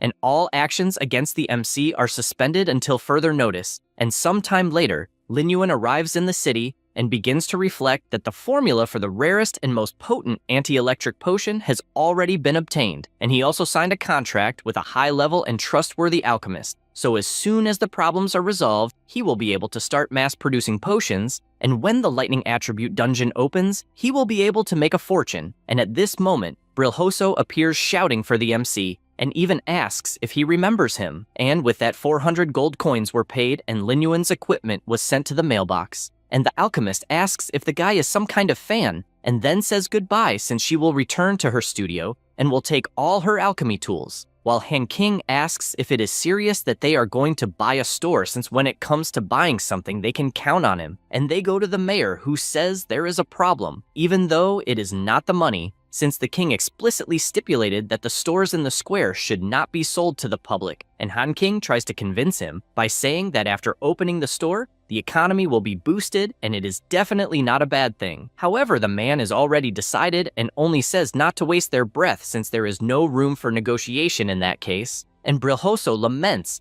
and asks the MC if he could arrange an offline store, and he answers that it is not necessary and asks to speak. But the mayor interrupts, saying there is nothing to be done until he is startled to see the honorary badge of the Scorpion Tail Knights with the MC, which can only be obtained from Commander Sid himself, and he admits he is surprised and asks if he is an honorary knight. And because of that, he explains that negotiations are not open to the public, but it is different with a member of the Knights. And he even shows the map and the location of the stores, asking them to choose one. And Lin Yuan quickly reflects that the store's location is crucial for future funding, and therefore, he must be careful when selecting it. And after some time analyzing, he points to the place he wants. And at the place in question, the store appears purchased by an anonymous player, and people wonder if the stores should not be closed, and they do not know who bought it since the ID is hidden. And after that, the alchemist is surprised since they really managed to buy a store, and she has no idea how that is possible. And the MC replies that it is only necessary to use some special methods,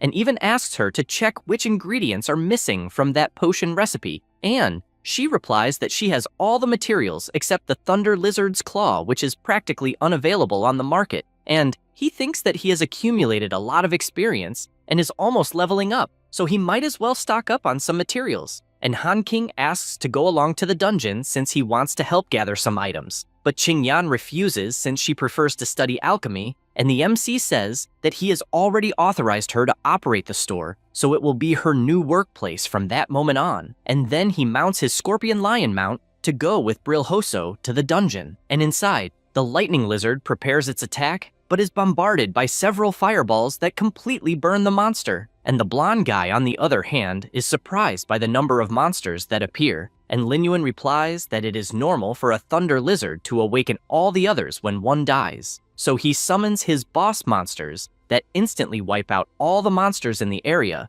and because of the experience gained, he reached level 16, and he realizes that now he is at a higher level, and Han King does not hide his admiration for seeing the chief of the Ash Valley working for him, and the MC takes the opportunity to check his status and reflects that he needs to find a chance to investigate the players who ambushed him. And in the meantime, Han King returns with all the items collected from the monsters, and meanwhile, at the store, Qing Yan is working at full speed and realizes that she is preparing extremely powerful potions that are not necessary for low-level dungeons. And this only reinforces that they really will sell. Then the door opens. It was the MC and Bril Hoso, who had already returned, leaving her surprised by how fast they were, and she also takes the opportunity to say that the recipe is of a very high level and even advanced alchemists have chances of failing, and therefore she needs time to improve her proficiency. The MC places something on the table and asks her to put it on the shelf, but she questions if it is a fruit,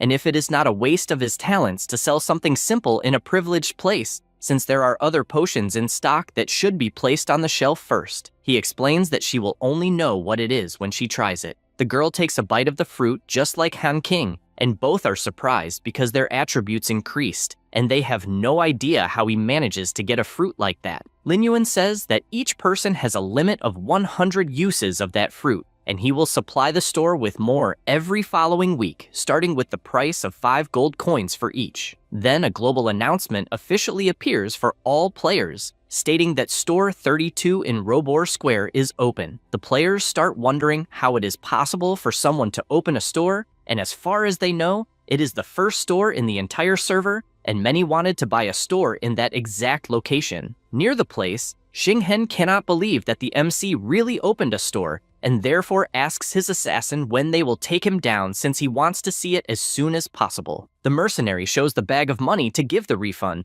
and says that he is refusing the job since the MC is much more formidable than the intelligence report suggested, and even his entire elite squad was wiped out. The mage panics and asks how much money he wants for the job, since all he wants is for Lin Yuan to be finished no matter the price. However, while he was pointing toward the direction of the store, he is startled because he sees Leng Yue heading toward the establishment and already imagines she went to see the MC again. Inside the store, Bril Hoso welcomes all the players who are surprised to see someone actually managing a store. They go to the shelf and ask if they only sell fruits, and cannot believe that this is the best-selling item in the most well-located store in the city. The alchemist, with all her charisma, says that the fruit permanently increases their main attribute, costing only 5 gold coins each. One of them is shocked by the price, since not even his entire equipment set costs that much. But he asks if it really increases the main attribute as stated. Another questions the truth of it, since he has never heard of such a fruit. Regardless,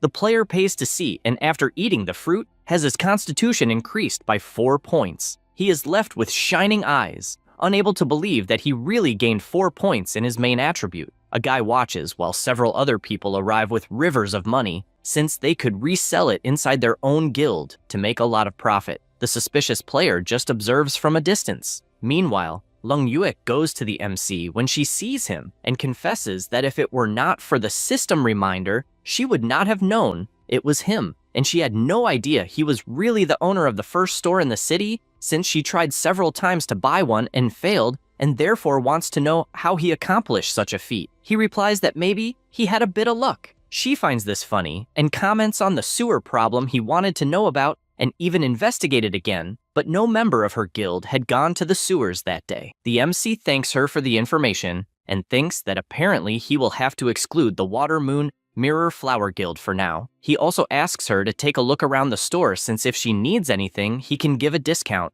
She agrees to look, but before that, something catches her attention as a notification appears telling her that her friend Starmark Xinghen is nearby. Outside, the mage is furious, wanting at all costs for the mercenary to do the job even if it costs 3 times more. But he refuses, since it is not about money. At this moment, Lung Yue approaches calling for Xinghen and asks who he is trying to kill since she heard him say that he would add more money if he managed to do that. He gets startled when seeing that it is the guild captain and asks what she is doing in that place, even misunderstanding everything since he is only trading equipment with the guy. She warns that apparently he forgot about the bond between friends since the system notifies when a friend is nearby, and once again asks who the person beside him is, since she ended up hearing about an assassination. The mage becomes worried since he forgot to block Lung Yue so she wouldn't see his location, and the mercenary says that he is leaving and will not help with anything anymore. However, Lung Yue sees the item on the guy's waist and becomes shocked since she knows what it is, and therefore yells for him not to leave because she has something to ask. He finds it funny that someone is telling him not to leave, and in the same instant, jumps away at high speed since he wants to see who can stop him. While fleeing, the beetle appears in front of him, and he uses his item on a house to dodge the monster's electric attack. However, the MC appears behind him, and at the last moment, he notices and dodges the attack that could have cut his body in half. The MC steps back, and Lung Yue asks how he arrived out of nowhere. He replies that he heard a noise nearby, and pointing his sword, questions whether he heard correctly, since she said the guy has a pocket watch. The guild captain says yes, and although she saw him only briefly, she is certain of what she is saying. Without thinking twice, Lin Yuan advances, commenting that he had even wondered how he would find the one responsible for the attempts to eliminate him, but he is glad that this person knocked on his door. Yama cannot believe that the MC knows that the squad that tried to eliminate him had Yama himself as its leader, and comes to the conclusion that, besides being incredibly strong, the MC also has an intelligence network that must not be underestimated. Thinking about this, he dodges the attack and says that he can give an explanation, even knowing the fury that must be present. Lin Yuan asks if this is some kind of joke, since he can ask whatever he wants when he captures him. Meanwhile, Xinghen observes from afar, and since he knows that according to the rules of the assassin squad they do not betray their clients, if things get bad, he may attack first. The masked man says that he has already given up on hitting him, and that there is no need for a situation in which everyone loses, revealing that he is doing everything for money and cannot reveal any information about the person responsible, since they cannot break the squad's rule. The MC says that he is surprised it is for money. At that moment, an attack flies toward them, and both dodge at the last instant. This attack was made by Xinghen, who shouts furiously telling him to go to hell, besides not believing that an assassin would betray him, and that if that happens, everything will be over, since the guild captain will become furious. At that moment, the masked man calls him an idiot, since he really tried to kill him so that nothing would be revealed, and therefore warns that he will have no mercy, since his client does not have a shred of morality. Saying this, he throws the scroll where the contract was made, revealing that he did in fact send 3 assassins and was only doing the job for money, and that Xinghen is the mastermind behind everything. On the scroll, a hologram emerges showing everything that happened in the negotiations between the two. The captain turns around indignantly and asks if it is really true that he hired someone to eliminate the MC. He responds indignantly, as he cannot believe that he was betrayed. However, the MC warns that the assassination does not matter, and that he wants to know where he got the pocket watch. The masked man shows the item and reveals that he will also receive one soon. The MC does not understand what that means, since he will also receive one, but his opponent simply uses a skill to disappear from that place. With all this mess, the captain questions these actions with the Master of Spells, since she needs a plausible explanation. He panics, since his situation is not good, and even awkwardly says that if he made the MC disappear, the two of them could be as close as before. She replies that the Xinghen she knew was an elegant and polite friend, not a despicable man who hires assassins, and therefore orders him to apologize. In addition, she also ends her friendship with him. The mage becomes extremely depressed since his friendship ended because of a stranger, and they still want him to apologize, and therefore questions what he lacks in comparison to Lin Yuan. Then, he fills with rage, pointing at the MC as responsible for everything that is happening, and shouts that he will curse him to the end. He launches several cursed energy balls, but Lin Yuan, besides dodging all of them, warns that he will settle this matter. Then, in the blink of an eye, he approaches and lands a direct hit that sends the bastard flying, who falls like a ripe mango. He gets up, saying that things are not over yet, until he notices an insect flying beside him. Before he could do anything, he is completely electrocuted, thus causing a paralysis effect. The captain approaches and asks if he really will not admit the mistake he made. He replies that he did nothing wrong and concludes that only the old sun can save him. Then, he sends a request for help to Taiyang, who immediately comes running without understanding what is happening. As he approaches, he notices through the system that Lung Yue is also nearby. The mage immediately shouts for his colleague to remove the paralyzing effect, since he was deceived. However, the guild captain raises her sword and warns that Xinghen deliberately hired someone to commit a crime, and, therefore, no one has permission to interfere. Taiyang is startled when he hears this, and realizes that the MC is also present and still holding a sword, so he comes to the conclusion that Xinghen was targeting him. This leaves him downcast, and he says that he will not interfere. This makes the mage extremely furious, since he will not receive help from either side, and he questions whether he truly prefers to trust a stranger rather than their friendship of many years. No sooner does he say this than he receives a kick from the MC, who wants more information. Xinghen makes it clear that he would rather die than reveal anything. Once again, the scarab approaches and releases a colossal electric discharge. The MC also steps forward and drives his sword into the ground beside the mage's head, and without wasting time, asks who the man behind everything is. The mage, desperate, says that he will tell everything as long as the insect is ordered to stop launching electric attacks, and then reveals that the man belongs to the Guild of the Dead Apostles, and that even the pocket watch is also from that guild. The MC reflects, since he did not know much about this guild in his past life, but he remembers that it was an organization of assassins specialized in accepting assassination contracts, and, apparently, operated in such a secretive manner that very few people knew about it. The mage tries to escape by crawling, but Lin Yuan asks if he was told to leave. Then he charges his fireball and hits his target directly,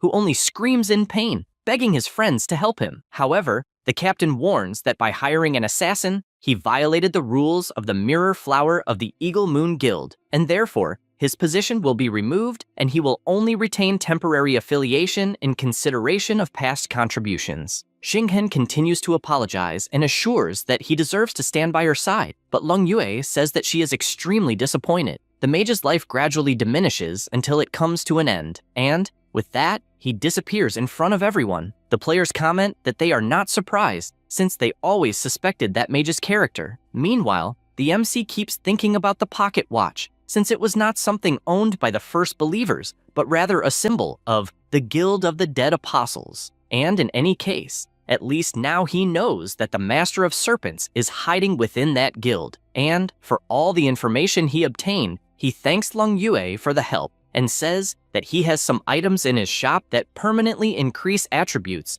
and therefore would like to offer one. Back at the shop, the alchemist breathes a sigh of relief since she has finished selling everything and is standing before an enormous pile of gold that leaves even the MC surprised, and she shows the fruit she would like to give as a reward. She feels a bit embarrassed since the item seems far too precious to receive without having done anything. Qingyan sees this and becomes indignant since a girl arrived out of nowhere and is receiving permanent fruits for free while she herself worked hard all day and was completely ignored. She sighs and says that she has been busy for a long time and received no credit and therefore will leave work early to have a drink. Lung Yue sees this and comments that apparently the employee is not happy about something. The MC considers that she is probably just tired and will go home to rest. The alchemist goes elsewhere and tries to understand what is happening, since Lin Yuan gave more attention to a stranger than to the employee who took such good care of the shop.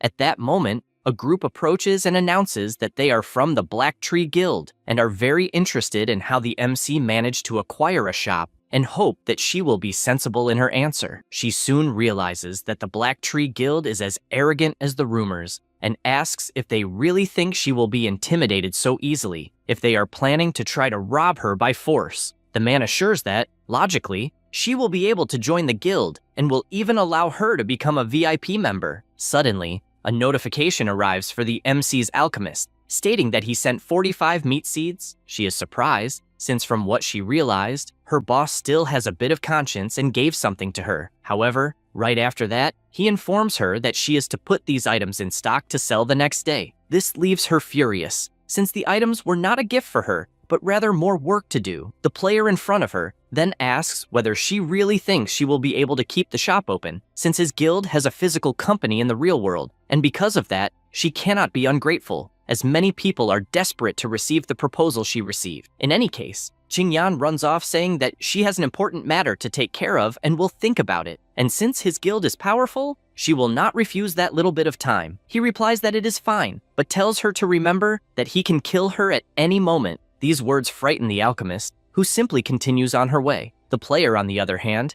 imagines that once he acquires the shop, he will show his abilities to the council and then will officially be in command of the entire Black Tree Guild. The alchemist becomes thoughtful, since she is being threatened, and, even so, he tries to keep her a secret, and she does not know where else in the world he would find someone as good as her, and she is certain that he will pay for this sooner or later. Meanwhile, inside the sewers, the MC reflects that meat and blood seeds are truly in high demand, and that the price should increase even more after the harvest and the reappearance. He then activates his invisibility and begins to walk through the area, since he knows that his undead are there, and his scarab has not noticed anything wrong, so his enemy has been well behaved lately. He reaches a room and soon summons his Thunder Scorpion, since they have just entered the hidden dungeon Serpent Demon Nest. At the same time, in the temple of the evil god, the Snake Master arrives at the place and reflects that in recent days, Lin Yuan camped in his hidden dungeon trying to steal his precious fruits,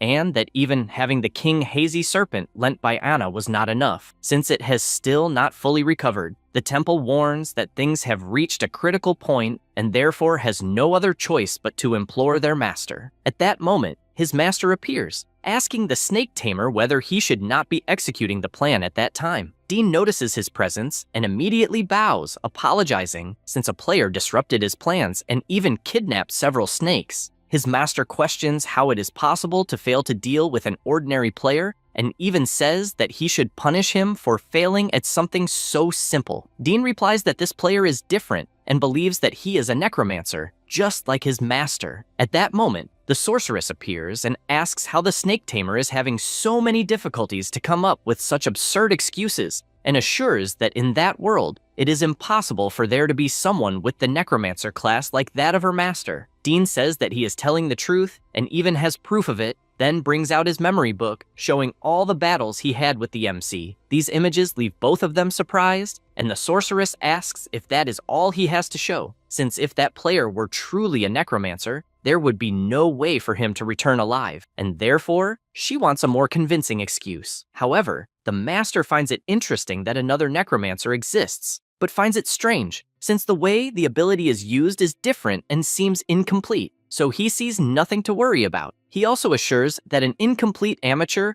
does not even deserve his attention, and tells everyone to listen carefully, since in the depths of the desert of the Western Empire, there dwells a flying scorpion of incredible speed that possesses the ability to temporarily weaken the enemy's mental attributes. With that, he shares the coordinates of that location. Then, he hands over a potion that temporarily increases the abilities to control snakes, so it is to be used to force the MC to reveal his true power. Dean replies that he will make the necromancer suffer as much as possible. However, his master says no and warns that if there is a chance, he should make the MC become one of them, since he is curious, because there were not supposed to be other necromancers. After that, Dean arrives at another place, still puzzled, since his master truly wants to recruit the MC, who is the target of his vengeance. In addition, he knows that to recruit him, he will need to use the intelligence of the dead apostles to check whether he belongs to any guild. After walking a bit more, he arrives at the back room of the tavern and informs that he is there to deliver the hops. Moreover, he finds it annoying to always have to use the secret code, which is the pocket watch, as a token. The attendant asks why he is taking so long. At that moment, someone arrives. It was Yama, telling them to let the man enter, since he knows him. Upon receiving permission from the branch manager,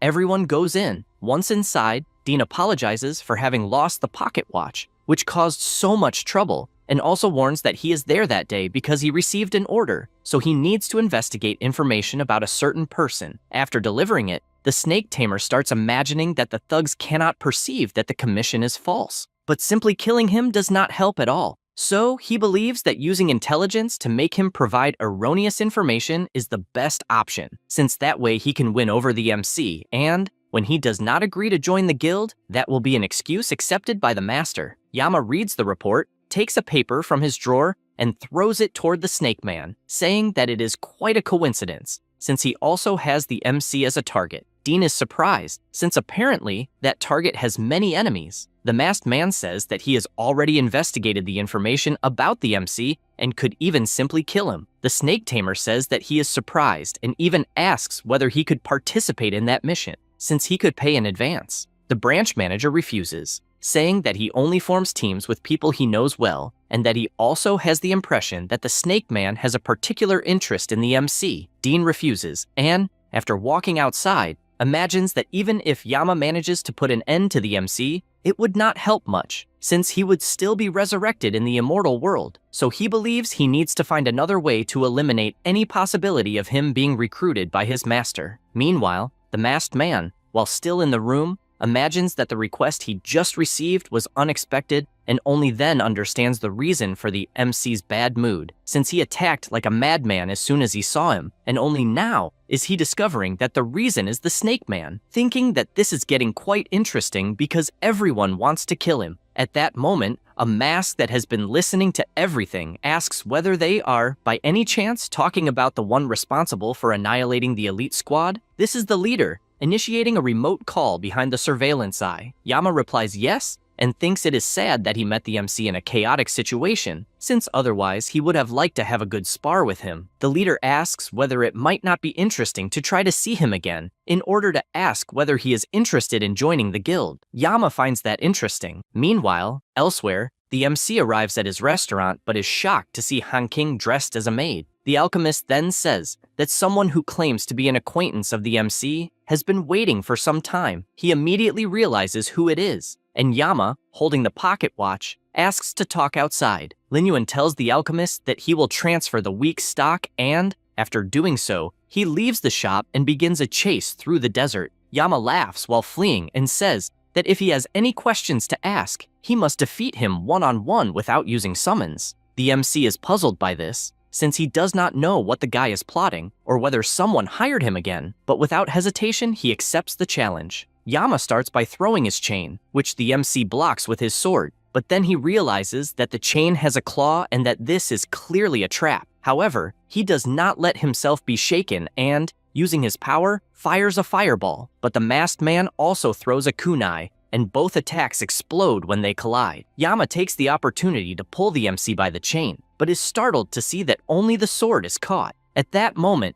Lin Yuan appears behind him and lands a solid punch that sends the guy flying straight into a huge rock. He then grabs his sword and, while walking, asks why he is not using stealth abilities of an assassin and whether that is not how the dead apostles always carry out their missions. Yama warns that he is not under any contract, and the MC, pointing his sword, says that he will take him down first. At that moment, Han King sends an urgent message saying that something terrible happened, as the alchemist was taken by force by a group of people and is no match for all of them alone, and therefore asks, please, for him to return immediately. The MC becomes extremely irritated and says that apparently he underestimated the masked man, since he never imagined that he would resort to kidnapping. Yama says that this is absurd, since he would never lower himself to such despicable acts and would not even raise a hand against a woman. Then, to prove that he is telling the truth, he activates his intelligence team, informing them that a woman was kidnapped from shop number 32 and that they must locate her immediately. At the same moment, they discover and send the coordinates. Yama shares this location and also asks him to go handle it, since he does not intend to flee. The MC says that he truly is not going to flee in the meantime. Meanwhile, the alchemist is being beaten by the players. The system announces that her points have reached 0, since she was killed 3 times. Her level dropped from 14 to 11. With that, she stands up through resurrection, becoming worried about what she should do. The bandits find it incredible how she died so many times and still did not say anything. One of them comments that they have already discovered that the shop owner is a man, and makes it clear that if she does not reveal who this man is, they will kill her so many times that she will return to the novice village from losing so many levels. Qingyan becomes worried, since the bastards will torment her a million times, and she knows there is no way to escape, because even if she goes offline, her body will remain in the same place. Then she retorts, saying that she is not afraid of them. The man finds this funny and says that he will watch the shop, lamenting it, since apparently the MC will not bite the bait. The mage laughs and tells him not to worry, guaranteeing that he will make her give in. At that moment, Lin Yuan appears behind him and, with a single blow, sends the guy to hell. Han King appears alongside, attacking the warrior. The alchemist is surprised to see that she truly receives some help, and the MC is even more surprised since the coordinates that the masked man sent were actually real. The warrior, still on the ground, asks how they dare touch someone from the black tree and guarantees that they will be screwed. However, the MC has no patience and simply drives his sword into the guy's stomach and, with his frightening aura, says that he is happy to know that the one responsible is the Black Tree Guild, since he will want an explanation from the leader. The two begin to disappear, and he soon realizes that his subordinate's equipment was with those guys. He looks back and notices the state she is in, finding it sad, since even though it is a game, the realistic effects still convey pain in some way. Then he approaches to return her items and asks her to explain what happened. She, crying, explains that the bandits wanted her to reveal who the shop owner was,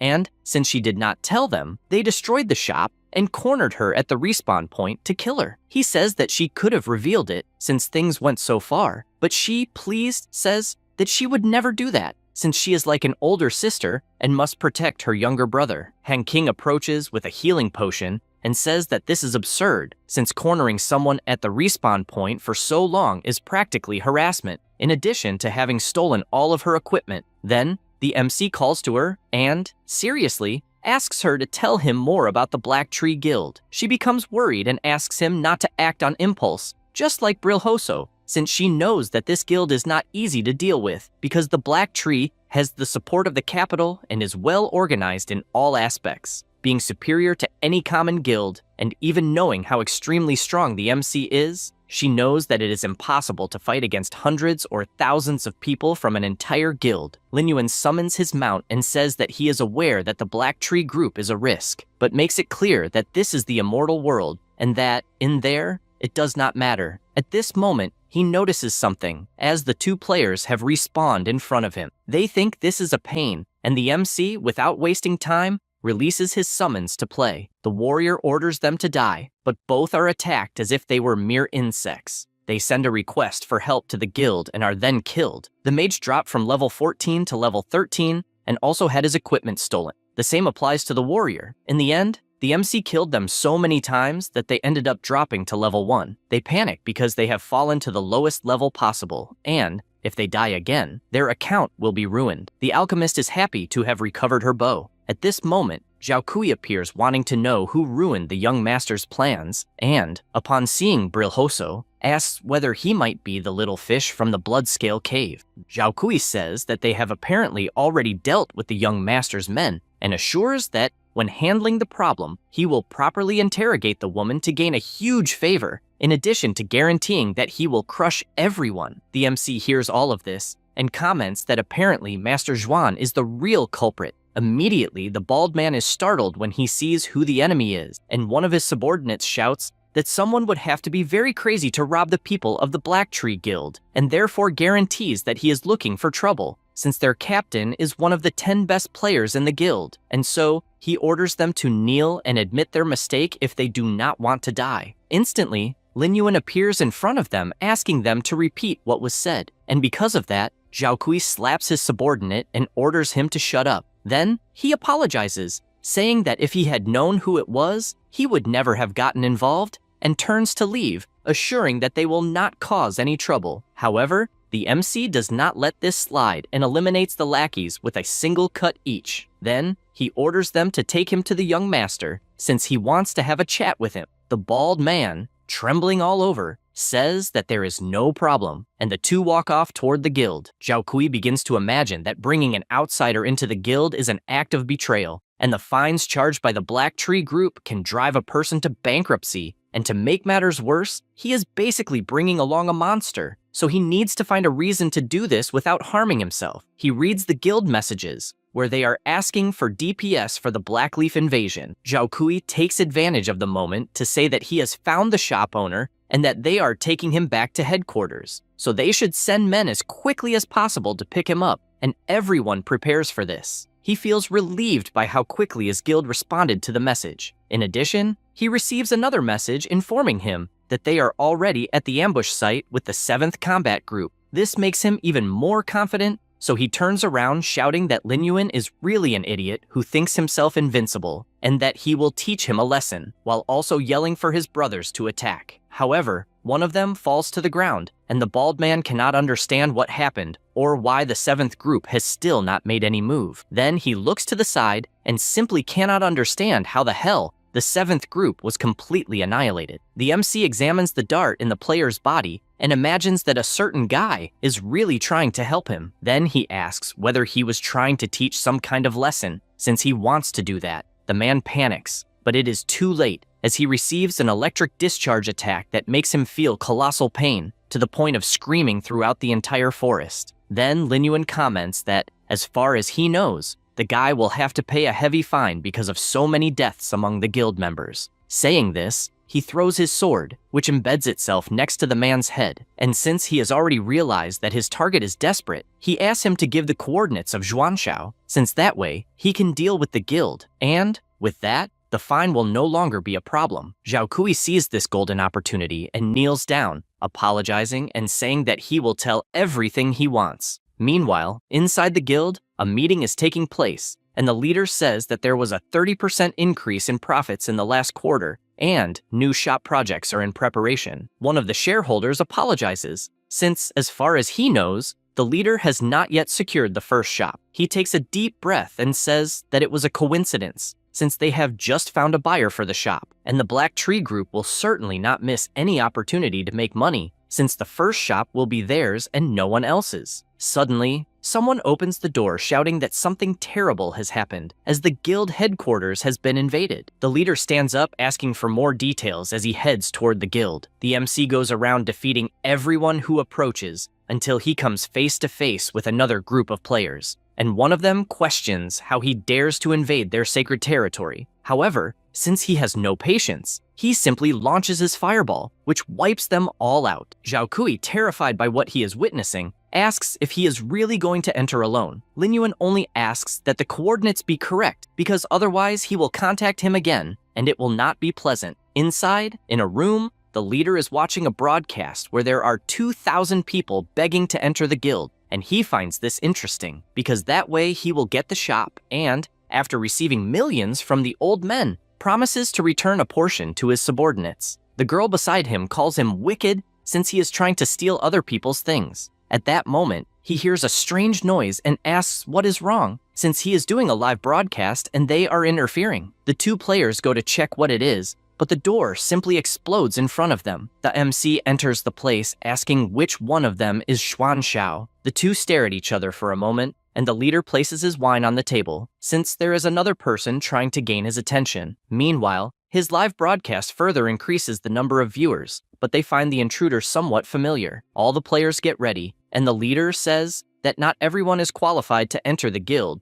and that if he wants to be something, he can be his little dog. Because of that, he asks him to clean his shoe and says that if he does so, he may consider letting him enter the guild. After saying this absurdity, all his lackeys are eliminated with a single attack. Xuanshao is startled as the blow is heading in his direction, and therefore uses the girl as a shield, since he would receive the blow directly. Immediately, the broadcast rises to 5,000 viewers, as they think it is insane for someone to mess with the Black Tree Guild. Although in the end, they recognize that he is a professional player. The MC warns that he is the owner of Shop 32, and that, therefore, if they place their claws on his territory again, he guarantees that he will completely annihilate the guild from the face of the earth. Xuanshao asks if he really understands what he is saying and bursts into laughter, since he initially believed the player was crazy, but in the end discovered that he was just a fool. The audience keeps growing more and more, as they witness a professional destroying an entire guild. The leader claps his hands, ordering him to leave immediately, and more players approach, asking how he dares to invade the headquarters of the most powerful guild in the region. They completely surround Lin Yuan. Then Xuanshao tells him to feel honored for having attracted interest in Shop 32, since many people want it as a gift, but do not have the contacts. Having said that, he offers a gold coin for him to transfer the shop, in addition to it being necessary to kneel,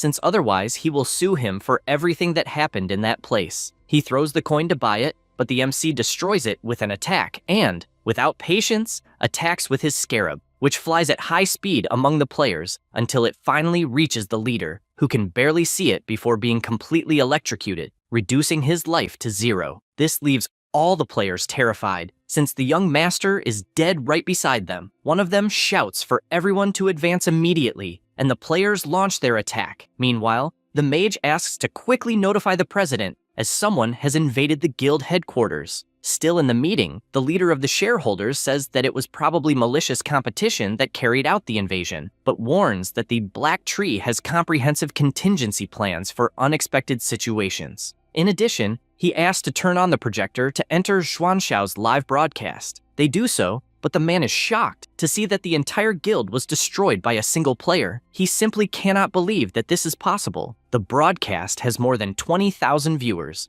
and everyone is impressed, since the MC not only defeated several bosses alone, but also wiped out an entire guild, which is something incredible. The president refuses to accept this, since the guild's shares will definitely fall, and he could even lose his position. With this in mind, he says that something is probably wrong, such as the guard team being on vacation, and that he will get in touch as quickly as possible. Then he immediately calls his son, because no matter the method, the player must be stopped at once. At this moment, Xuanxiao is reborn inside the game completely furious, since he lost levels due to the kill he suffered, and because of that, he shouts, ordering the MC to stop what he is doing. Otherwise, he will take over the shop sooner or later and kill all the employees until they reach level 1. Lin Yuan, after defeating everyone, asks if that is really a threat. The man does not allow himself to be intimidated and replies that it is, since he always keeps his word. The MC, hearing this, says that the guild no longer has any reason to exist and activates his corpse explosion, completely destroying the entire guild mansion. The president, watching live, despairs when he sees this, and the shareholders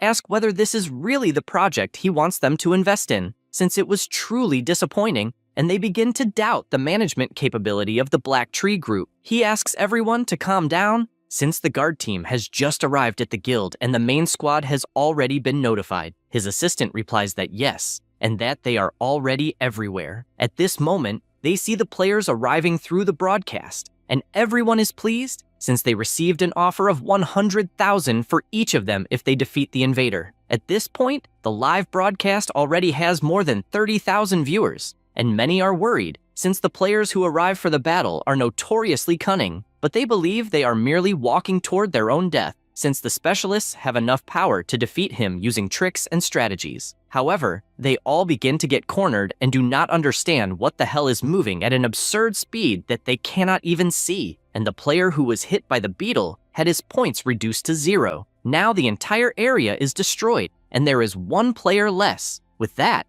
Lin Yuan asks if he was not going to kill him until his level reached 1, and does not understand why he is hiding behind other players. All the guards take their positions and charge to attack, since they consider themselves true heroes. But the MC counterattacks to the point of knocking the sword out of their hands. Then the mage and the archer unleash their attacks, since they are confident that a single player cannot do anything against them. But the MC was already prepared for this, and uses the enemy's body as a shield, blocking the magic with precision. After defeating several players, the MC activates his invisibility skill, and everyone is left confused, unsure whether the target has escaped. The people watching the broadcasts think it is incredible how someone can be so powerful, since he overcame even the numerical disadvantage, and definitely no one can defeat a professional in a one-on-one fight. Xuanxiao cannot accept that things have reached this point, since if they let the intruder escape, the guild will definitely lose a lot of credibility, and so he shouts for everyone to find him at any cost. He barely says this when he feels drool falling on his head. This is because the MC summoned all of his undead bosses to surround the players. The giant wolf charges its attack and burns all the enemies, who can only scream in despair. After this attack,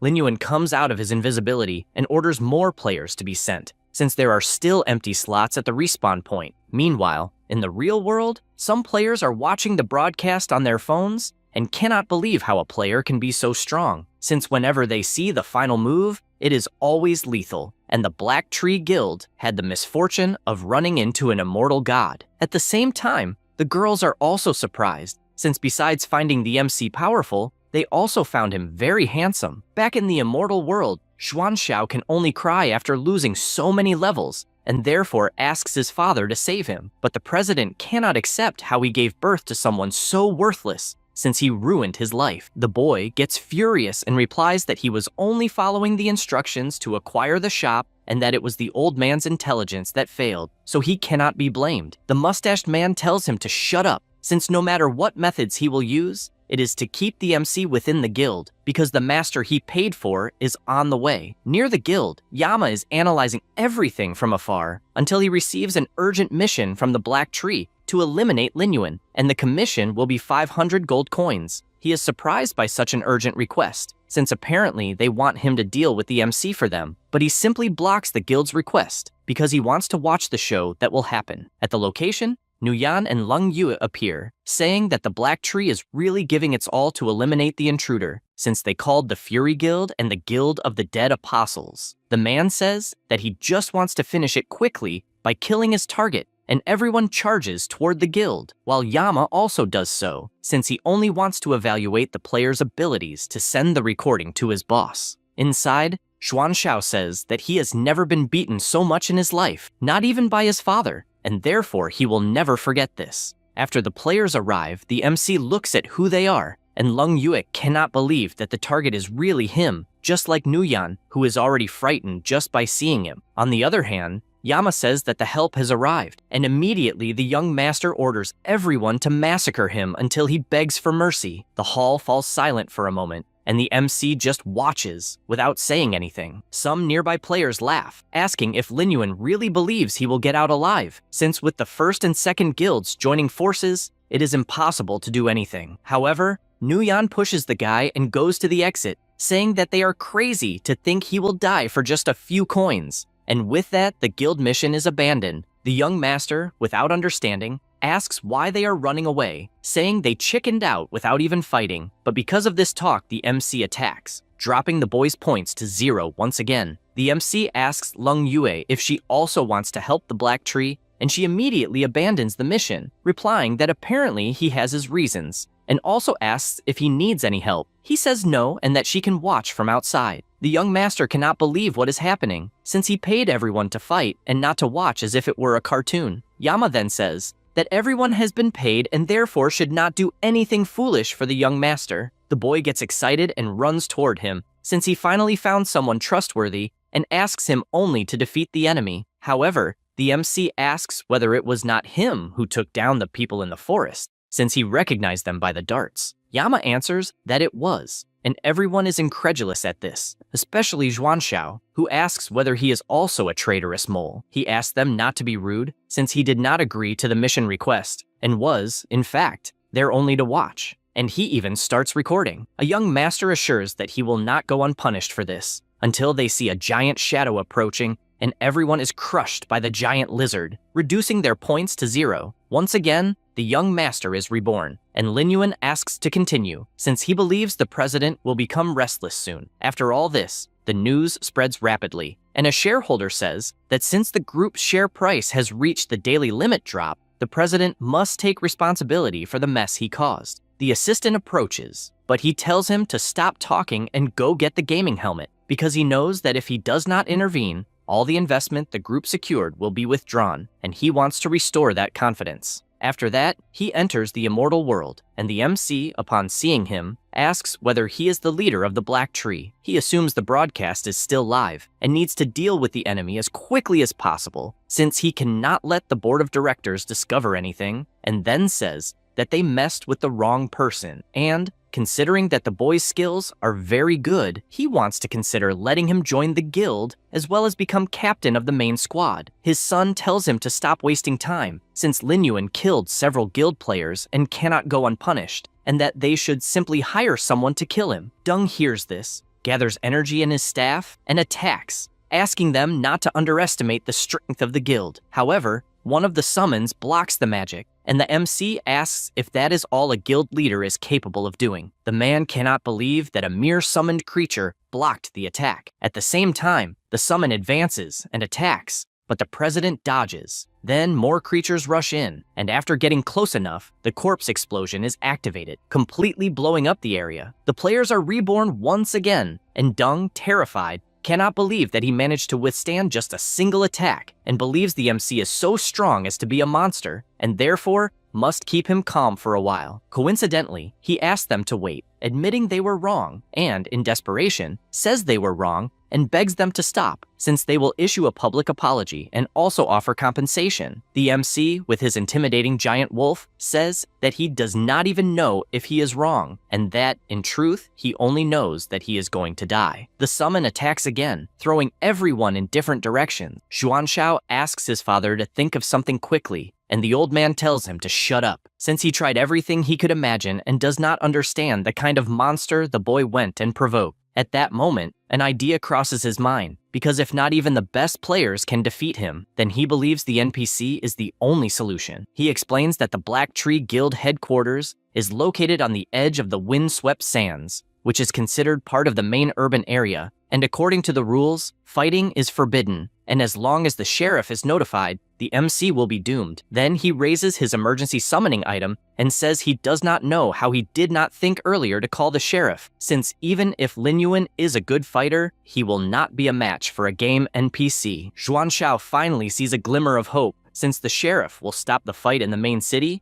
and if he does not obey, he will be arrested and forced to remain AFK in the game's prison. The summoning is successful, and the sheriff, after being summoned, asks how they dare cause trouble in the main urban area. The president tells the MC that the Black Tree Guild is located in the main area of the city, and that, if they dare touch him again, they will be forced to stay in jail. The boy says the same, and asks them to try their luck. No sooner does he say that, than he takes a fireball to the chest. Dung simply cannot believe it, and activates his shield, also shouting that it is completely insane to attack someone in front of the sheriff. The man orders his subordinates to arrest the MC for 3 months for daring to challenge the law. Meanwhile, the live broadcast runs freely with 30,000 viewers. They think this mechanism is terrible, since there is absolutely no chance for the MC to defeat the system. Dung also bursts into laughter, since if a player injures the sheriff NPC, they will be hunted throughout the entire Western Desert Kingdom, and no matter how strong they are, they will not be able to kill someone like that with a single sword strike. No sooner does he say that,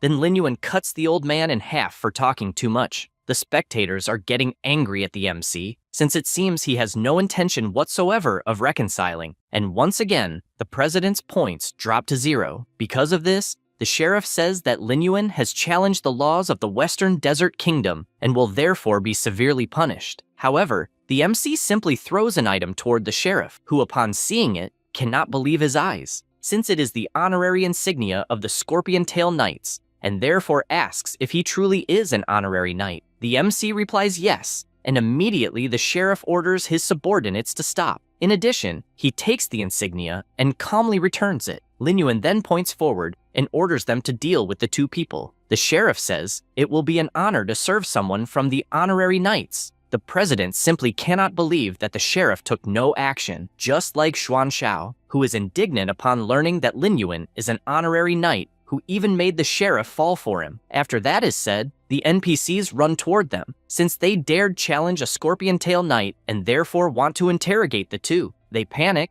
since they have now gotten themselves into trouble they will have no way out of, and the 2 are immobilized. As they are taken away, the president still asks them to wait, since they can talk if the problem is money, but the MC warns that it is already too late to say anything, and guarantees that the only destination now for the Black Tree Guild is dissolution. The broadcast, which has more than 40,000 people, comments that this is something unbelievable, since a professional player faced an entire guild alone, and this is a new, unprecedented record.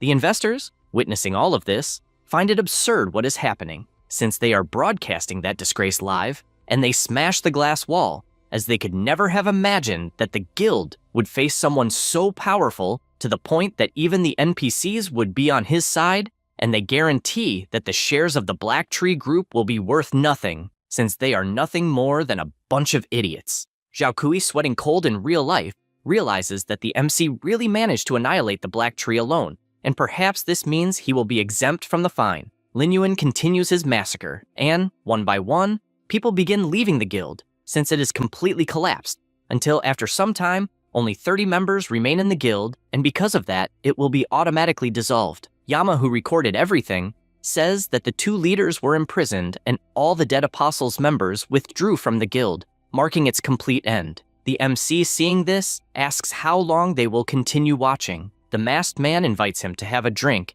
and says he will be waiting at the bar, and that only at that moment will he be able to ask whatever he wants. The MC collects all the equipment he dropped, since the guild was completely annihilated, and now all that remains is to investigate the guild of the Dead Apostles. Meanwhile, somewhere else, Dean meets with Anna, and she makes it clear that he is not to touch the Serpent of Pluto, and therefore she does not understand what other plans of his require her cooperation. He replies that the situation is truly pathetic, since his master requested an arrangement with the MC to recruit him, and he reveals that he has information to go to the depths of the desert to capture a flying snake, and therefore suggests luring him there, since she will be able to complete the mission that way. She makes it clear that that task was specifically assigned to him, and although she is of a lower level in the organization, she still answers to other bosses, so it is not his responsibility to go around giving orders. Dean agrees that she can refuse, but mentions when she almost revealed the matter to the Count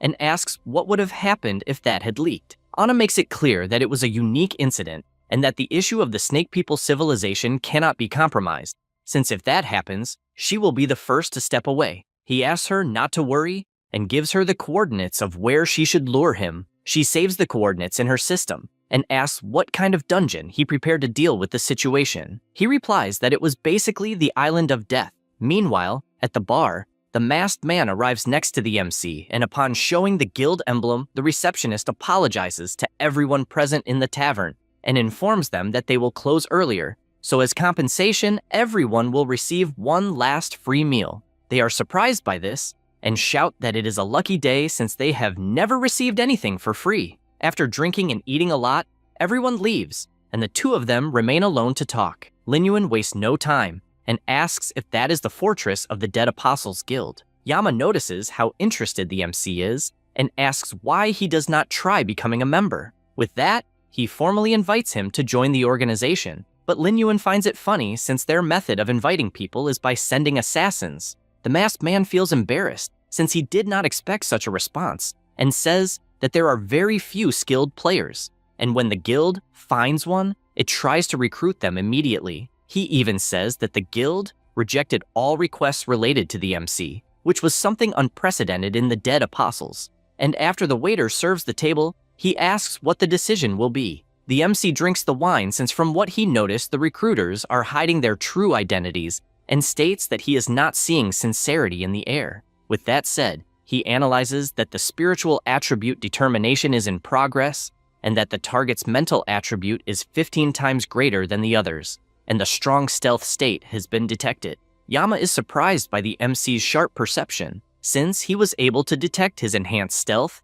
and, removing his disguise, says that he is ready to talk. The MC reflects that the guy must be the leader of the Dead Apostles, and that, in his previous life, he was famous for killing several powerful figures, being a strange man who purely enjoyed causing terror. With that in mind, he soon says that, as everyone knows, he is not available to join any guild, but even so, he would like to obtain some information from their guild. The leader shows the item that he heard Lin Yuan is interested in, and therefore asks him to join the guild to learn more about it. In addition, he says that apparently he understood everything wrong, since the Dead Apostles Guild is not a real guild, because it is a nominal organization, and it is not necessary to join the guild in the game. The MC reflects that if that is the case, it is not a big problem, since in that way his hidden class will not be revealed, especially to the intelligence network of the Dead Apostles that covers the immortal world. He replies that in that case he may consider the proposal,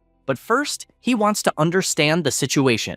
The leader finds this interesting since the MC made it clear that they are the same as them, and says that the Dead Apostles are an unconventional gaming guild. The members are divided into common, proficient, excellent, elite, and supreme slayer. In addition, there are 5 levels, and the difficulty of the tasks performed is also divided into 5 types. From the lowest to the most difficult, they are D, C, B, A, and finally S. Then he finally reaches the explanation of the pocket watch that Lin Yuan wants so much, which basically is a token that can only be obtained by completing 3 rank S missions and also by reaching the elite level or higher. The item allows him to obtain assistance and supplies at will, in addition to an entry pass to the Fortress of the Dead Apostles. With that said, he guarantees that he will not regret it and that if he agrees to participate, that pocket watch will already be his. Yama picks up the item and hands it to the MC, after all he had said that that watch would eventually be his. The leader then says that he officially formally invites Lin Yuan to join the Dead Apostles. He also explains that the guild is divided into 4 levels: guild leader, department chief, group leader,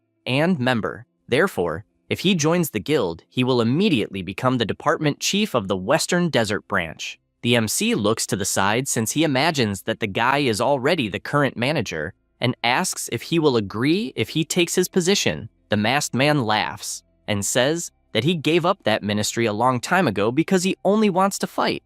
In addition, he asks to be called Yama. The MC stands up and says that it will be a pleasure to work with them. The leader gives a simple look, and Yama says that Lin Yuan probably has more questions, and therefore he will go out to have a drink. The MC gets straight to the point and says that he is looking for a certain someone and wants the guild's help to investigate. He shows the screenshot and says that all he knows is that the guy's nickname is Dean, but so far, he has not discovered his real name. Ximon gets frightened when he sees whose pocket watch it is and apologizes since guild members must never investigate each other's information, and that is a fundamental principle to maintain the functioning of the group.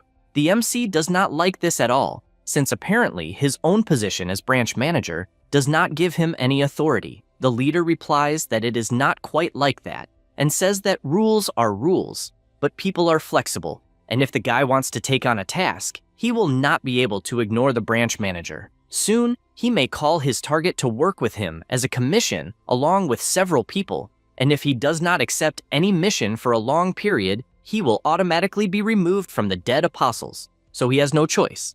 The MC says he understands, and the leader asks him not to worry, since he is a guest of honor and they will share all possible information to provide assistance. However, he asks him to at least show his identification so he can pass the information to the rest of the leaders. He removes his hidden ID and asks to be called Qingming. Ximon realizes how discreet the MC is, since if he had not hidden his identity, he fears that not even the position of number 1 in the Western Desert would be worthy of Kwangshen. After that, the MC resumes walking across the map and imagines that it has been a while since he updated his status and believes he may find a nearby dungeon to gain experience since the problem of the black tree has been resolved. He decides to check the proficiency of some of his skills and imagines that, regarding the skills he acquired later, Corpse Explosion is one of the good ones, unlike the Black Curse, which was not as useful as he imagined, because the recovery of 20% of life for a single target is insignificant compared to the number of his zombies. He once again analyzes his skills Corpse Explosion, which is at level 5, and Curse of Darkness, which is at level 3, and knows that the damage based on the target's maximum life is only effective against monsters weaker than him. So when it is used on monsters or bosses of higher levels, the percentage-based damage will be reduced. Also, based on his experience in his previous life, all low-level skills can be improved through proficiency, and only high-level skills have special requirements.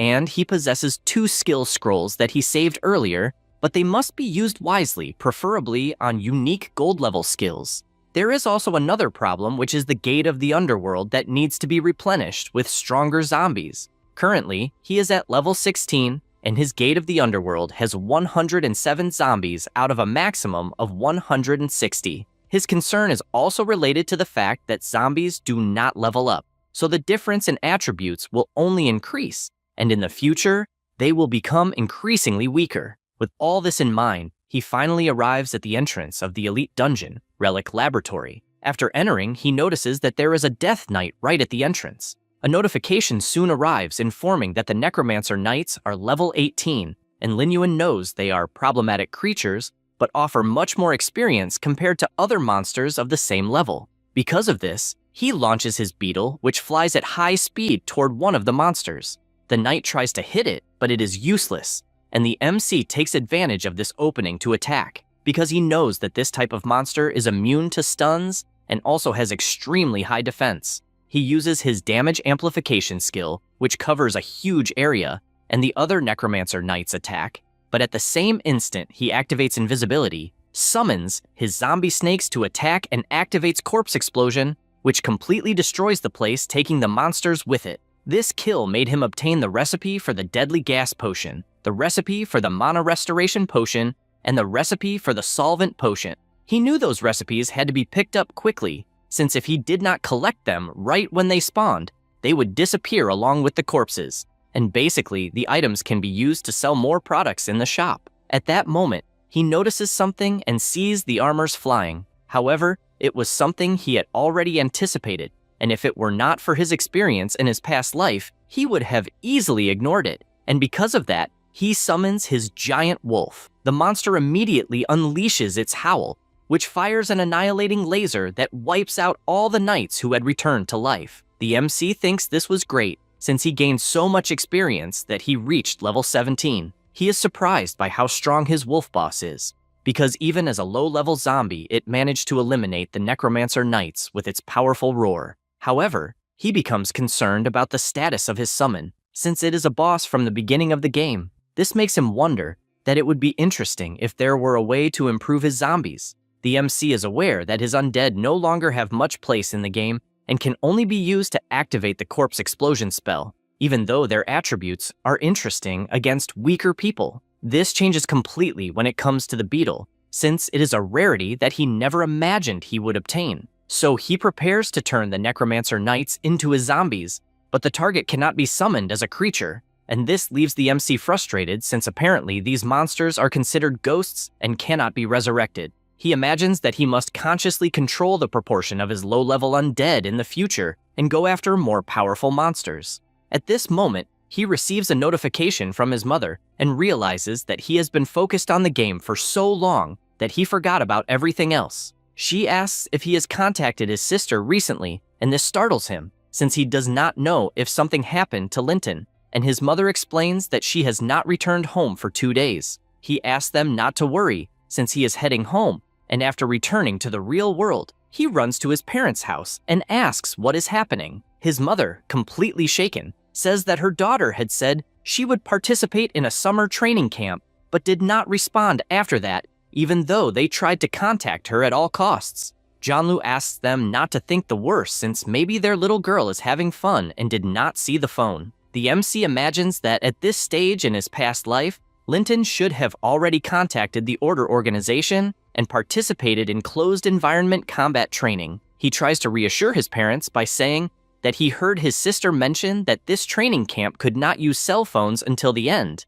and therefore asks them to stay calm. His mother feels relieved since apparently her daughter is just busy. Lin Yuan still has concerns about Lin Ten's decisions despite respecting her, but he knows that this organization has some members in an unstable mental state, and therefore, when the girl returns, he needs to check if she got hurt. At this moment, in the training room, Linton is practicing against some robots. She attacks the first one that steps in front of her, and another prepares to attack from behind. She realizes that there are actually two, and, letting out a loud shout, she drives her sword into the ground, releasing an intense energy that finishes them all. Chen, seeing all of this, asks if she is enjoying training alone with them, and Xiaopan says that she can leave whenever she wants, since that is a trial period for the organization. She thanks them for that, and Chen asks to take a break since the boss needs them to gather. After that, the entire organization begins to move, and she observes carefully since everyone seems very strong,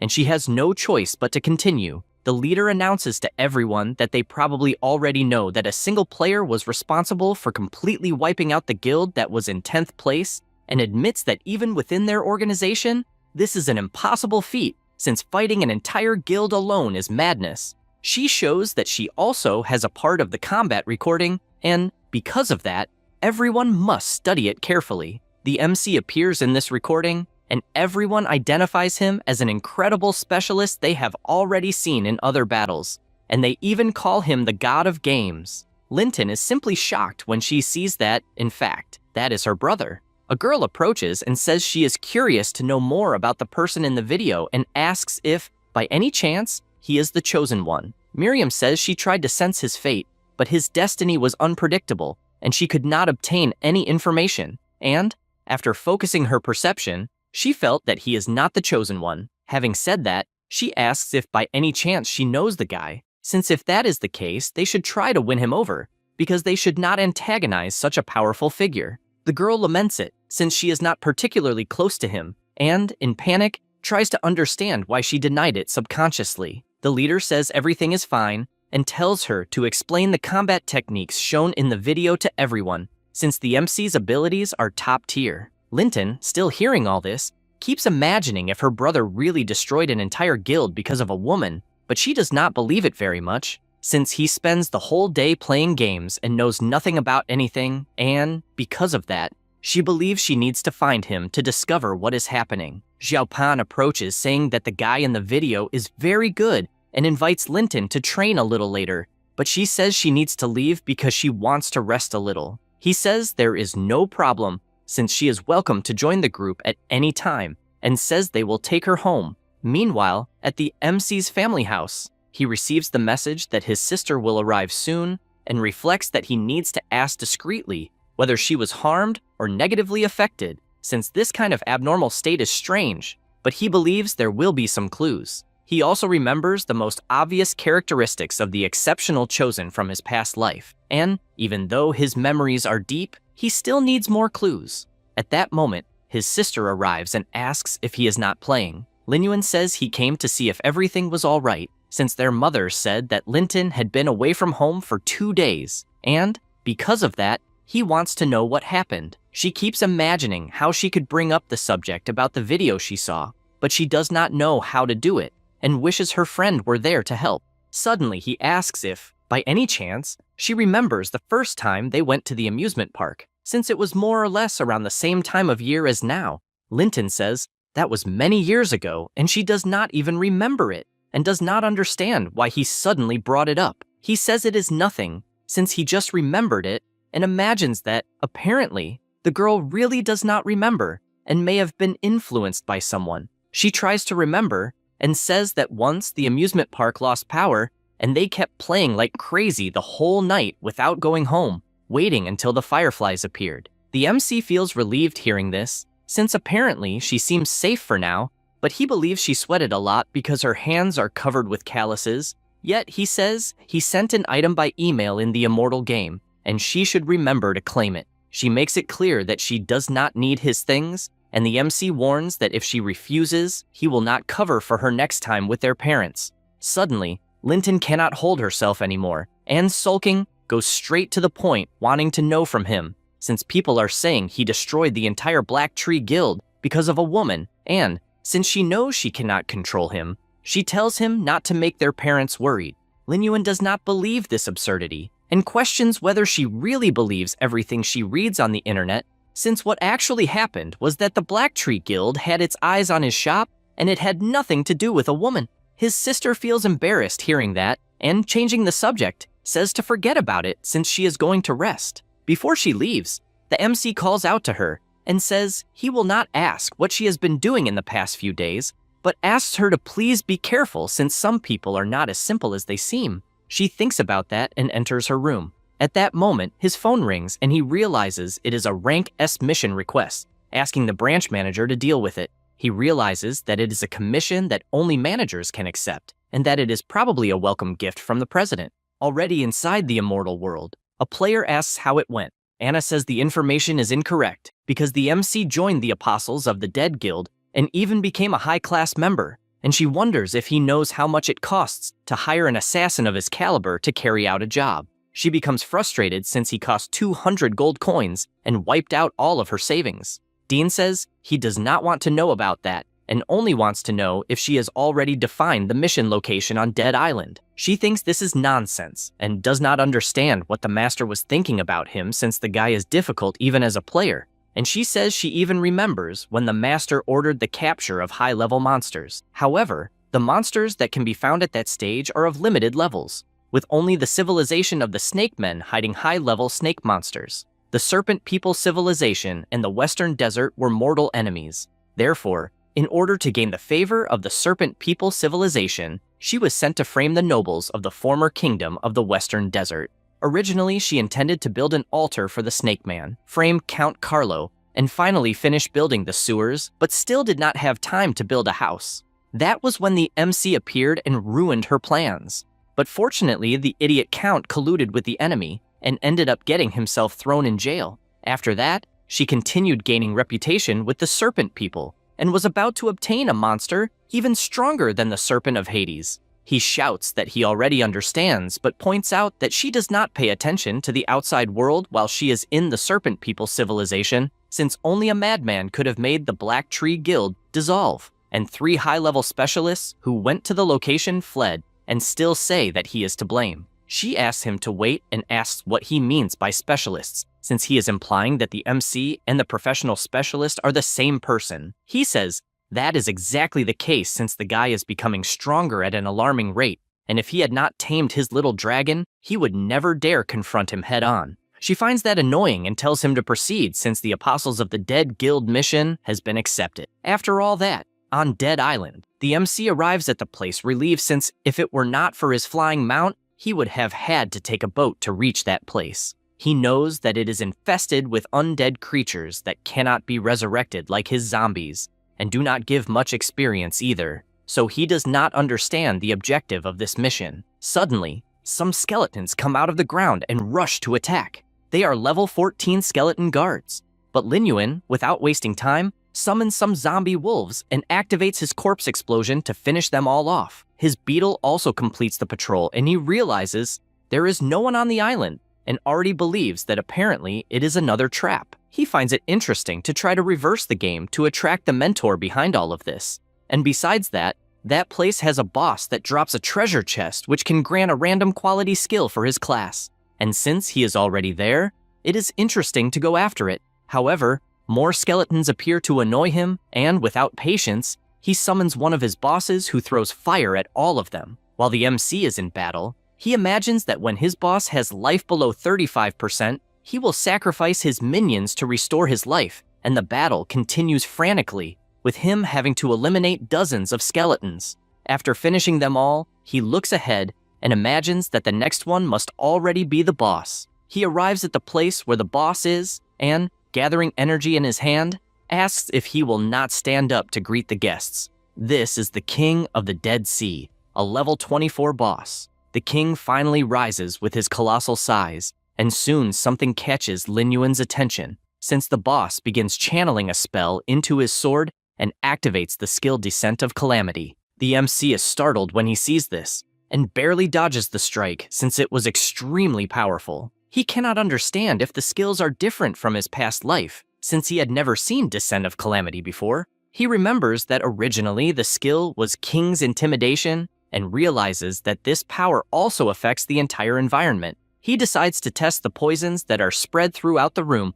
using his summons, and they suffer continuous damage of 100 per second, until finally reaching 0 and dying. The MC is shocked by this, since if the boss keeps attacking freely, there will soon be nowhere left to step. He dodges another strike and jumps into the air, since, as far as he remembers from his past life, the treasure chest of that boss was hidden inside the throne. He decides to summon one of his bosses, who launches his flames toward the King of the Dead Sea and continues doing so at maximum power. The MC realizes that the poisonous gas on the ground has not dissipated yet, and therefore he cannot summon his undead to use as cannon fodder, since they would die before being able to do that. He knows that he needs to make the boss's attacks hit a single area in order to then destroy his throne. The boss attacks again, and the MC realizes that, as he expected, that skill is not unlimited and apparently has a cooldown, and because of that, he identified the monster's objective. He releases his power and then dodges the boss's sword strike.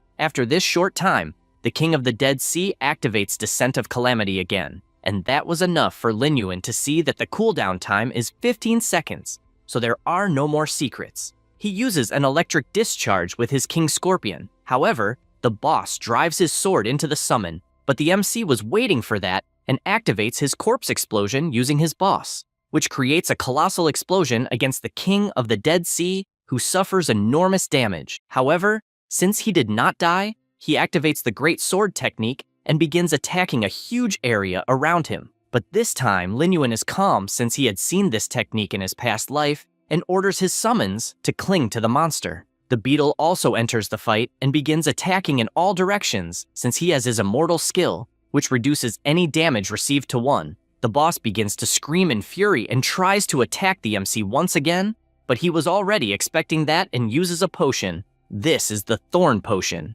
An extremely hard rock gathers around the target's feet for 5 seconds.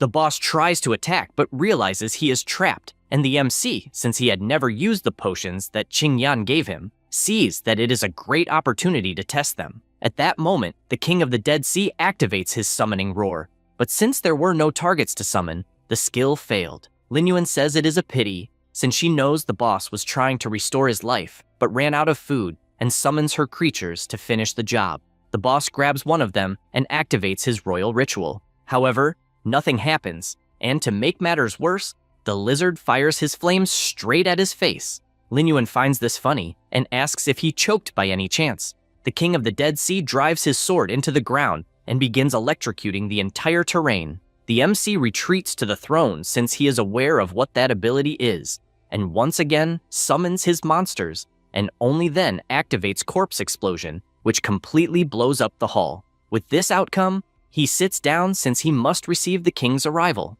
Suddenly a glow appears heading toward him, and it was the boss attacking with his longsword. But that was exactly what the MC wanted since he simply lowers his head, and that attack destroys the altar, revealing the hidden treasure. The King of the Dead Sea realizes the mistake he made but cannot react since he is infested with summons on his body. Lin Yuan thanks him for the hidden chest and once again activates her Corpse Explosion, which completely engulfs the King of the Dead Sea in flames. With that attack, he falls to his knees on the ground and the MC says goodbye, cutting the boss's head off and gaining 11,000 experience points with that kill. He goes to the chest hoping to have more luck than in his past life, since he had obtained a silver level skill book before. After touching the chest to open it, he is startled to see that it is a dark gold, since in the immortal world the quality of items from the lowest to the highest is as follows: white, iron, bronze, silver, dark gold, epic, legendary, and mythic. Basically, the dark gold level is practically impossible to obtain in the game currently, and in reality can only be acquired from special random quality chests. He obtains Calamity level 4. When used on the player, it imbues the weapon with the aura of Calamity, causing attacks to deal 70% of magic damage as bonus damage for 8 seconds. Subsequent effects require skill upgrades. It costs 170 mana and has a cooldown of 15 seconds. He reflects that this must be the reason the boss possessed such an ability since they are identical, and without wasting time, he learns the skill. Level 2 is also unlocked, which can be used on allied units, increasing their base attributes by 20, and if the target is an allied necromancer, he will become uncontrollable for 5 seconds. He realizes that the 2 skill scrolls he obtained in the Grey Arena were useful, and in this way, he now possesses 3 completely new abilities at the same time. He unlocks his new ability to level 3 and gains the effect, Aura of Calamity, which inflicts the Calamity status on enemy units within range, causing magic damage of 15% plus corrosive damage per second for 12 seconds. As he expected, that is the additional effect of the disaster the boss used. He is aware that if he had not understood the mechanics of the King of the Dead Sea, he would certainly have had many problems and wonders if the conspiracy behind it is the mentor of the King of Snakes. He uses his summoning ability and manages to use the boss, now possessing the zombie King of the Dead Sea. He asks the newest member of the team to put on a show for him and goes outside. At the exit, he activates Calamity level 3 and fires it in all directions across the island. Around the entrance, Anna is witnessing that power spreading everywhere. She becomes happy since she is aware that that power is the boss's final move, and there is no way to dodge the gigantic area of effect. So that means the MC fell into the trap and was caught by the power. Immediately, she notifies Dean, warning that the boss used the power even on the island, meaning he is low on life and he can enter into action. Dean thanks for the information and becomes extremely excited, since at this point, the MC must be in a terrible state, and, even after receiving the order from his master to recruit him, he still wants to pierce his chest, so that he begs for his life. He enters the dungeon and sees the boss sitting on the throne and the MC lying on the ground. This excites him, since he believes the boss weakened the MC and lost the battle when he entered Berserker mode. So he summons his snakes, since he knows a bound target is good as a guarantee, and says that his secret dungeon in the sewer was stolen, and, because of that, he will steal that boss who is at the end of his life. However, reality is different, since the King of the Dead Sea, who is now a summon, destroys the snakes with a single strike, and Dean gets scared since, completely out of nowhere, several explosions happen at his feet. He tries to understand what is happening, and, after seeing a different snake at his feet, becomes furious since this is happening again. Immediately, dozens of summons appear beside him, and the MC, already freed from the restraints, warns that the trap failed since this outcome was inevitable. Dean warns that the MC alone cannot stop him. Lin Yuan launches his beetle since his target is offering one last resistance. The Snake Man, seeing that he is cornered, uses his flying serpent to escape through the ceiling. Immediately, the lizard fires his burst of flames, but he dodges, and the attack hits the ceiling, creating a passage that will help him escape. The MC warns that this will not happen, and casts his calamity magic. Dean retaliates by throwing his snakes, and says they are mutants specialized in devouring sword attacks. Lin Yuan finds this funny since it is something irrelevant. That is because the attack has a poisonous gas that begins dealing damage per second to the monsters. Dean cannot understand what is going on since his snakes died even though they could absorb sword attacks. At that moment, Lin Yuan appears flying on his mount and keeps getting closer and closer. Dean begins to worry because the mount is faster than his flying serpent, and at this pace he will be caught. And knowing that his snakes died in 5 seconds, he knows he cannot allow the black aura to touch him under any circumstance. The zombie lord, the vulture fires his skill, scimitar throw, which finishes off the flying serpent. He becomes furious at this, questioning if they really believe they have won, and pays to see them defeat his little pet, which releases a sound that causes cognitive interference, and now the mental attribute is temporarily reduced. The MC cannot accept that his spiritual power is decreasing so quickly and wonders if this is the true purpose of the Snake Man. In any case, he launches his beetle once again, which hits Dean directly to the point that he falls in free fall in the direction of Lin Yuan.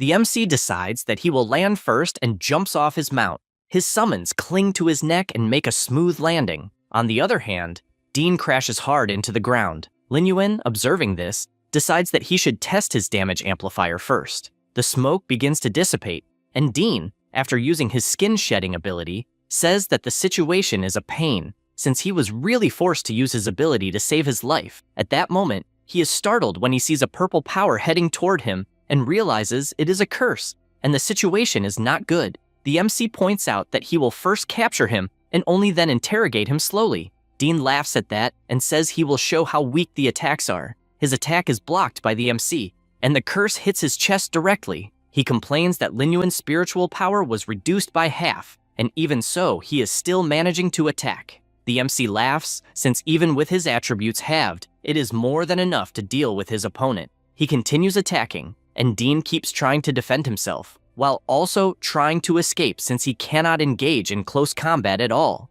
And because of that, he comes up with a brilliant idea. He makes one of his serpents carry a scroll in its mouth and activates an effective link that creates a magic circle at Lin Yuan's feet, temporarily reducing his agility. He cannot believe he received this debuff, and the Snake Man assures that once hit by that trick, it is like walking in a swamp, as he will become as slow as a turtle, and he advances since he wants to continue this torture. The MC is not intimidated and activates the equipment skill Magic Economy, which removes all control effects, and with a single attack, kills that flying snake, and, along with his beetle, asks if he has used all the tricks he has. Dean cannot believe he is being attacked by an insect again, and this time, uses another scroll since he needs the attack to stop at any cost. A power surrounds the beetle, but the MC warns that it is useless since he continues advancing in the same way. The summon was enveloped by Calamity, which increases the base attributes of an allied unit by 20 points,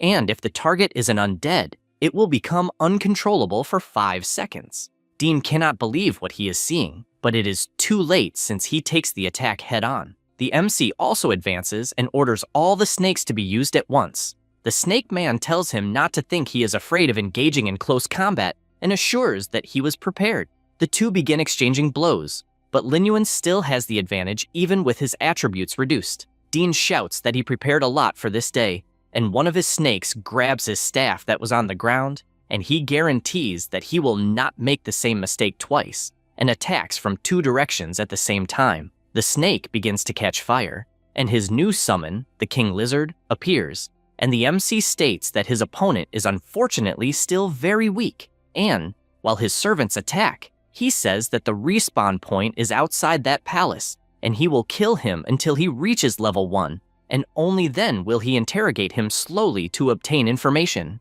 At that moment, a chain binds his body, and Anna, who was responsible for it, pulls him to dodge the attack, and says that this is a disgrace since she did not imagine that Lin Yuan would be this strong to lose in such a humiliating way. Dean tells her to stop talking nonsense since the fight was easy. He says this, and the two go on alert since more powerful undead appeared before them. The MC asks if she is the maid from before, and finds it incredible that she even convinced an NPC to show up for the battle. Although he does not care about that, she shouts that she needs to think of something quickly since she is not a good fighter, and Lin Yuan launches his fireball while his giant lizards also attack by slamming their tails on the ground, which is enough to throw them away. She questions what the hell that was, since if this continues, things will get completely out of control, because it was only requested a simple help at the time as a test, and if it turns into a fight to the death, it makes no sense to be helping. MC reflects on what she just said, and what the true intentions might be. Dean says that he is lucky since he received a chance to join the organization as the master himself personally invited him, and that is an immense blessing. MC tells him to continue, and he explains that if their master had not manifested, there would have been no way to get in contact with the organization, and because of that, he will tell the truth. Within 3 years, a god will descend to Earth, and his master will be the envoy of that god. Lin Yuan thinks about these divine powers, since the first believer already possesses the power of an evil god, and that is problematic. The boy points out that as soon as he agrees to join the organization, he will have access to unlimited resources, and even if he leaves the Western Desert, whether it is the Southern Empire, the Tide Islands, or the Northern Underworld Empire, in any place they have people infiltrated. Lin Yuan says that this is interesting and asks how to participate, because he knows that the first believer probably does not know the secret of his rebirth, so he likely just wants to recruit him. Dean points out that he apparently thought well about it, since joining the organization is simple, as he only needs to leave the immortal world for a while, and as soon as he returns to reality, they will send an address. The master will personally baptize him, and once he receives the divine grace, he will already be part of the organization. However, he warns that first, he needs to reveal information so that they can see what he is truly capable of. MC says that this is a shame and, with a simple movement, lands a powerful attack with his sword, which makes the Snake Man break into a cold sweat since he was deceived. He shouts for Anna to do something, and the girl, who is a level 15 NPC, is left stunned, and Lin Yuan, instilling fear, warns that he will deal with her first. Immediately, the girl runs away, since the Serpent Master's mission failed, and because of that, she is leaving. Dean calls her a coward, but does not see a summon behind him, so in shock he blocks the attack. But even so, he is thrown far away against the wall.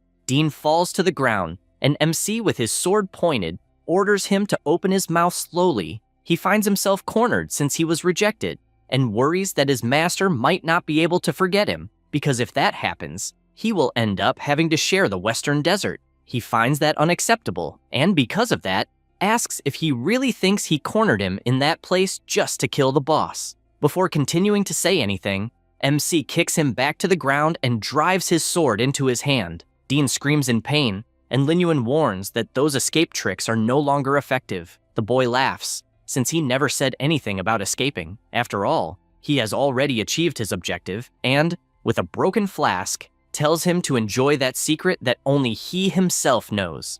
The liquid spreads across the place, and the entire hall begins to crack. Immediately, MC summons his scorpion lion and begins to fly while the ground completely breaks apart and a portal appears.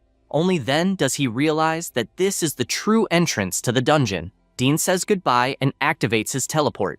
MC does not let it go and casts his magic on the scroll, canceling its activation. He shouts that this is a problem, since the dungeon is of a very high level and he has never dared to enter, and both are sucked inside. Lin Yuan does not like this at all, since it turned out to be a hidden dungeon that he had never heard of in his past life. After being sucked inside, Lin Yuan appears on a beach. He opens his eyes, and the system warns that they have entered the hidden dungeon Eyes of Depravity. He concludes that it is indeed a large-scale hidden dungeon, but at least his temporarily reduced attributes have been restored, and the nearby monsters are giant crabs of level 22. He realizes that the monsters are of a high level, so it seems to be an exploration-type dungeon, and, to make matters worse, it is already getting dark. The giant crabs stand before him and prepare to attack.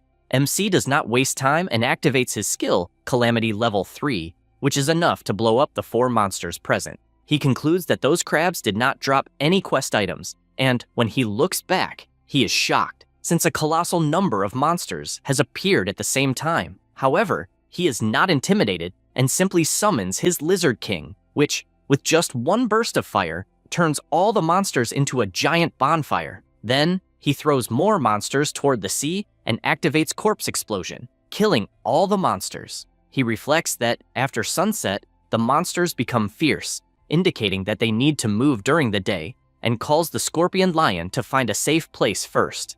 Amid these explosions, he defeated 6 giant crabs and 4 tide mermaids, all elite level. While flying on his mount, he realizes that this place is more problematic than it seems, since monsters constantly appear and are even attacking each other. He continues flying over the area on his mount, since he does not know where the dungeon exit is, and after moving in one direction, he bumps into a barrier that confuses him. He realizes that there is an invisible wall, and they cannot leave the area for now. The system notifies that they cannot leave that instance before completing it. He realizes that he will need to find the snake controller to figure out how to get out of that place. Meanwhile, on a shipwreck, Dean appears injured and shouts that he will make sure the MC tastes defeat. He arrives at a place where there is a skull on the ground and says that this is definitely the place, and, apparently, the information about the dungeon he obtained from the NPC is correct. He says that without the mermaid's cloak, he cannot leave the dungeon in any way before completing it, and even if he dies, he will respawn at the resurrection point of that place. He has the special item Mermaid Cloak, the only quest item in that dungeon, which can block the mermaid's senses, allowing him to leave the dungeon on a full moon night. Since he has no idea about the conditions to clear the dungeon, he is not interested in finishing it, and if he keeps the cloak on his body, he will have no more worries. At that moment, the skull stands up and shouts for him to drop his things. He notices this approach and releases his snake, as he finds it unacceptable for a mere skeleton to try to attack him. Half an hour later, the MC arrives at the place, and that same skeleton tries to attack him, but receives a blow that sends it flying. Then, he grabs the monster's arm and prepares to finish it, but the skeleton asks him to stop, since it was all a misunderstanding. Lin Yuan stops his sword midway, and is surprised that that skeleton is talking and considers that it might be a quest NPC. The skeleton says that it thought he was the bastard with the snake who stole its cloak earlier. The MC asks how much it knows about that place. The skeleton asks if he is new to the island, since that is really bad luck, and says that as night falls, all creatures lose their minds and start fighting. The only crucial item to escape is the mermaid cloak, which has already been taken by the Snake Man. The MC realizes that, apparently,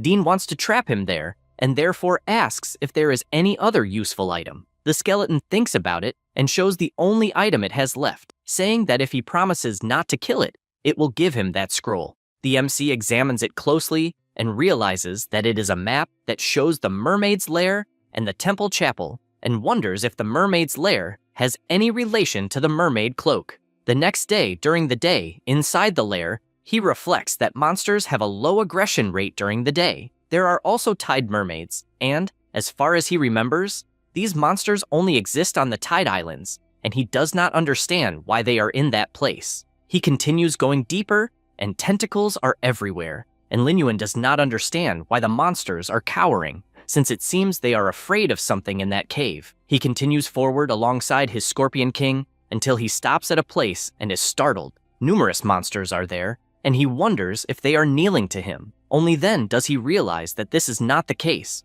because when he looks up, he sees a giant eye painted on the wall, resembling a mural, which may represent sea monsters or deities. However, He concludes that it is definitely not a sea monster of divine level, as that is the evil god of the starry sky. But he does not understand how this god was recorded in that place. In his previous life, the evil god of the starry sky descended beyond the heavens, clearly after the immortal world descended into reality. Furthermore, it was clearly summoned by the first believer, and he thinks there is another possibility, as they should not have prejudices. Dean once said that the first believer had already obtained divine power, and he does not understand why he did not summon the evil god. And perhaps they must wait for immortality to become reality, just like in his previous life. And perhaps the god of the stars never belonged to reality. He concludes that he needs to clear that dungeon to obtain more information, since at the moment, it seems that only that temple is suspicious. After night falls, a giant monster appears attacking the MC. He turns around and, without much talk, uses his level 3 calamity, which explodes the sea monster without difficulty. Then, with his summons, he orders them to continue attacking, to the point of blowing up the cave. He goes to the exit and notices a strong glow in the middle of the forest and knows that it is definitely a problem. No sooner does he think about it than more creatures appear attacking from all directions. Lin Yuan notices that the island is mobilizing all its forces, and because of that, decides to get serious, summoning his Gate of Hell as well as all his undead, and gives the simple order to crush all the creatures in the area. A fierce battle begins, and the sea monsters start with the advantage thanks to their colossal size. However, the MC does not fall behind thanks to his bosses. He realizes that because the dungeon is of a very high level, his low-level undead are not useful. This is because they are being defeated one after another, and, seeing that he would lose them anyway, he activates his corpse explosion, which was powerful enough to defeat more than 24 abyssal elite mermaids. After that, he goes to the corpses, since that attack consumed many low-level undead, and now he needs to replenish them. Because of that, he activates his ability, but the system indicates that the target does not meet the activation conditions, and therefore did not create new undead. He cannot believe that the resurrection was ineffective. He goes to the beam of light and wonders if that altar is what controls the mermaids. Then, he summons an undead to explore the place, and the summon moves toward the light, but at that moment, a sea monster appears and with a single attack, kills the summon. The MC is startled as it happens suddenly. This is the Mermaid Priest, a level 26 monster with the title of Lord. The monster questions how he dares to blaspheme the king of the sea and, without thinking twice, attacks Lin Yuan, who is forced to retreat and orders his scarab beetle to attack. The mermaid priest tries to counterattack but misses. Then, he tries to grab the beetle, but it is also useless. Because of that, he activates his ability and a powerful beam of light falls upon him, and more powerful monsters emerge for the battle. The MC concludes that that altar can definitely control the mermaids. Knowing this, he summons his undead bosses once again for the battle. The Lizard King prepares himself and unleashes his fire breath at maximum power. Lin Yuan also advances and lands a precise strike on the priest, who feels the attack and therefore jumps back. He summons portals, since that altar must be destroyed at any cost, and numerous undead appear attacking the place. The mermaid priest becomes desperate, but the MC does not let him interfere. The summons continue destroying the altar little by little until finally an explosion occurs. The mermaid priest does not like this at all, and Lin Yuan asks if in this way he will not be able to summon the mermaids. The monster becomes furious, grabs a flask from his waist and drinks it instantly,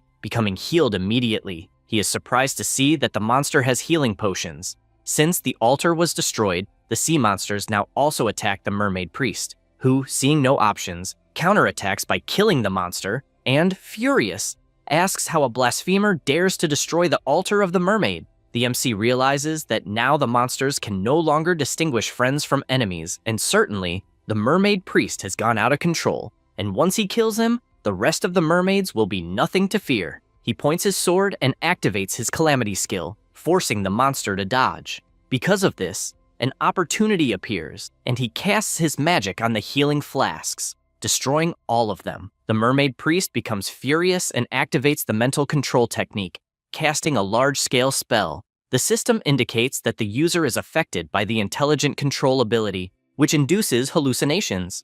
A mental attribute evaluation will be carried out.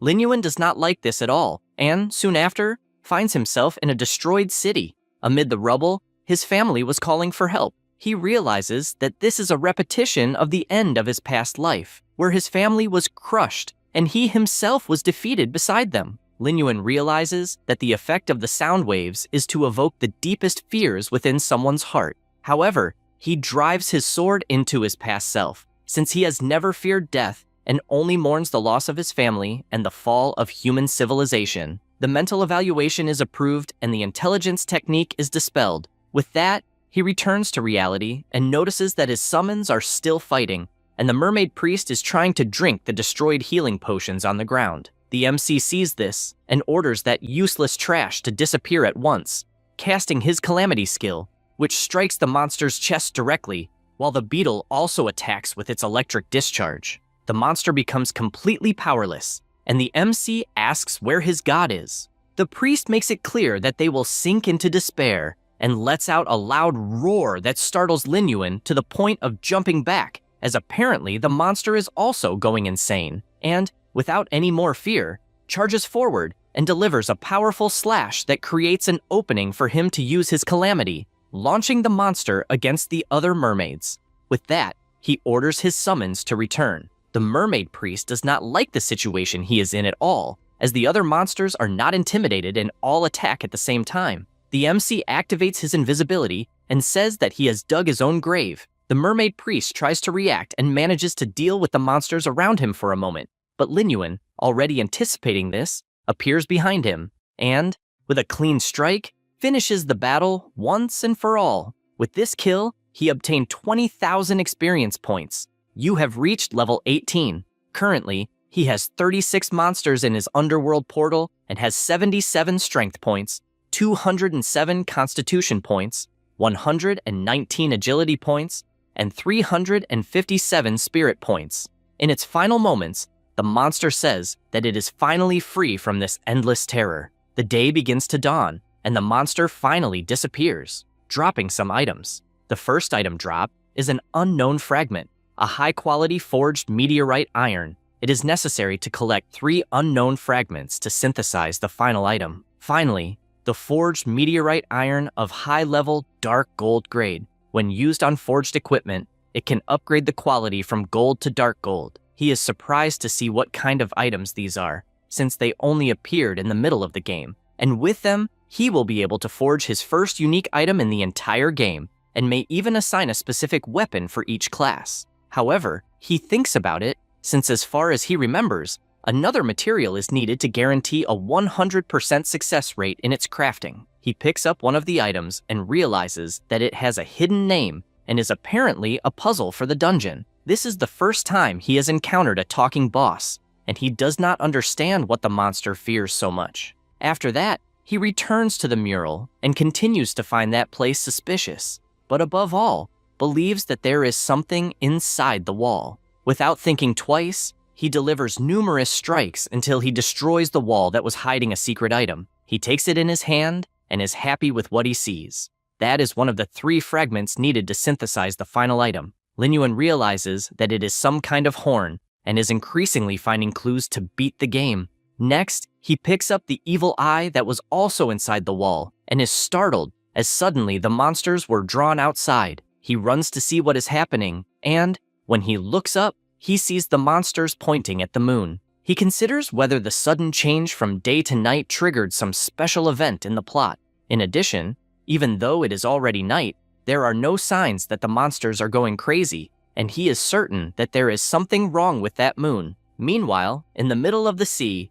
Dean appears with the mermaid cloak coming out of that dungeon. However, before he can do so, the MC notices his presence in the water and attacks with full force, hitting him right in the face and canceling the teleport out. Dean becomes furious since he was found even while hiding. The MC says that, as he expected, the item to leave the dungeon was indeed in his hands and immediately orders his beetle to attack. The snake man, irritated, summons his serpents since he was so close to escaping. But the snakes are torn to pieces instantly as Lin Yuan is no longer in the mood for games. Dean continues trying to retreat and says that he simply needs to wear the cloak where the full moon shines in order to escape, and he finds that brilliant.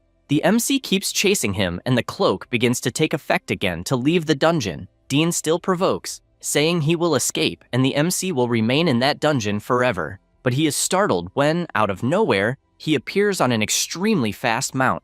Dean manages to reach the barrier and passes through it, with the exception of Lin Yuan, who could not pass. This leaves him irritated since once again he was stopped by another invisible wall. The Snake Man shouts that the mount can only go that far and that the heavens are no longer on his side. While saying that, he does not notice an undead serpent beside him, and the MC, smiling, activates Corpse Explosion. Dean shouts in anger since his own snake was used to blow him up. Lin Yuan comments that first the strange mural appeared and then the strange moon that drove the mermaids insane. Suddenly, the moon turns red and all the monsters remain on their knees, pointing at it. The MC realizes that, in fact, the full moon is hidden by dark clouds and does not understand where the moonlight is coming from. He decides to fly over the area to understand better until he is startled, realizing that the true moon is actually in the water. The sea begins to move until it turns into a giant vortex that forms the eye of the evil god. A hand emerges from within that eye, and a creature comes out. This is the mermaid nightmare, and all of its information is hidden. The MC does not like this at all, since if he cannot see the stats, it means there is a huge difference in level. In addition, the monster, which has no head, turns toward him, and he is instantly startled since he was noticed very quickly. He tries to fly even higher, but the monster is absurdly large. He does not understand how the target can identify him even without a head. Then, he positions himself and unleashes his Calamity at level 3, which deals 300 damage. The monster tries to attack, and he takes advantage of his mount's speed to dodge the attacks. He knows he is in a high-level dungeon, and there must be some mechanic he can exploit, so he decides to test it. The monster continues pursuing him, and he realizes that the damage caused by the disasters has an insignificant effect, so he decides he needs to go all out and summons the Gate of the Underworld to recruit all of his bosses. The Nightmare is not intimidated and attacks all the undead at the same time with its colossal size. The MC wastes no time and launches his fireballs, which explode in multiple directions. The monster makes a movement and begins attacking in several different directions. Lin Yuan wonders if it has gone insane, but concludes that it is actually just acting on instinct, and therefore keeps attacking since he believes that a mindless beast is nothing more than prey. Suddenly, the headless monster releases an aura that spreads all around it. The MC does not like this, since the Nightmare can also emit sound waves even without having a head. The waves become increasingly intense, but Lin Yuan, having already seen this attack, says he will not fall for that trick again. The same cannot be said for his weaker summons, as they are annihilated by the attack that continues chasing Lin Yuan, who is forced to flee at full speed until his inventory opens, and he finds it strange, since the bag opened on its own and the cursed eye that was inside simply jumped out. The MC does not understand what the hell is happening, but the eye simply created a shield blocking the sound waves. He tries to process what is going on and realizes that the monster suddenly stopped upon seeing the cursed eye in front of it. He considers that that stone sculpture seems to be capable of repelling the Nightmare and decides to test it, ordering one of his summons to take the eye to the monster. At that moment, it enters a state of panic, and its life is revealed to be 30,000, along with its attack and defense. The MC is pleased with this outcome, and finally realizes what that is for. With that, he attacks once again with the Calamity ability, which hits the monster squarely in the back, and he concludes that the damage increases absurdly according to the target's level of fear. Currently, it has the damage taken increased by 40%, and questions whether a Nightmare can really be frightened to death. He advances, since he knows he needs to take advantage of this edge. Then, moving at high speed with his mount, he attacks several times in all directions until he finally manages to defeat the Nightmare, and, with that, he obtained 50,000 experience points, and his level rose to 19. Lin Yuan is surprised, since the boss gave that absurd amount of experience, to the point of leveling up instantly, and he believes he might be the player with the highest immortal rank. He obtains the third fragment, and, combining it with the other two, the system informs that they can be merged together. One of the dropped items was the Nightmare Core, a rare material of condensed information originating from nightmares, which can be used in forging to create equipment with spiritual attributes as the main component. He knows that he has almost finished completing the blacksmith's reputation quests, and this is perfect for him to use to create a piece of golden equipment. Then, combining all 3 items, he forms the dungeon quest item of the submerged dungeon. This is the Siren's Cry, a symbol of the merfolk race, and the only item capable of awakening the king of the merfolk. Blowing the horn on a full moon night will reveal unexpected scenes. He realizes there are no other clues, and, apparently, he can only try to see what its effect is. Because of that, he decides to blow the horn, and this draws the attention of all the monsters around. Suddenly, the weather changes, and another eye, but with a bluish color, appears in the middle of the ocean. The MC is startled, questioning if that is the evil god of the starry sky. A huge vortex begins to form, and he realizes that space has been distorted until things finally calm down. But the MC notices that his appearance has changed and believes he turned into a ghost when the space distorted. He notices something approaching and dodges in shock, since a monster was thrown straight at him out of nowhere. The eye that formed begins to attack the merfolk until the sea calms down and the king of the merfolk appears. A man flying calls the demon a fool, and the MC, realizing that he is seeing a scene from the story, notes that this is the first believer, but finds it strange since, as far as he knows, the first believer is a player, and he does not understand how the guy is appearing in the game's story alongside an evil god. The monster launches its attack, but the first believer manages to destroy the tentacle and even questions how it dares to face a god while being a mediocre creature. Then, with his power, he manipulates the tentacle and guarantees that the monster's own flesh and blood will betray it. The boss tries to understand what is happening and does everything it can to block that extremely powerful attack coming toward it. However, it is useless, since it is captured anyway, without even being able to react. He says that it is time to move on to the next stage and says that he will show the consequences of challenging a divinity. With his absolute power, he makes all the monsters in that ocean levitate, and, just by closing his hand, causes all the creatures to explode in the air, being slaughtered as if they were nothing. At this moment, the MC finally wakes up from that dream and spends a moment processing what he has just seen. He looks at his item and reflects that the evil god of the starry sky, who should only appear in 3 years, was already in the background story of this dungeon in the past. This guy should be a chosen one, but in reality, he does not understand why a player would be appearing in the background story of the immortal world. Thinking about this, he blows the trumpet because he needs to discover something else about that place and enters a deep dream again. In his vision, all the monsters come out of the ocean, as well as the dungeon boss. The MC, observing this, imagines that the evil god's power is too strong and is messing with his consciousness. At that time, a monster was holding the item and said that when the cataclysm passed, that item should be used to awaken it. He handed the trumpet to the mermaid priest, who upon receiving it, said that the mermaid clan would return to its old home. The system informs him that the mermaid's tear is a special item, the symbol of the mermaid clan, and the only item capable of awakening the mermaid king. When the horn sounds, it is a sign that the remnants of the mermaids will come into the world. The bearer will be treated as an honored guest by the clan.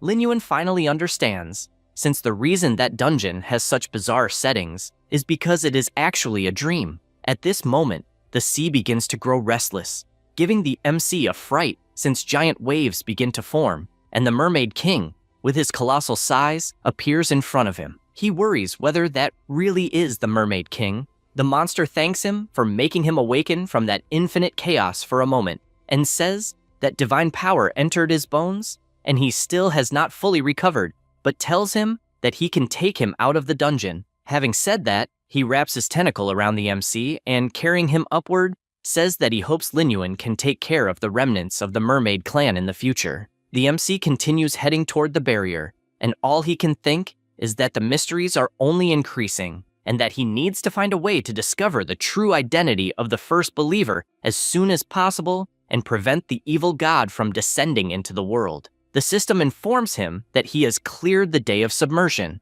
Because of this, he gained 10,000 experience, the boots of submersion, and the blades of hesitation. All of this happens while he is being carried out of the barrier toward the dungeon exit. Meanwhile, outside, Dean is lying down trying to catch his breath, since he went through a lot of hardship to get out. He gets up, since, in the end, that hardship is nothing, because he is happy that Lin Yuan is trapped in the dungeon and will now never stand in his way again. No sooner does he say this than he is startled by a noise forming in the water. The boss's giant tentacle comes out of the water with the MC at its tip, and the Master of Serpents is shocked, trying to understand how the hell he managed to get out of the dungeon, and he cannot believe that the damn mermaid brought him outside.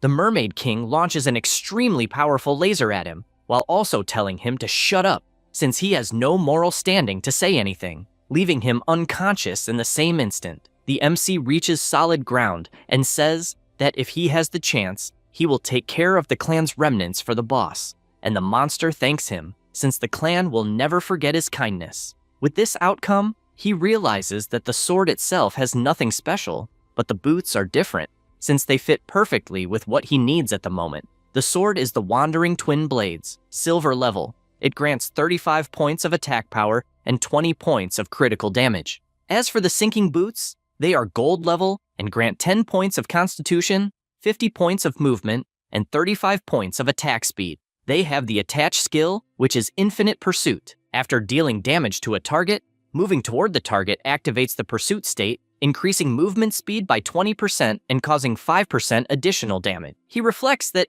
apparently, the first believer is probably not just a player. He must have established contact with the god he saw in the dungeon a long time ago, and trying to prevent his meeting with the evil god of the starry sky will not work. The way would be to weaken the player's faction inside the game, and only afterward find a chance to finish him off in real life. Dean secretly releases a serpent, but the MC says that it is useless, because he is paying attention to everything, and with his beetle, he finishes it off with electric attacks. The Master of Snakes decides to get up and guarantees that one of them will die that day, and because of that, he charges forward. Lin Yuan equips his shadow gloves and launches an extremely powerful attack, looking more like a Kamehameha. Dean falls to the ground, already without strength, and surrenders, but guarantees that after resurrecting, he will make him feel what it is like to be devoured by 10,000 snakes. The MC steps on him and tells him to relax, since, as long as he does not say anything about the first believer, he will not die, but he will feel a lot of pain. He deals damage and heals his enemy at the same time, so the pain remains infinite. The Master of Snakes says that he will tell everything and, summoning an item in his hand, gets up and attacks, since he will not tell him a damn thing, and, even knowing that he will lose, he will make him pay for everything that happened. That item is the teleportation scroll, which he is trying to use to escape, but Lin Yuan cuts off his arm, completely canceling the teleportation and leaving the Master of Snakes frustrated. The MC says that now they are alone, without his master knowing, without the snakes to bother them, and no one else knows about this betrayal. He launches his beetle once again, and Dean, seeing that he is in trouble, begins to say that his master is in the Serpentine civilization and, while taking the unbearable electric shock, screams that his master wants to conquer the Serpentine civilization and that all he asks is for him to take the insect off him. The MC first asks for the coordinates of where the guy is hiding, and he, seeing no other option, says that he will pass them on and shares the exact location. Lin Yuan knows that this guy is treacherous, and because of that, it is better to check the location first to see if he is not lying. Doing this, he sees on the map that the coordinates point to the area of the Western Desert Empire. Dean, seeing that there is not much he can do, summons his secret snake and asks the monster to poison him already. The serpent immediately uses its venom, and the MC finishes it off as soon as he sees it, but the venom was so strong that it managed to kill Dean, just as he wanted, and before leaving, he says that he will be digging his own grave by going after their master. The MC finds it frustrating, since, in the end, his target ended up killing himself, and reflects that, apparently, the first believer's main objective is the Western Desert. So, he could simply check and pull the rug out from under them, and then the whole plan would go down the drain. He summons his mount, since his plan will be to lure the faction leader out, as that is much faster than hunting around everywhere. He arrives flying at the coordinates, imagining that the first believer from his past life really did have an agreement with the Serpentine civilization, and their strength may be in decline, but it is still not something he can face alone. However, since he knows that the first believer might take advantage of the situation, he can also use the royal army of the Western Desert to annihilate them. Even so, it is better to be cautious and select a few trusted allies in advance. because the problem is that most players at the moment are not that great. Ordinary players need to form groups to hunt and do missions just to earn some change that can barely be divided among everyone. Not to mention that farming dungeons consumes a lot of items, along with equipment maintenance or even replacing them, which is very expensive. On top of that, there is also the need for skill books and scrolls, leaving everyone in a bad situation. Another problem is that low-level monsters barely drop anything rare, so there is no way to make money, while he himself, on the other hand, by doing everything alone, spends much less on supplies, and his efficiency is light years ahead of most professional players. However, starting from level 20, the focus shifts to strengthening and socketing items, and that is where the gold spending explodes, and the gap between players becomes huge. He reaches the location with his mount and, after landing, imagines that his affinity with the blacksmith should already be high enough, so he will ask him to forge a gold equipment. After that, he will conquer the lightning element dungeon, because it is time to gain an advantage. The system announces that his affinity with the blacksmith is currently at 5,000. Huoqian welcomes him and thanks him for the ore he recently received from him. Since his techniques have even improved, one of them was the high-level dark gold class forged meteorite. When used in equipment forging, it can upgrade gold quality to dark gold quality. He also obtained the nightmare core, a rare material condensed from nightmares that can be used in forging to create equipment with spiritual attributes. The MC gets straight to the point and says that, according to their agreement, he should forge equipment with the materials he has on hand. The blacksmith is surprised to see that they are dark gold materials, and says that if his master were there, he could forge them, but he himself can only forge up to gold equipment. Lin Yuan says that is not a problem, and the bearded man explains that if he wants to forge a gold item, he will need the trunk of a blood-sucking tree. The MC tells him to wait a moment and goes to the forest. While walking calmly, an elite-level blood-sucking Trent appears and attacks him from behind. The monster launches its attack, but Lin Yuan dodges since his plan is going well, because if he had not provoked those monsters, they would not have appeared. Without wasting much time, he uses his absurd speed and finishes off the monster, obtaining enough resources for his equipment to be forged. However, before leaving, he notices something approaching and sees that his friend Taiyang is running desperately from a level 25 boss Trent. Lin Yuan finds this hilarious, because this guy keeps showing up while being beaten by dungeon bosses. He summons his undead lizard, which uses the flame breath skill, powerful enough to incinerate the boss Trent. Taiyang is relieved to see the MC and asks what he is doing in that place. Then, he comments that he watched his broadcast of him completely soloing an entire guild, and that it was way too insane, because the Black Tree Guild went bankrupt and completely disappeared from the map, especially Yefilho, since before, they wanted to solve everything with force, and now they are being chased by debt collectors every day, begging for their lives, and he believes they are regretting it down to their souls. Besides that, he comments that the major guilds are afraid of him, since they witnessed a combat power that does not lose to any top guild, and because of that, no one wants to pick a fight. Lin Yuan imagines that to face the Serpentine civilization, he will need help from the Flower Mirror Guild, and so he asks what he is doing alone in a dungeon when he is a cleric. He answers that he is going to open a special dungeon, and the guild is short on people. Because of that, the leader sent him to gather potion materials with a random group, but all the guys died way too easily. He mentions that this hidden dungeon he is about to open will drop a new item for leveling up, but it requires a special potion, otherwise it is impossible to clear, and he believes the potion is called the Rage Resistance Potion. Lin Yuan points to the resources he collected and tells him to take everything. The cleric is surprised by the amount and asks if he really is going to give him all of it and whether he does not need it too. He only takes 2 with him, since that is all he needs. Taiyang becomes even more impressed with his friend, since he is an extremely kind person. After returning to the village, the blacksmith says that perhaps one day, Lin Yuan's journey will reach the Nangu Empire, and when that happens, he can look for his master to upgrade the weapon to the dark gold level. The mission, Master and Apprentice found after a long time, is automatically accepted, and the MC realizes that apparently he will need to stop by the Nangu Empire one of these days. Huoqian explains that this item allows him to choose a specific characteristic during the forging process, and so he wants to know exactly what he wants.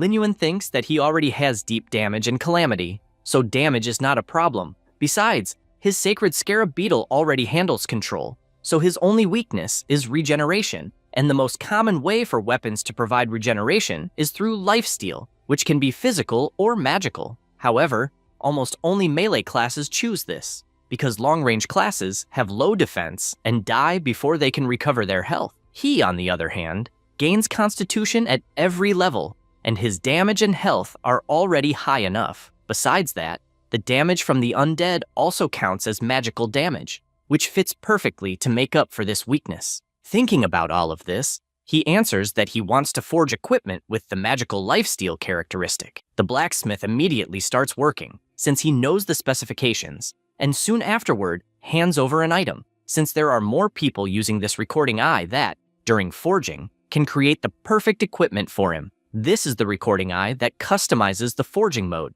and asks whether he wants to forge a class-exclusive weapon. He thinks about a class-exclusive weapon for a necromancer, selects the yes option, and reflects that, in his past life, he was not a necromancer, so the weapon did not matter that much. But currently, having a class-exclusive weapon is much better. A green aura begins to come out of the crystal since the settings are being processed, and the blacksmith tells him to leave this to him. He throws the crystal into the furnace so that the chosen settings can take effect and says he can come pick up the finished weapon the next day. Lin Yuan leaves while imagining that the mission on the Dead Sea Island was clearly set up against him and that it is time to demand an explanation from the people of the underworld. He meets with Yama, and this guy comments that he did not know anything about what happened, besides thinking that the Dead Sea Island mission was very suspicious. The MC knows that the Master of Serpents was also part of the Disciples of Death, and it made no sense for the guy to trigger the mission on his own, so someone gave him cover. Thinking about this, he asks if there is any information about the client of the mission. He thinks about it for a moment, and the MC, seeing an image in the system, asks if it was her. The masked man says it is not a girl, but a man, except he was wearing a hat that made it impossible to see his face. Lin Yuan gets up to leave, and Yama runs up to him, asking if he got angry, and since he ended up like that, he will tell him a state secret. He reveals that a special dungeon will open soon, and most of the people will become cannon fodder, but the group has already stocked up on a bunch of important items, and will take the chance to make a lot of profit. Lin Yuan takes his hand off his shoulder, since, apparently, the information network of the Disciples of Death is actually useful, but the lightning resistance potion is the key piece, and only he has it. Yama immediately asks him to wait, since he almost forgot something, and shows the emblem of the front guild, because they only use it on missions that cannot see the light of day, and that way, they can throw all the dirt onto the fake name. The MC is startled when he looks closely at the emblem, because it is exactly the emblem that the first believer used in his memories of his past life. He takes it in his hand, and can hardly believe that the guild does not even truly exist, and the guy is a master at hiding his tracks, because from the looks of it, the target has to be the Serpentine civilization, because that is the only way to stop reacting and start controlling the game. After that, he arrives at another location and notices a girl sitting there, shouting that she is working too hard in a shop, and her dear little brother will not even know that she is drinking. The MC realizes that it is Qingyan, and, coming up from behind, asks if she was not supposed to be at the shop. She does not even see who it is, and answers that she has been working hard for days and just wants to enjoy herself a little. But she is startled when she sees that it is actually her boss, and says that she only escaped for a little while to have a drink. He reflects that she suffered many grievances during this period, and, last time, she was intimidated by the Black Tree Guild, and even lost a level, and after that, she got busy at the shop. Qingyan says that she will go back and check on the shop, and asks him not to look at his little sister with a sour face. He asks her to wait and says that they will go to the dungeon together so she can level up. After arriving at the place, he asks how many bottles of the potent anti-static solution remain. The alchemist answers that there are more than 1,000 bottles, but she does not know their purpose, since she has not seen many people buying them during all this time. He asks her to keep things running, since the next day, there will be a special occasion when they will need it. The two form a team, and 90% of the experience points were assigned to her. The first monster appears, and it is a level 20 goblin, attacking without even thinking twice. The MC manages to kill it with just one strike, and the experience points obtained from the monster were 200. Because of the team configuration, 180 of those points went to Qingyan. She asks why he is fighting such a scary monster, and he says that she will find out soon. More goblins appear to attack, and he simply activates his calamity to kill them all. Then an orc appears, this one being much stronger. Lin Yuan dodges the attack and hits the monster's arm, making it drop the violin it was carrying. He picks up the item in his hand, since he knows that the key is to save that, and the monster, upon seeing this, immediately enters a state of fury, attacking as if there were no tomorrow. But before it can do that, it receives an attack to its neck. The blow was from Qingyan, who says that she will draw the attention of those monsters. He tells her not to worry, since there is no need, and goes on killing all those monsters one after another. The experience that the goblin boss gave was 15,000 points, and he also obtained the mission item, in addition to reaching level 15. She says that she is surprised, since he reached level 15 extremely quickly, but asks why he is being so careful with the instrument. He answers that she will find out soon. They go to the tavern, and there, an NPC takes the violin and thanks them, since he loved that instrument more than anything in this life. Lin Yuan says that Qingyan helped find the violin, and she, surprised, whispers that she never imagined there was a hidden mission in the tavern. The boy thanks her and says that he will give her a book as a reward, wishing that one day she becomes a famous bard. She can hardly believe what that book is, since, with the completion of the hidden mission, the rare profession change book for bard was obtained. Lin Yuan reflects that all classes can unlock an advancement after reaching a certain level, and there are also special classes that require a class change certificate to obtain, and he believes that Necromancer is the same thing, although he has never seen it. At this moment, a knight enters the tavern, and people start asking if something happened.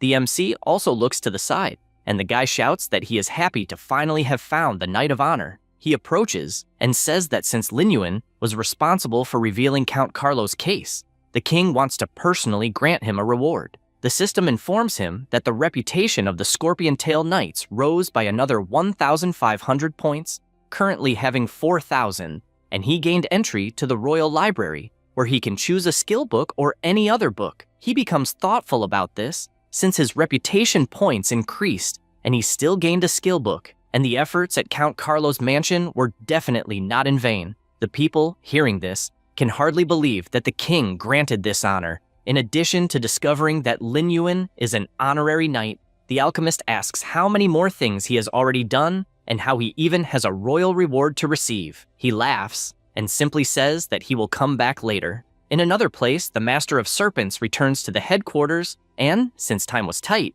he only managed to make his hand grow back. And after meeting with his master, he needs to go to the church. He kneels before the leader, and Zaimian points out that he failed again. Dean tries to explain, saying that he did not kill Lin Yuan because he was following orders, and to make things worse, he was also hit by a surprise attack. The leader asks if he transmitted the message. He says yes, and even told everything, but he thought the MC was extremely arrogant because he did not take the invitation seriously. Zaimian gets up and says that, apparently, even though he has a flying snake, he is still a weak player. Dun, scared to death, says that he only lost because he was ambushed. The leader approaches and says that he will give him only one last chance, and reveals that a special dungeon will open the next morning and will be the first dungeon where gems will be obtained. So, since he can no longer tolerate such useless subordinates, he wants him to claim the first clear reward, and that will quickly make him stronger.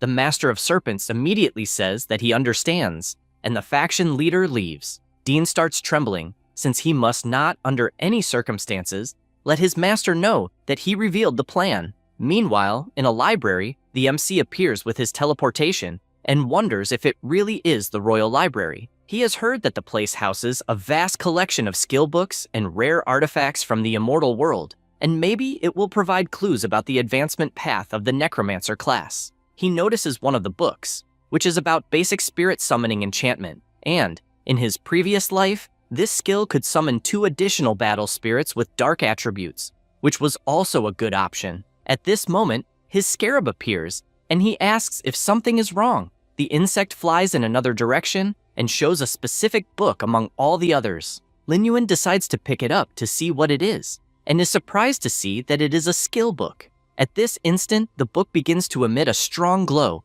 and the system indicates that the player meets the requirements and that the class change certificate is being activated. He realizes that it is indeed a Necromancer class change scroll, and, as far as he knew, Necromancers do not have class mentors. But apparently, there is a way to change class. The mission for the Necromancer class change is to collect a type of elemental spirit. The second mission is unlocked after completing the prerequisite missions, and the same goes for the third mission and the fourth. He thinks about the elemental spirit, and as far as he remembers, it is an item that can only be obtained from bosses with elemental power and requires a special method to extract. As long as he can change class, he is not worried about his skills becoming obsolete, and since the special dungeon already opens the next day, he decides that he will go to the shop to buy some powerful electric resistance potions. Thinking this, he leaves through the teleport. Meanwhile, in a shop, two players are arguing, wanting to know where that lightning resistance potion was obtained. The man, a little frightened by this argument, reveals that he bought it at shop number 32. Immediately, the players go to Lin Yuan's shop, and Qingyan, furious at this commotion, asks what they are doing and whether they are trying to cause trouble. The players go to the counter and shout, wanting to know if that potion is sold there. She sees what it is and remembers that, in fact, MC had told her not to put them on the shelf yet, and she does not know when it got mixed in with the other products. She laments it since it was sold to a shop and there was only that one bottle. The warrior becomes furious, insults her, and tells her not to try to deceive them, since he is certain that place has many more bottles. She becomes enraged by this attitude and warns that she will not be intimidated by anyone. He draws his sword, destroys the counter with one strike, and asks who she thinks she is. Qingyan summons her bow and makes it clear that she is not playing around. At this instant, the other player runs behind her, saying that apparently the little kitten is fierce, but they want to end this matter quickly. He grabs her, and the alchemist realizes that although she does not want scandals, she will have to resort to something, so she sends a request for help to Lin Yuan. The player there asks if she really wants to offend the Fury Guild and warns that he will give her a perfect lesson. At this instant, someone appears holding his arm while also pointing his sword. It was MC, completely furious, questioning whether they really want to die that badly. The group leader laughs at this and asks where this stray dog came from and whether he wants to be beaten to death. One of them is thrown to the side, and the leader questions whether he really has the courage to touch his group, since it was so simple to just hand over the medicine. However, he notices something strange about MC and realizes who he really is. One of the members tells him to kneel down immediately since it was an order, but upon saying that, he takes a punch from the swordsman, who asks if he even knows who is in front of them. He warns that they are all blind and that he made a mistake, and he perfectly remembers how ruthless Lin Yuan is, since he annihilated an entire guild by himself, and he himself was even one of the dead who lost his head, as well as his golden equipment. MC, exuding his entire aura, questions what price he will pay this time, since apparently he did not learn his lesson. Immediately, Nuyan shouts to his group that they made a mistake and must completely repair that shop. They obey, organizing item by item, and beg, asking if he could possibly overlook this compensation. In addition, they send 300 gold coins, but MC warns that he is still angry and that things cannot end so simply. Meanwhile, Leng Yue's group is walking outside until all three idiots are thrown through the wall. Nuyan sees that Leng Yue is there and asks what she is doing in that place. One of the players answers that the boss does not need to inform anyone where she is going and asks back what they are doing. Nuyan tells him to shut up while being dragged away by his team so they can flee from there. Taiyang greets MC and says that he heard there is a shop that sells elemental resistance solutions, so he came to check it out and asks if it happens to be his shop. MC does not answer anything, and Leng Yue also asks if the anti-electricity potion is also produced in his shop, since she never imagined there existed a potion with this level of resistance. He replies that a bottle was accidentally spilled, and that is why the Fury Guild appeared in the shop. She explains that the electricity resistance potion will be essential to complete the special dungeon, and for that reason, players are collecting them frantically everywhere, hoping to be the first to complete it. In addition, the special dungeon drops a dimensional key, which is the key to unlocking higher-level hidden dungeons. There are also drop gems that can be combined to enhance different attributes, depending on the type of player. MC reflects that she did not treat him like a stranger, and, not only that, but according to his previous life, the minimum reward for completing that first level was at least gold level. Taeyang runs over to him and says that the dungeon is really difficult, and most players need to be at level 25 to 30 to have a chance of completing it. In addition, of course, to a full set of electric resistance. Lung Yue emphasizes that those who complete the level first can quickly increase the difficulty with everyone else using gems and other items. And for that reason, she believes this electric resistance potion will be in very high demand and will sell easily. MC is surprised, since he imagined the girl would take the opportunity to buy his things. Taeyang says they are leaving and asks him to look for them if he needs anything. At this instant, Lin Yuan receives a call. It was Han Chung, saying that he definitely needs to go to the auction the next day, since they may be able to find some treasures together. He thinks about it, since an auction is interesting so they can upgrade their equipment. Then he asks the group to wait and says that he will release a batch of electric resistance potions the next day. He says this while imagining that he needs to create scarcity and profit, and for that, he needs to employ a scarcity marketing strategy. Lung Yue says that it is fine. The next day, in the auction exhibition hall, MC enters the place. Since before clearing the dungeon, it is also better to collect elemental spirits in the special dungeon, but he has no clue about that. While checking things, an item catches his attention at the auction. It was a special item, the Soul Incense Burner, and the starting bid is 20 gold coins. He is surprised, since this item may be useful for extracting elemental spirits, and he did not expect to profit so soon at the auction, since it is a good opportunity to collect valuable items, such as skill scrolls. He sits down on one of the chairs, and one of the players, seeing him, says that apparently they need to teach him some manners. After all, they are from great families. Because of that, they go up to Lin Yuan and throw a gold coin at his feet. The guy tells him to get lost, since he paid 1 gold coin, but the MC, without hesitation, tells him to get out of there. The guy calls him arrogant and asks if he even knows how important those gold coins are to a casual player, and warns that he will kick him out. At this moment, the blonde guy appears, saying that he reserved that spot for 500 gold coins, and the guy, irritated, asks what happens if he also wants to make a reservation. The two start arguing with each other. At this moment, Qian Qian, who is the young mistress, appears accompanied by her guards, asking what everyone is doing there. Lu Jin gives his greetings, saying that their friendship goes back generations, and that, since it is her first time at the auction, he would like to accompany her. However, she walks right past him and goes over to the MC, asking if she can call him Big Brother, since she knows his sister. Then she says that she is working as the host, and that, if he needs anything, all he has to do is say so. He replies that there is no problem and tells her to go work. Lu Jin gets irritated and says that he is right behind her. She apologizes, since she did not even see them there, and tells them to find a place to sit, since the first row is reserved only for VIPs. They are forced to go to the middle and question why the hell Qian Qian is showing favor to the MC, since, as far as they know, he is a nobody trying to steal someone else's woman. Lingnam tells them not to worry about where each person sits, since this is an auction, and, in that, they do not lose to anyone. His friend understands the play, believing that Lin Yuan is sitting in the front to act like a rich guy, and says that he will double any bid the MC makes. Qian Qian goes to the stage and tells everyone to be silent, since the auction is officially about to begin. She shows the first item of the day, a silver-level skill book, and the starting bid is 100 gold coins. This is the Meteor Archery skill. It is a book for the archer class. It allows the user to fire a rain of arrows over an area, and each arrow deals agility damage multiplied by 13%.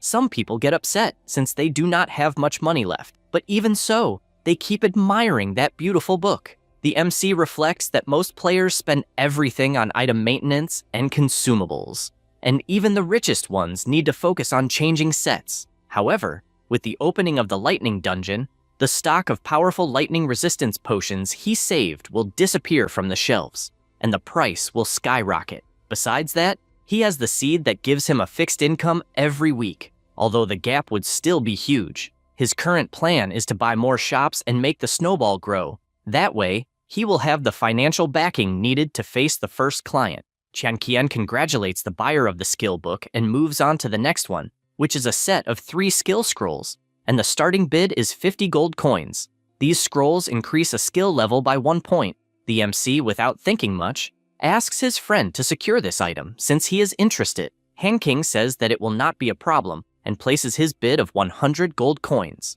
Lingnam makes his counteroffer, offering 200 gold coins. The other players cannot believe this clash between big shots. Since 200 gold coins is a lot, enough to find an excellent mount, Lingnam guarantees that it does not matter what bid the MC and Han King make, because he will always cover that bid to show what it means to truly have money. Han King simply raises the value to 500 gold coins, leaving the pair of filthy bourgeois brats unable to believe such absurdity. The other players are left speechless since a rare skill scroll is not worth that amount, which, if converted, would be around 5 million. Lingnam simply cannot believe such absurdity and asks if they are crazy. His friend tells him not to lose his composure, since they must focus on screwing over the MC, who is probably just Han King's lackey. Since no one else bids, Radiant tells Lin Yuan that fortunately, they got the scroll. The host says that they will move on to the next item and announces that it is a batch of powerful lightning resistance potions.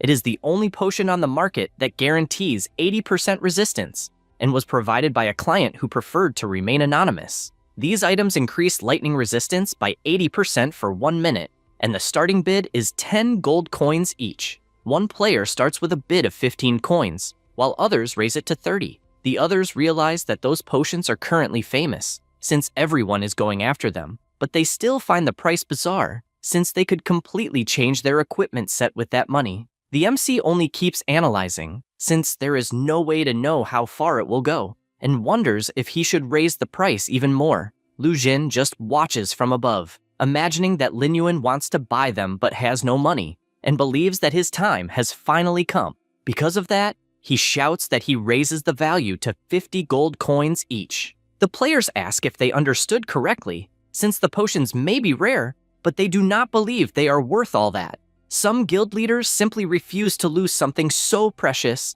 since they need them for the dungeon the next day, and because of that, one of them shouts that he will pay 70 gold coins and wants to see who has the courage to continue. Lu Jin cannot accept that there are still people covering that value, and since they cannot embarrass themselves, they directly raise the value to 150 gold coins per bottle. Han King comments to the MC that, as far as he knows, those potions are produced by his shop, and since he also wants them, he offers 500 gold coins. Lin Yuan simply cannot believe this, and even forgot to mention that he was the one who placed the potions up for auction. The guild leaders simply give up, since it is far too absurd of a value. The same goes for the other players, since they do not understand how someone can be such a magnate. Lu Jin becomes extremely furious, thinking that he is being challenged, and because of that, shouts that he raises the offer to 600 gold coins. Han King prepares to raise the bid even more, but the MC makes him stay quiet, since there is no need for that.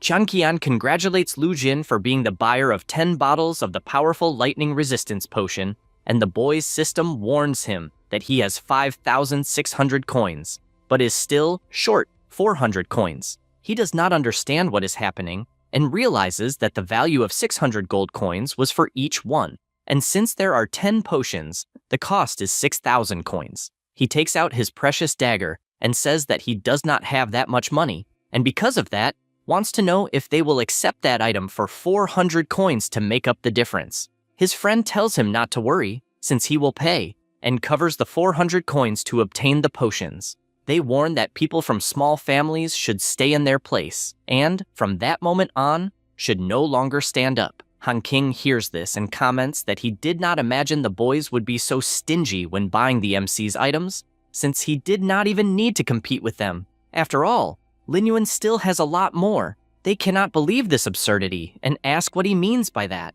Han King reveals that in truth, it was the MC who placed those potions up for auction. Lu Jin becomes extremely furious upon learning this, believing that he was completely deceived. They get up to leave, and the boy, believing that he fell into a trap, does not even know how he will explain it to his father, since he used his card. Lin Yuan keeps watching the two of them, since he is aware that a little money in Immortal does not make anyone a god. The host says that they will move on to the next item, and a player manages to obtain it for 50 gold coins. And so, The auction continues, with several players obtaining several items. Sometime later, the incense burner's turn finally arrives, and the MC immediately becomes alert, since at that moment there have been no bids, and he may be able to buy it for a low price. The auction finally comes to an end, and the MC gets up, walks toward the girl, and, standing face to face with her, extends his hand. Qianqian becomes extremely embarrassed and says that they are still on the stage,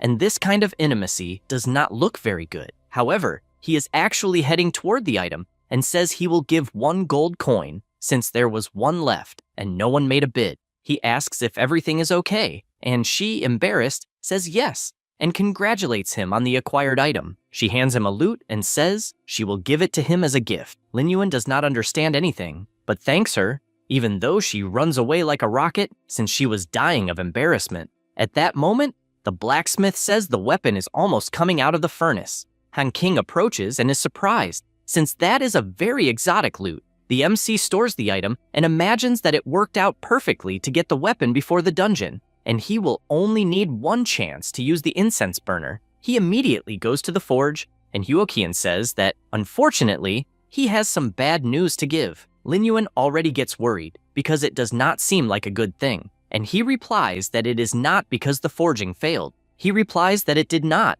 since, in fact, he tried to forge it directly to the dark gold level so as not to waste the rare materials, but ended up failing, because with his technique, he can only reach the gold level, and, once again, says that if he finds his master, he will definitely be able to make an epic, dark, gold level weapon. With that, the side mission, In Search of the Master Blacksmith, is accepted. The mission clues will be unlocked upon entering the Nanggu Empire. Lin Yuan reflects that he already expected it would not be so easy to obtain a weapon that breaks the balance of the game, and asks where it is. The blacksmith tells him to look behind him, at his masterpiece, and asks him to wield the weapon quickly, because it can be seen that it is thirsty for blood. The MC takes it in his hand, and feels the intense power of the weapon. He pulls it out of the ground, and the bond is successfully completed.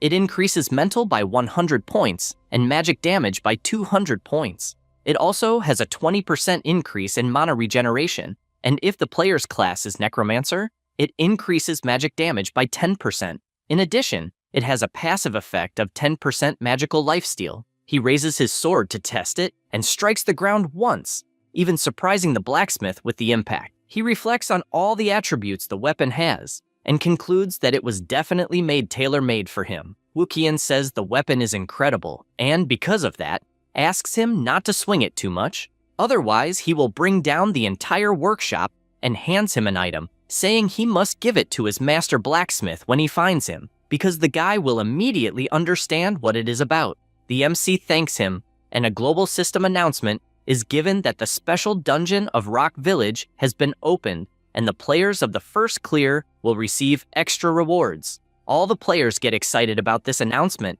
since a new dungeon has finally been released, and they want to rush to get the special reward. Lin Yuan summons his mount and flies off, because in his memories, the difficulty of this dungeon is not something so absurd, but from the elite level onward, it becomes almost impossible. This is due to the mechanics of this dungeon, because new monsters appear from time to time, and the hordes have no end. The only way to clear it is by dominating the 3 crystal jewels on the map, and that is where the difficulty lies. Every time a crystal is dominated, the dungeon difficulty automatically increases, and elite monsters appear, in addition to the bosses. So, if they do not defeat the bosses and prevent them from destroying the crystals, the invasion is considered a failure. Therefore, the secret to clearing it is to dominate and protect the crystals as quickly as possible. Meanwhile, several players are already around the huge portal, and the MC finally arrives. At that moment, Han King and Qingyan greet him,